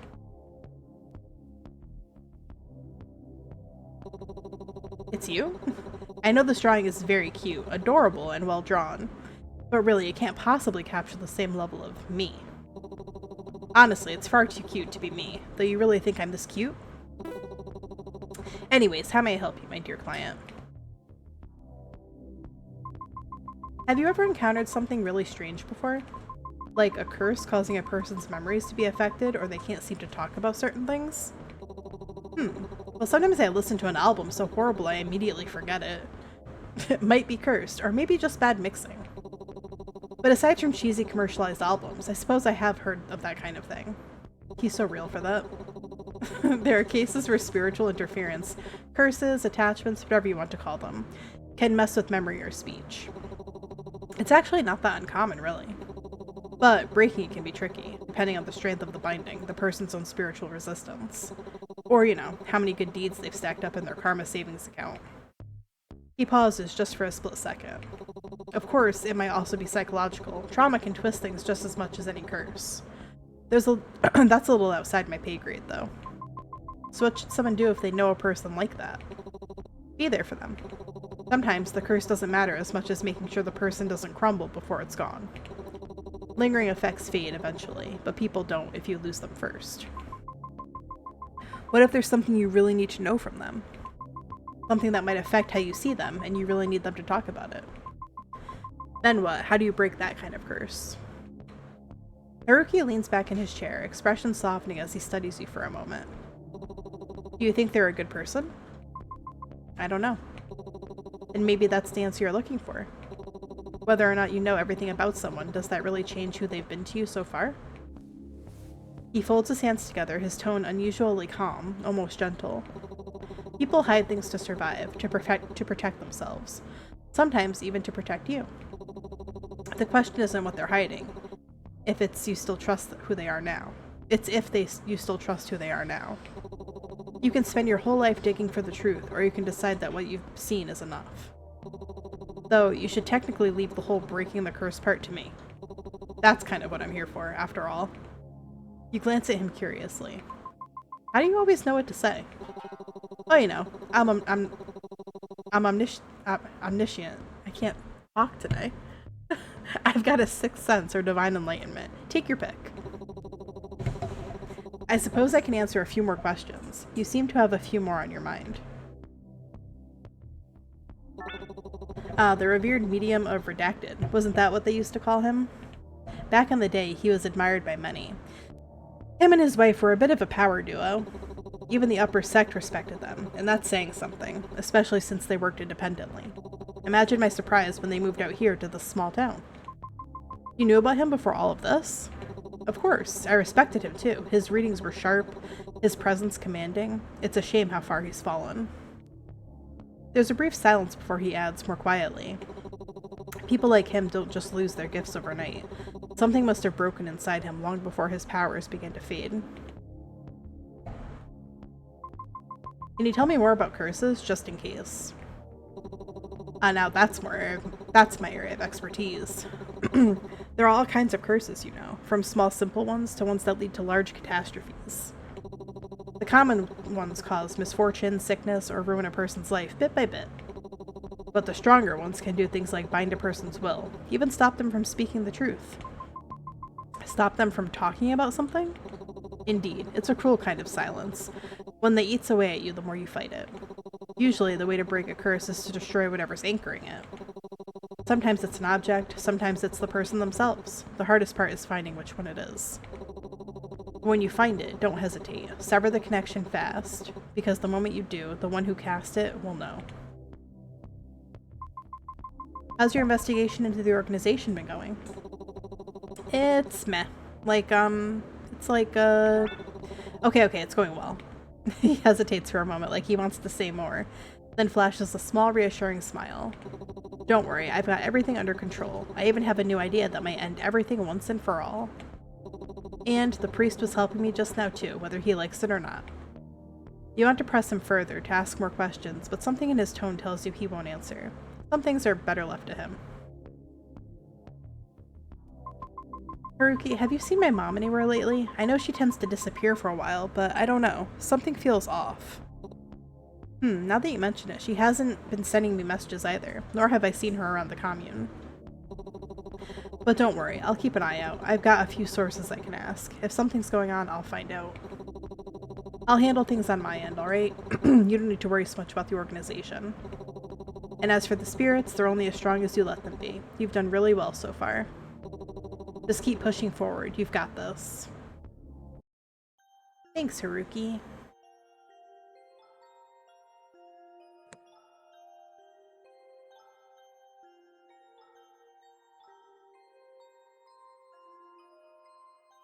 I definitely don't want to go back to the parking lot. That was scary.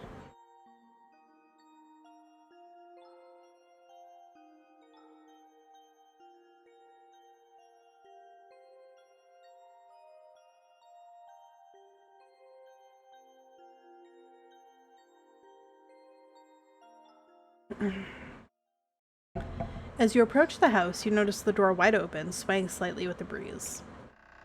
The faint creak of its hinges cuts through the still evening air. Oh boy. Granny never leaves it open. You step inside. The lights are dim, with a few items scattered across the floor. Granny? Ren?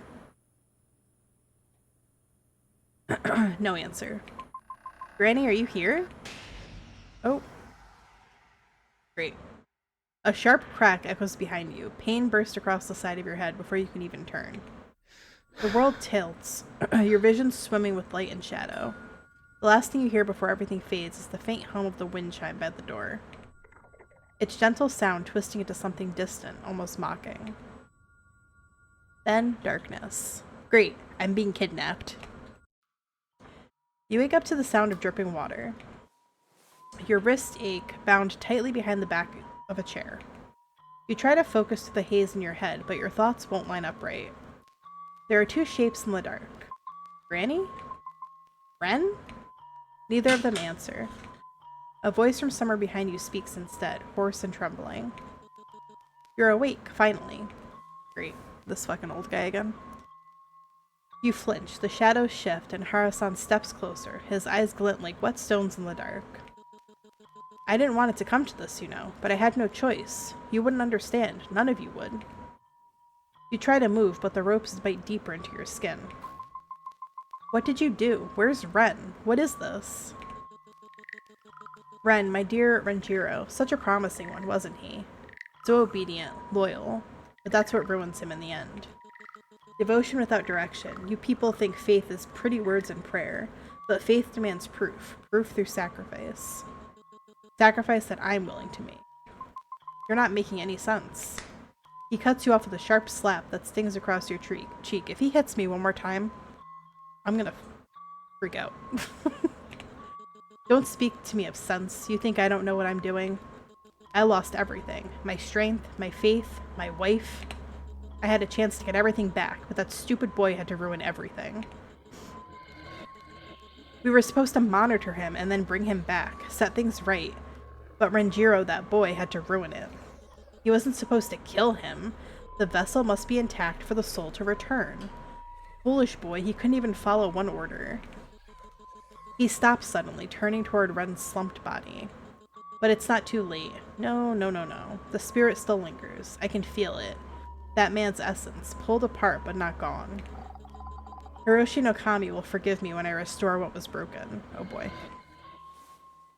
He kneels beside Ren, a bowl of murky water set before him. In his trembling hands, he holds a...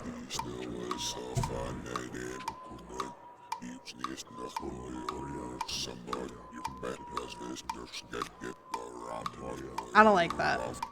In his trembling hands, he holds a bundle of bamboo grass, tapping it rhythmically against his face and crown as he chants. Time to beat an old man. A low, guttural murmur that twists and warps with every breath, no longer sounding like words meant for human tongues. I don't understand what you're doing, but it's wrong. You're hurting all of us. Wrong? You don't know wrong until you've been abandoned by the gods. Hate that. Girl, it's so hard talking over that. I'm like trying to read to you guys. And the guy's just like, wah, wah, wah, wah. I am too tired and it's too late. Oh my god. Wrong. You don't know wrong until you've been abandoned by the gods. And when someone else offers you redemption, a chance at retrieving what you've lost, is it a crime to accept that offer? To not accept that offer? You pull at the ropes again, panic rising. Harasan, the teachings say conversion must be willing. This isn't faith. This is... Shut up. He slams his hand on the floor, his voice breaking. You'll thank me when it's done. When the world opens its eyes again, you'll see him, just like before. The one you lost. He looks at you then, his eyes wide and glassy. A man lost somewhere between devotion and madness. You should be grateful. You'll be the witness to his rebirth. No thank you. I won't let you do this. Oh, resistance is futile, my dear. Unless, of course, you want to prolong your suffering. What are you trying to be, Some heroine in a tragic story? Trying to save your beloved from the forces of evil? Then you should have made better choices. Amidst his incoherent ramblings, you see Ren stir. His head lifts weakly, confusion flashing in his eyes as he catches sight of Granny slumped nearby. Panic floods his voice. I don't want to witness shit. You're so right. I also don't want to witness this. What are you doing? Harasan doesn't answer. He just keeps chanting, the bamboo grass tapping against his skin in a maddening rhythm. Harasan, stop! His voice cuts through the air, raw and desperate. For a moment, the old man's hands still, before turning sharply and striking Ren across the face. He's just out here hitting everybody in the face. The sound echoes, sharp and wet. You scream, struggling against your restraints, but Harasan only stares down at Ren. His eyes wild, mouth twitching into something between a smile and a grimace. Not too far, not again, not like him. He mutters to himself, shaking his head as though scolding an unseen presence. Then, with a heavy exhale, he steadies his hand and props Ren upright, arranging him almost reverently before the bowl of water. Hey, leave Ren alone. Ren doesn't fight anymore. His breathing is ragged, shoulders slumped, eyes hollow, as Hara-san begins the ritual again. The steady tapping of bamboo grass against his own skin, the low guttural chanting.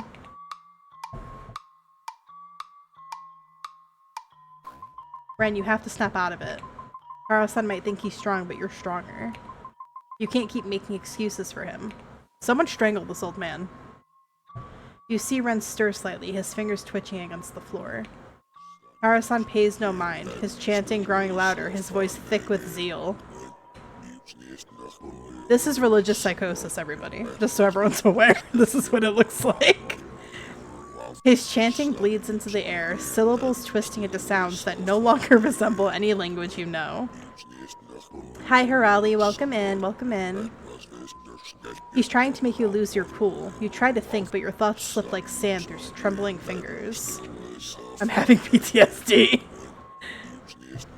You grit your teeth, refusing to look away from Ren. His lips move faintly, just barely audible between Hara-san's chants. I'm sorry. I'm so sorry. What are you doing? Playing the hero now? Do you really think your voice alone can stop something like this? Get a grip. The voices implode within your mind, both shrill and suffocating, but yet somehow beneath the chaos, their words still find you. You can't tell if the voice is trying to break you or remind you what it means to fight.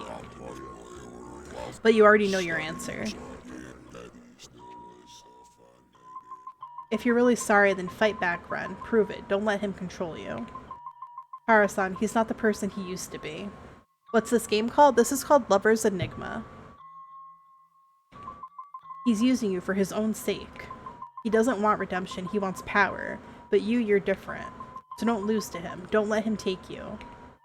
Ren's lips twitch slightly, as if he wants to speak, but no words come out. Still, a faint flicker of hope lights in his eyes, fragile but real.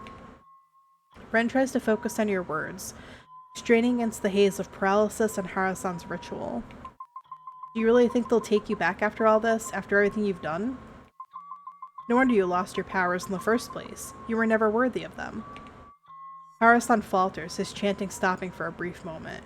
His eyes narrow, and a sharp, mocking laugh slices through the tension. How dare you? What would a woman like you know? You think you're so special just because he favors you? If it were up to me, I would have taught you your place long ago. This guy was married? To an actual person? Ew. Yuck. His words are venomous, deliberately aimed to provoke, and you can feel the air thicken with his contempt. But as you see him lash out at you, Hara-san's control over Ren falters. Ren's fingers twitch, his body straining, and you realize his ritual might be failing.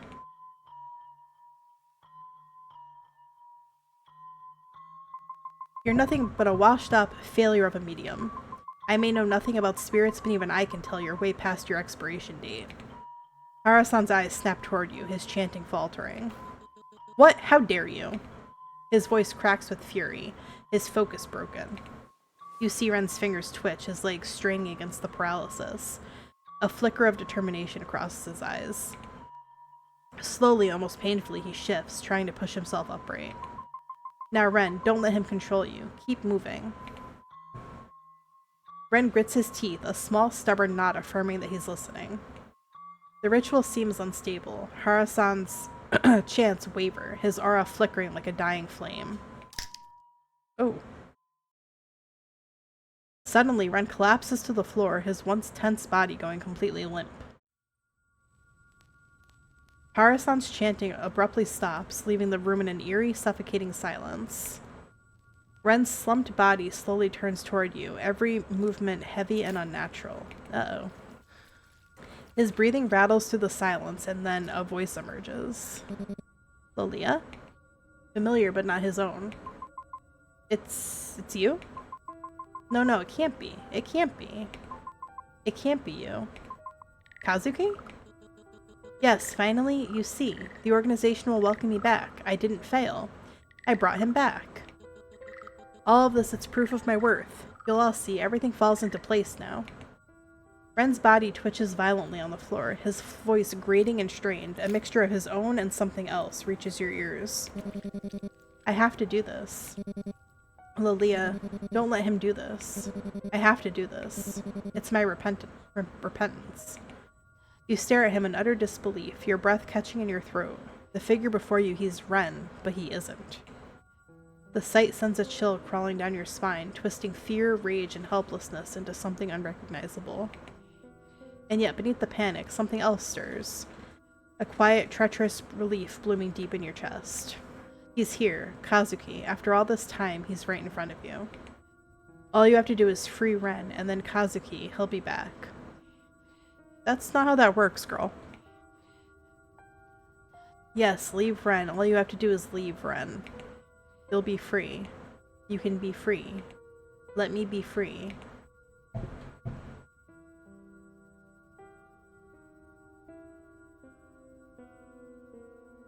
Ren, this isn't you. Oh, oops. Okay, I should have read that. You ignore the incessant voice in your head. You don't have time for that. Someone more important needs your help. This isn't repentance, it's cowardice. It's exactly what Harusan's been doing, running away instead of protecting what's important. Don't lose to someone like him. Don't end up as his puppet or the organization's. You're you, Ren. Fight back. Ren suddenly lets out a raw, guttural scream that tears through the air. His voice cracks and splits, two tones fighting for control. No, don't give up. You don't understand, I have to. You're only doing this for your guilt. Don't just give up. Do it for Granny, do it for yourself, do it for your parents. Do it for her. Do it for him. Not gonna lie, this is like a drama. Yeah, pretty much. His body convulses, trembling violently before he lets out one last shout that echoes through the room. Then, silence. Ren chokes, coughing hard until something dark spills from his mouth. He gasps for air, shoulders shaking before his head lifts slightly to meet your eyes.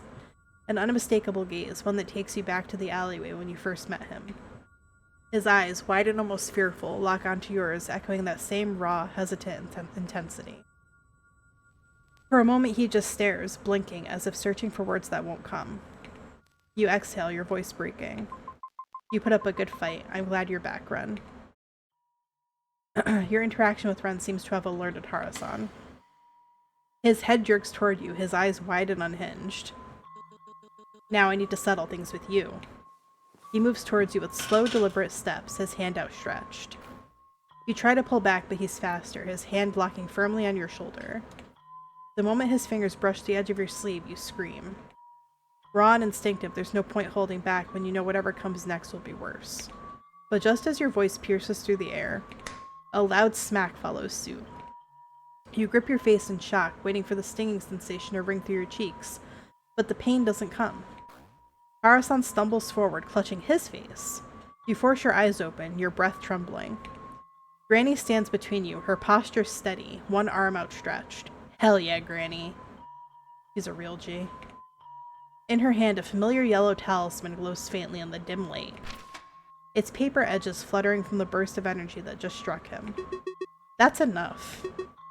Noboru. You've done enough. Harusan doubles over in pain, clutching his chest as the talisman seems to burn through him. Granny wastes no time shuffling toward you and pulling at the ropes with trembling hands until they fall loose. Granny, thank you. Go to him, he needs you. You don't hesitate. You rush to Ren's side, untying his bindings as quickly as your shaking hands allow. His breathing is shallow, his eyes unfocused, but when you pull him to his feet, he grips your arm weakly. Ren takes a step forward. Then another.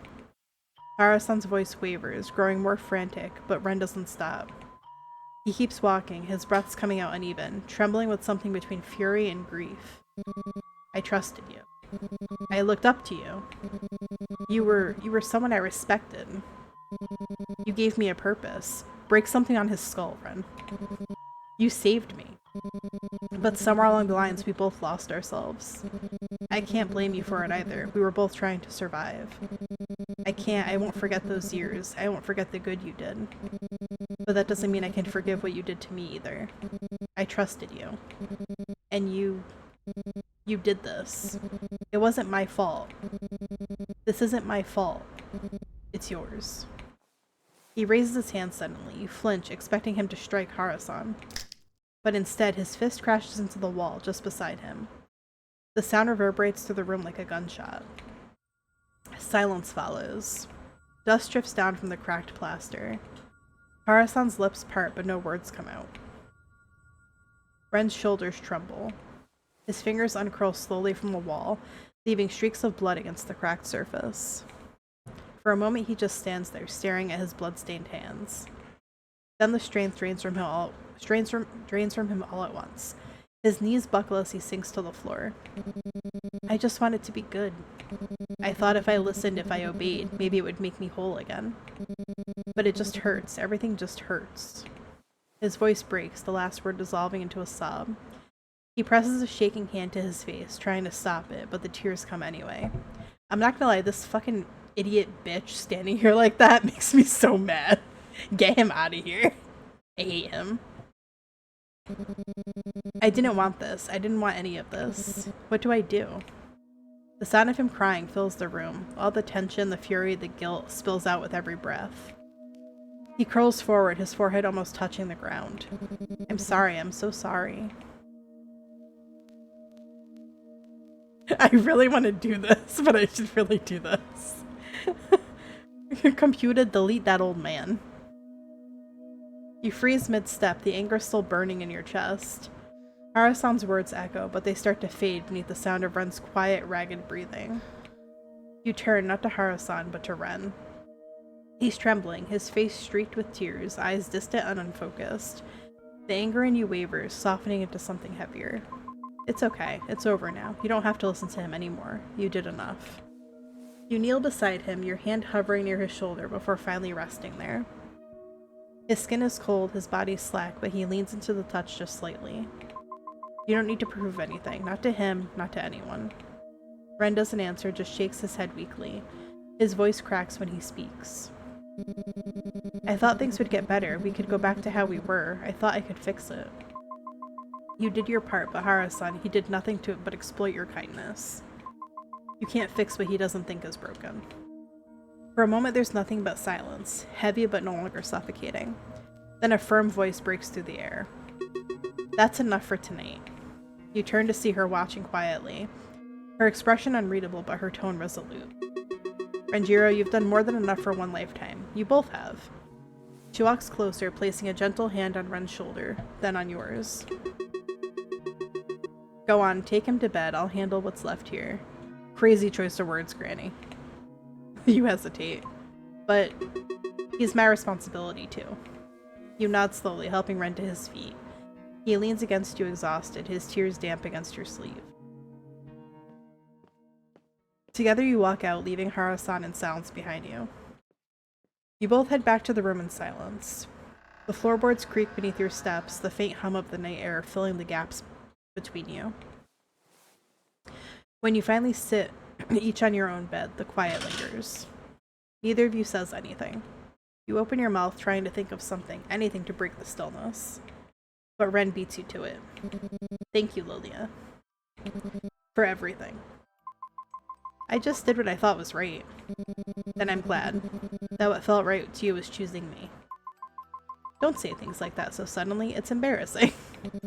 Oh, I mean, when Hara-san brought him back, I thought you'd choose otherwise. I really thought for a second that letting him take over, it was the right thing to do. But you believed in me. You trusted me. You wanted me to stay. Of course I did. You're someone important to me. Ren lets out a small laugh, the kind that almost sounds like a sigh of relief. You too, more than you can imagine. For once in my life, I'm actually glad to be alive. I mean, just glad that I didn't die in some lame-ass death. Can you believe getting killed by someone who's already dead? Major L. Anyway, it's getting kinda late. We should head to bed. Right? Yeah. Heading to bed now. He turns off the light before you can respond, curling into his blanket. Good night. And, thank you. Again. You lie back on your own bed, eyes tracing the faint cracks in the ceiling. You don't hear another peep from him, except the words from before repeat in your mind. I'm actually glad to be alive. You smile faintly to yourself. Huh, me too. Day 8. I get kidnapped again. You dream of a life once before. The room is dim, lit only by flickering candlelight. The scent of incense burns sharp in your lungs.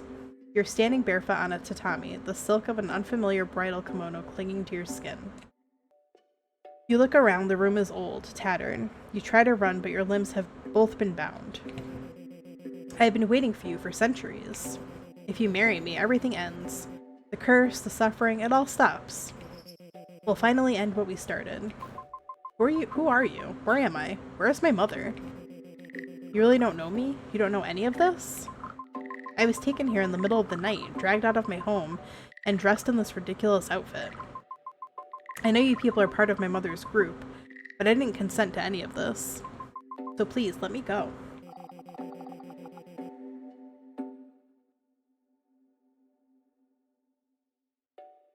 Unfortunately, I can't do that for both our sakes. Bro, this is some Silent Hill to F-type shit. No, really, like, what the fuck? I don't understand. Please just let me go. But you promised. His voice cracks, echoing against the paper walls. Don't you remember the riverside? You said if we met again, you'd accept the proposal. After all that time I spent waiting here, waiting for you to come back. You're going to say no? I don't even know you.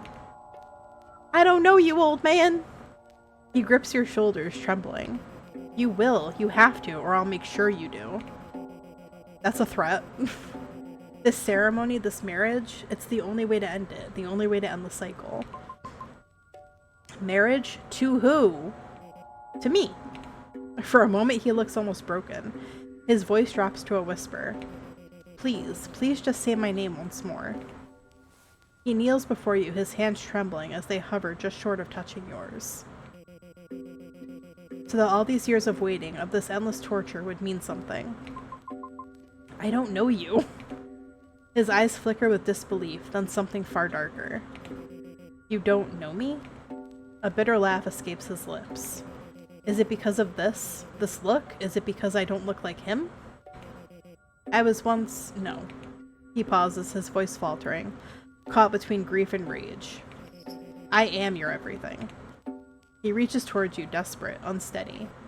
The candles flicker out, the world collapses into shadow before he can finish. You wake with a start, your heart pounding, your breath shallow, the sheets tangled around you like restraints. The remnants of the dream cling to your mind in flashes, a voice pleading, candlelight, a name on the tip of your tongue. You try to hold on to it to remember what felt so urgent. But the harder you grasp, the faster it slips away. Must not have been important. You sit up, rubbing your temples. The room is quiet, dimly lit by the faint morning light creeping through the curtains. Ren's bed is empty. He must be downstairs already. You'll join him soon enough. You head downstairs, rubbing the last of the sleep from your eyes. You freeze as your eyes focus on the dining table. 3 familiar silhouettes sat at the table, and you breathe a sigh of relief when one of them isn't Hara-san. And then you catch it, a pair of red lenses glinting in the light, sharp and unmistakable, like they've been waiting for you. My apologies for dropping by unannounced, but I'm glad you're here to join us, Lilia. You couldn't have come down anytime sooner. We had to listen to this Korean talk about the importance of avoiding identity theft. Identity theft isn't a joke, Ren. Millions of families suffer every year. I love Haruki. I'd reckon it was pretty informative. Anyways, I think you can already tell we have certain things to discuss. You slide into an empty seat, the wooden chair creaking softly beneath you. Whatever lightness Haruki brought into the room evaporates the moment he straightens his posture, folding his hands neatly on the table. Now then, there's something we need to address. His tone shifts, the seriousness in his voice amplifying. With the organization making such large movements recently, the upper sect has taken notice. Granny's frown deepens, the kind that carries years of exhausted familiarity with trouble. But, fortunately for all of us, the upper sect has entrusted the entire situation to me. Because I am, of course, exceptionally commendable, reliable, responsible, capable, charming, resourceful. Satomi-san, Yeah, right. Moving on. He clears his throat, posture stiffening as he returns to the actual point. The first order of business is with you, Ren-kun. Normally, I wouldn't extend my services to you to an outsider, but since Lolia cares about your well-being enough to consult me about it before, I've come up with a way to break that little curse of yours. All without any lingering consequences. Probably. Haruki. Right. What I mean is I have a proper solution now. It seems that the curse placed on Ren regarding his inability to mention certain events is tied directly to Hara-san. In a comically ironic way, Hara-san's spiritual powers have been siphoned off from him and used to bind Ren. Whether he's aware of it or not, or whether he's aware of it or just being manipulated into fueling the curse without realizing it, the result is the same. You feel your pulse quicken as Haruki pushes his glasses up with a sigh, his tone far too casual for the severity of what he's saying. The only way to free Ren is to destroy the source, and that includes stripping away whatever power he has left. That's what's binding the curse together. Of course he'd pull something like this. Are you alright, Ren? It hurts, but I'm not surprised. But even so, taking away the last thing he cares about, that's too cruel, even for him. You can't take away his power. Renjiro, you should start caring about yourself, too. I'm sure Hara-san knew of the consequences when he decided to do what he did.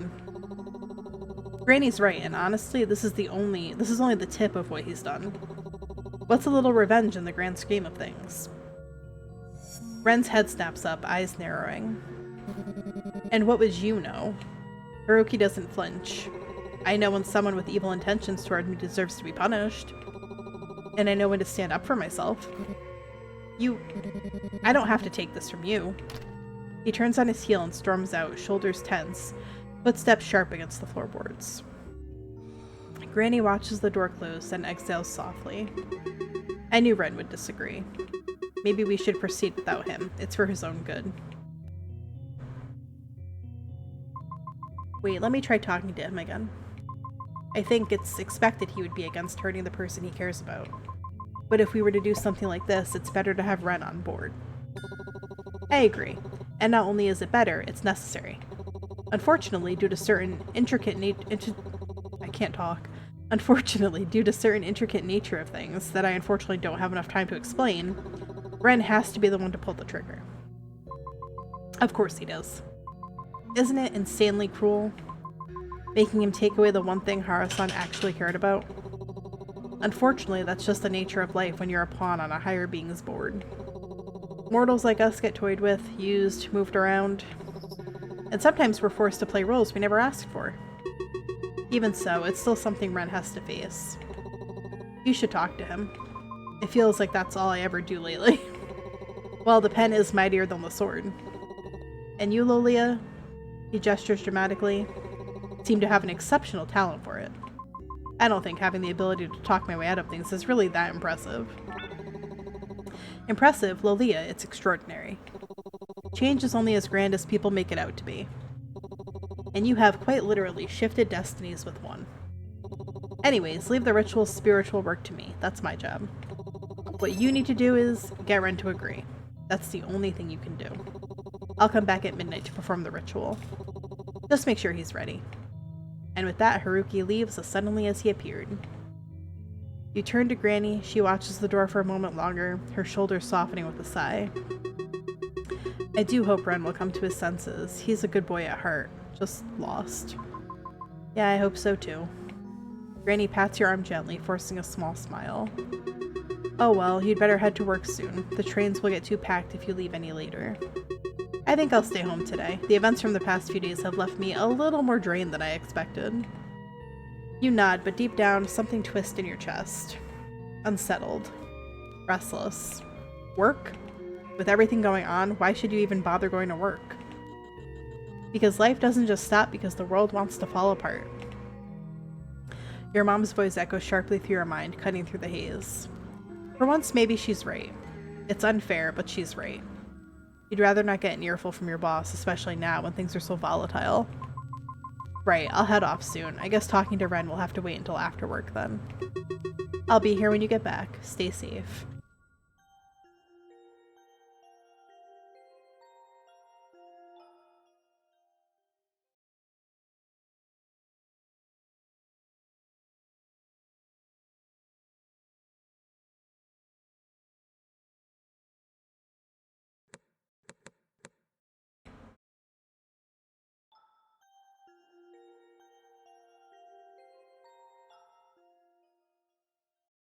I probably should have my sanity up a little bit more, just in case. See if I can do normal. I'm really bad at these, so the easy seems. Oh god.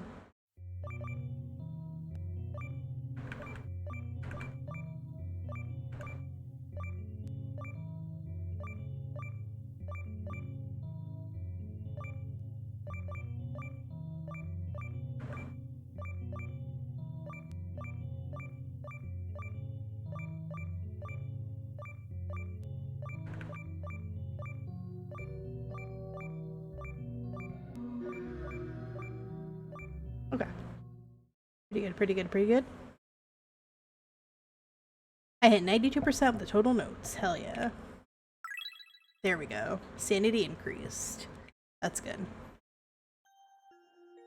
Okay. Have a good day, my dear. Thank you, Granny. You too. You board the train, squeezing into a corner as the door slides shut behind you. The carriage hums quietly, but your mind is already racing ahead. You try to picture how the conversation with Ren should even start. Maybe you should approach him gently, tell him you want him to be free, that he deserves a chance at a life that isn't dictated by curses or expectations. It sounds kinder, softer, maybe something he might actually listen to. But another possibility weighs on you. Maybe you need to be firm with him instead. Maybe he needs to hear the hard truth, even if it stings. Something for his own good, even if he ends up frustrated with you. The train jolts forward and you blink, realizing your heart is beating a little too fast. You sigh and stare at your faint reflection in the window. The tired woman who looks back at you is someone you should recognize, someone shaped by everything she's survived up to this point. But as you meet her eyes in the reflection, a quiet uncertainty settles over you. Have those struggles actually made you wiser? Wise enough to make the right choice? You aren't sure. And that uncertainty follows you as the train rattles on toward whatever comes next. Hi, Wonder. Welcome in. You head to work, the thought still lingering on your mind, but only to stop short at the entrance. Police cars line the street outside the office, lights flashing against the glass walls. Officers move in and out of the building, tape stretched across the entrance. Uh-oh. You spot Ryota standing off to the side, staring at the scene with a distant, unreadable expression. You walk up to him. Ryota, what's wrong? What's happening? He startles at the sound of your voice, shoulders jerking as if pulled out of a deep thought. He blinks at you, confused for a second, before recognition settles in. Lilia? Oh, right, Lilia. He exhales shakily. There seems to have been an accident last night at the office.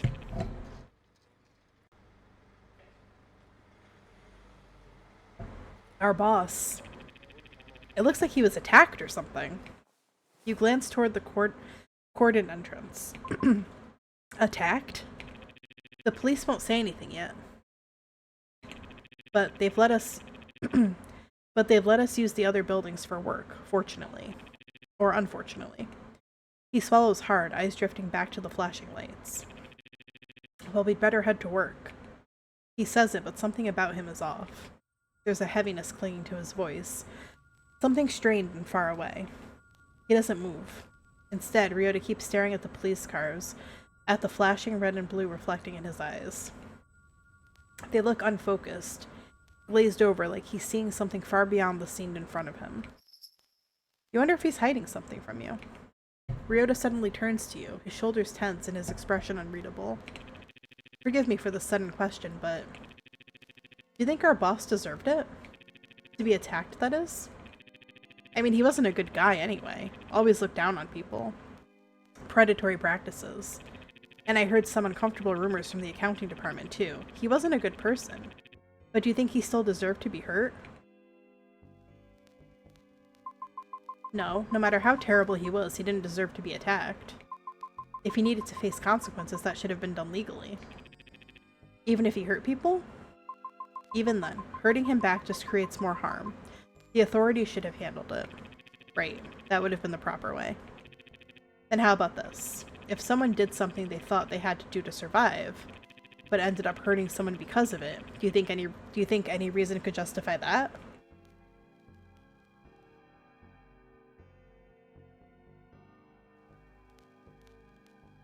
Maybe, maybe not. I don't think justification is the right word. People do what they can to survive, but the consequences don't disappear just because their reasons were desperate. You're really kind, Lilia. You really try to see the good in people, even when things are so convoluted. I hope whoever you're trying so hard to understand appreciates it. They're really lucky to have someone like you. Ryota's expression falters as he realizes he said too much. A faint flush creeps up his... Oh my god. What's going on? A faint flush creeps up... Why do I keep pluralizing ups? A faint... Wow. Just put me out. Just send me home. A faint flush creeps up his cheeks. There we go. Nailed it. I can read, by the way. That's just so we're all clear. I know how to read. I mean, forget I said that.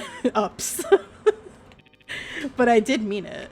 I mean, what I'm trying to say is, we'd better, head in. I'll see you inside, okay?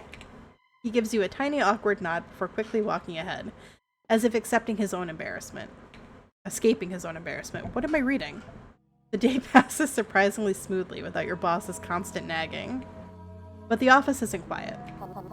Did you hear? He was found in really bad shape. They said his throat was practically crushed.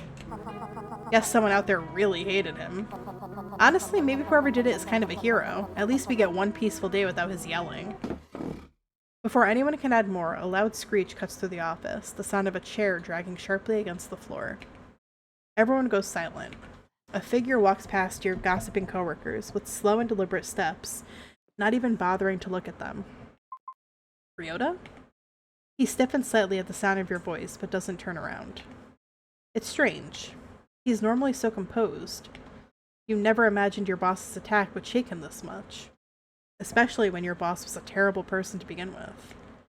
You take a step toward the door, ready to follow Ryota, but your feet stop on their own. Should you even ask him what's wrong? It feels like it isn't your place anymore.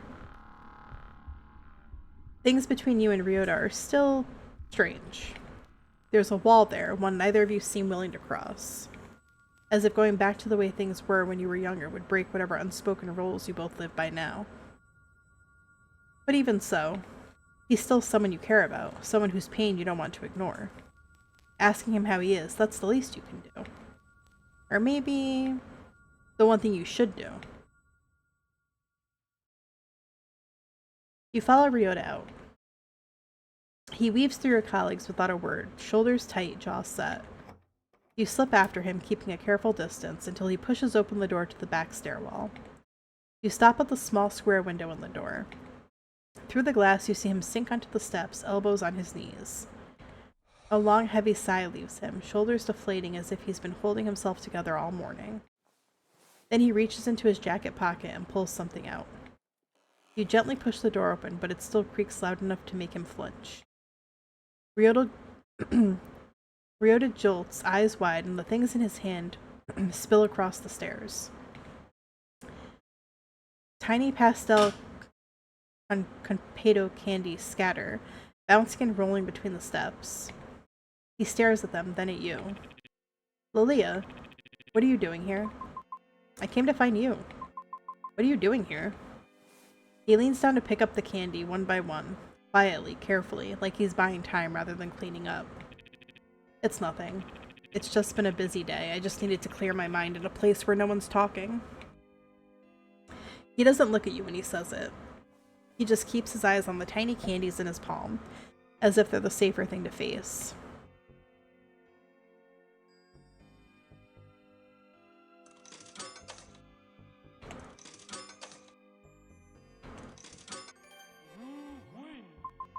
I know we haven't been as close as we once were, but I still want to be here for you. If you want to talk about what's bothering you, I'm all ears. Ryota hesitates, glancing down at the small candy in his hands, his fingers nervously rolling it between them.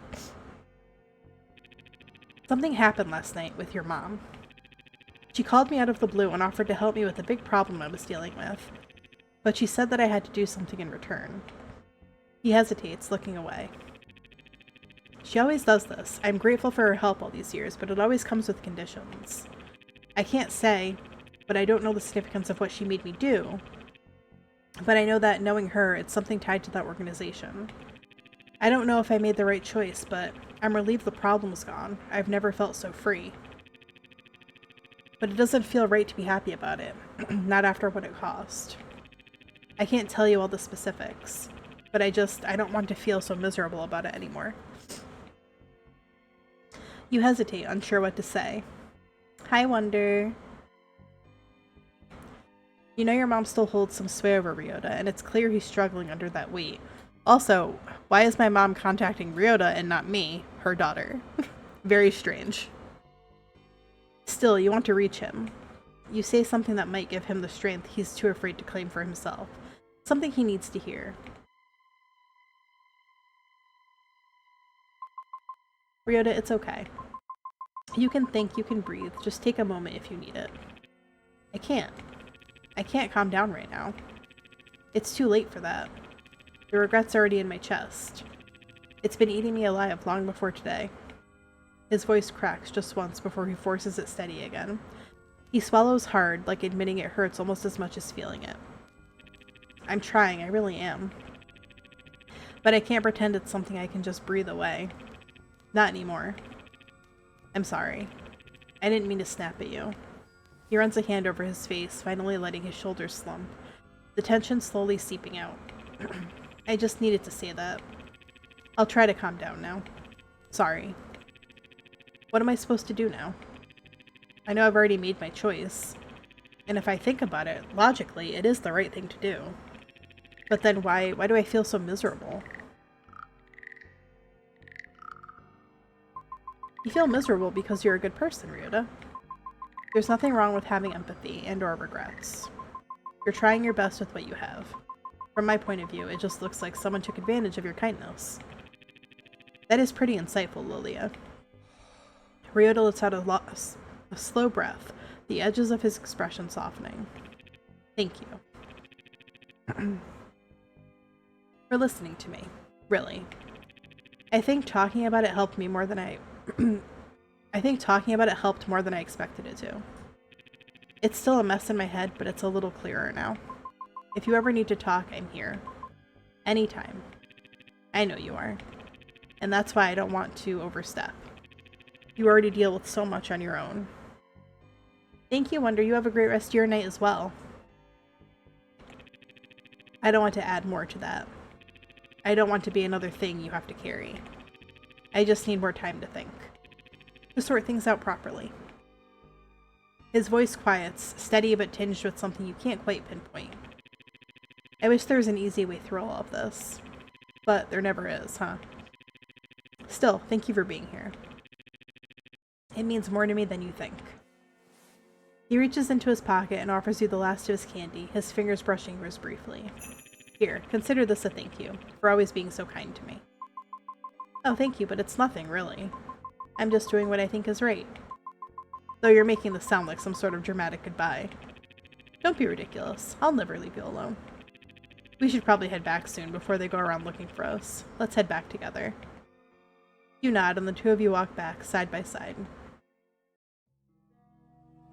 The rest of the workday drags by in that heavy, uneasy way only stressful days can. Every so often a pair of policemen walk in, their presence instantly stiffening the room. They go around questioning your coworkers about your boss. Their voices low, pens tapping against clipped notepads. No one looks comfortable. Everyone pretends to work harder than usual. Thankfully, they don't approach your desk. You keep your eyes on your screen, pretending not to listen, pretending not to care. Not that you'd have anything pleasant to say about him anyway. If anything, it's probably better they didn't ask. Are you heading back soon, Ryota? I would, but I still have to wrap up a bit of things before I head back. It doesn't help that the guy in charge is out of commission. You'd think my workload would decrease. Hang in there, Ryota. I'll see you tomorrow. See you soon, Lilia. You check your phone, hoping to receive a message, a call, anything from Ren. But your notifications remain empty. Just a message from your horoscope app. Today will be a challenging day. Remember to use your wit to outsmart any opposing threats. Vague and unhelpful, much like many horoscopes. I'll probably head back at 11:30 p.m., which means I have a few hours to find Ren. Where should I even start? Maybe I should look around town. Ren is bound to be somewhere. Maybe places he's visited before? Probably.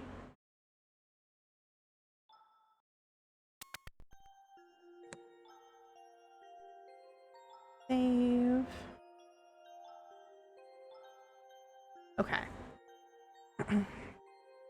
So we saved.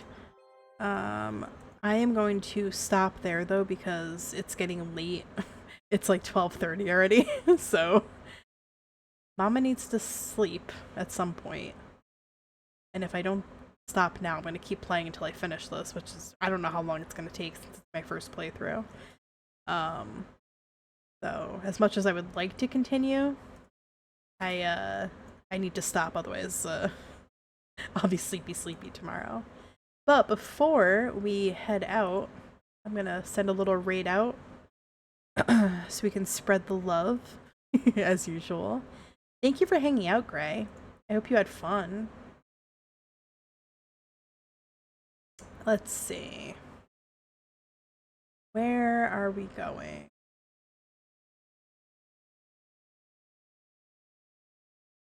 Kaguya is playing Helldivers too. Oh hell yeah, I haven't seen anybody playing Helldivers in a while, so let's read into that. Let's go see Kaguya.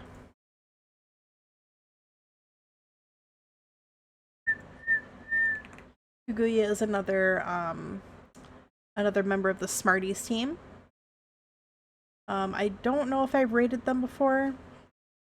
I don't think I have, so this will be a first. So let's give them a proper welcome. I'll give us our raid message in chat in just a minute. But yeah, thank you guys all for hanging out tonight. It was a lot of fun. I had fun raiding everyone's pets' names. I had fun yapping. Overall, it was a very fun evening. So thank you guys for hanging out with me. And I will see you tomorrow for the usual nonsense. I love you. Good night. Bye. Mwah.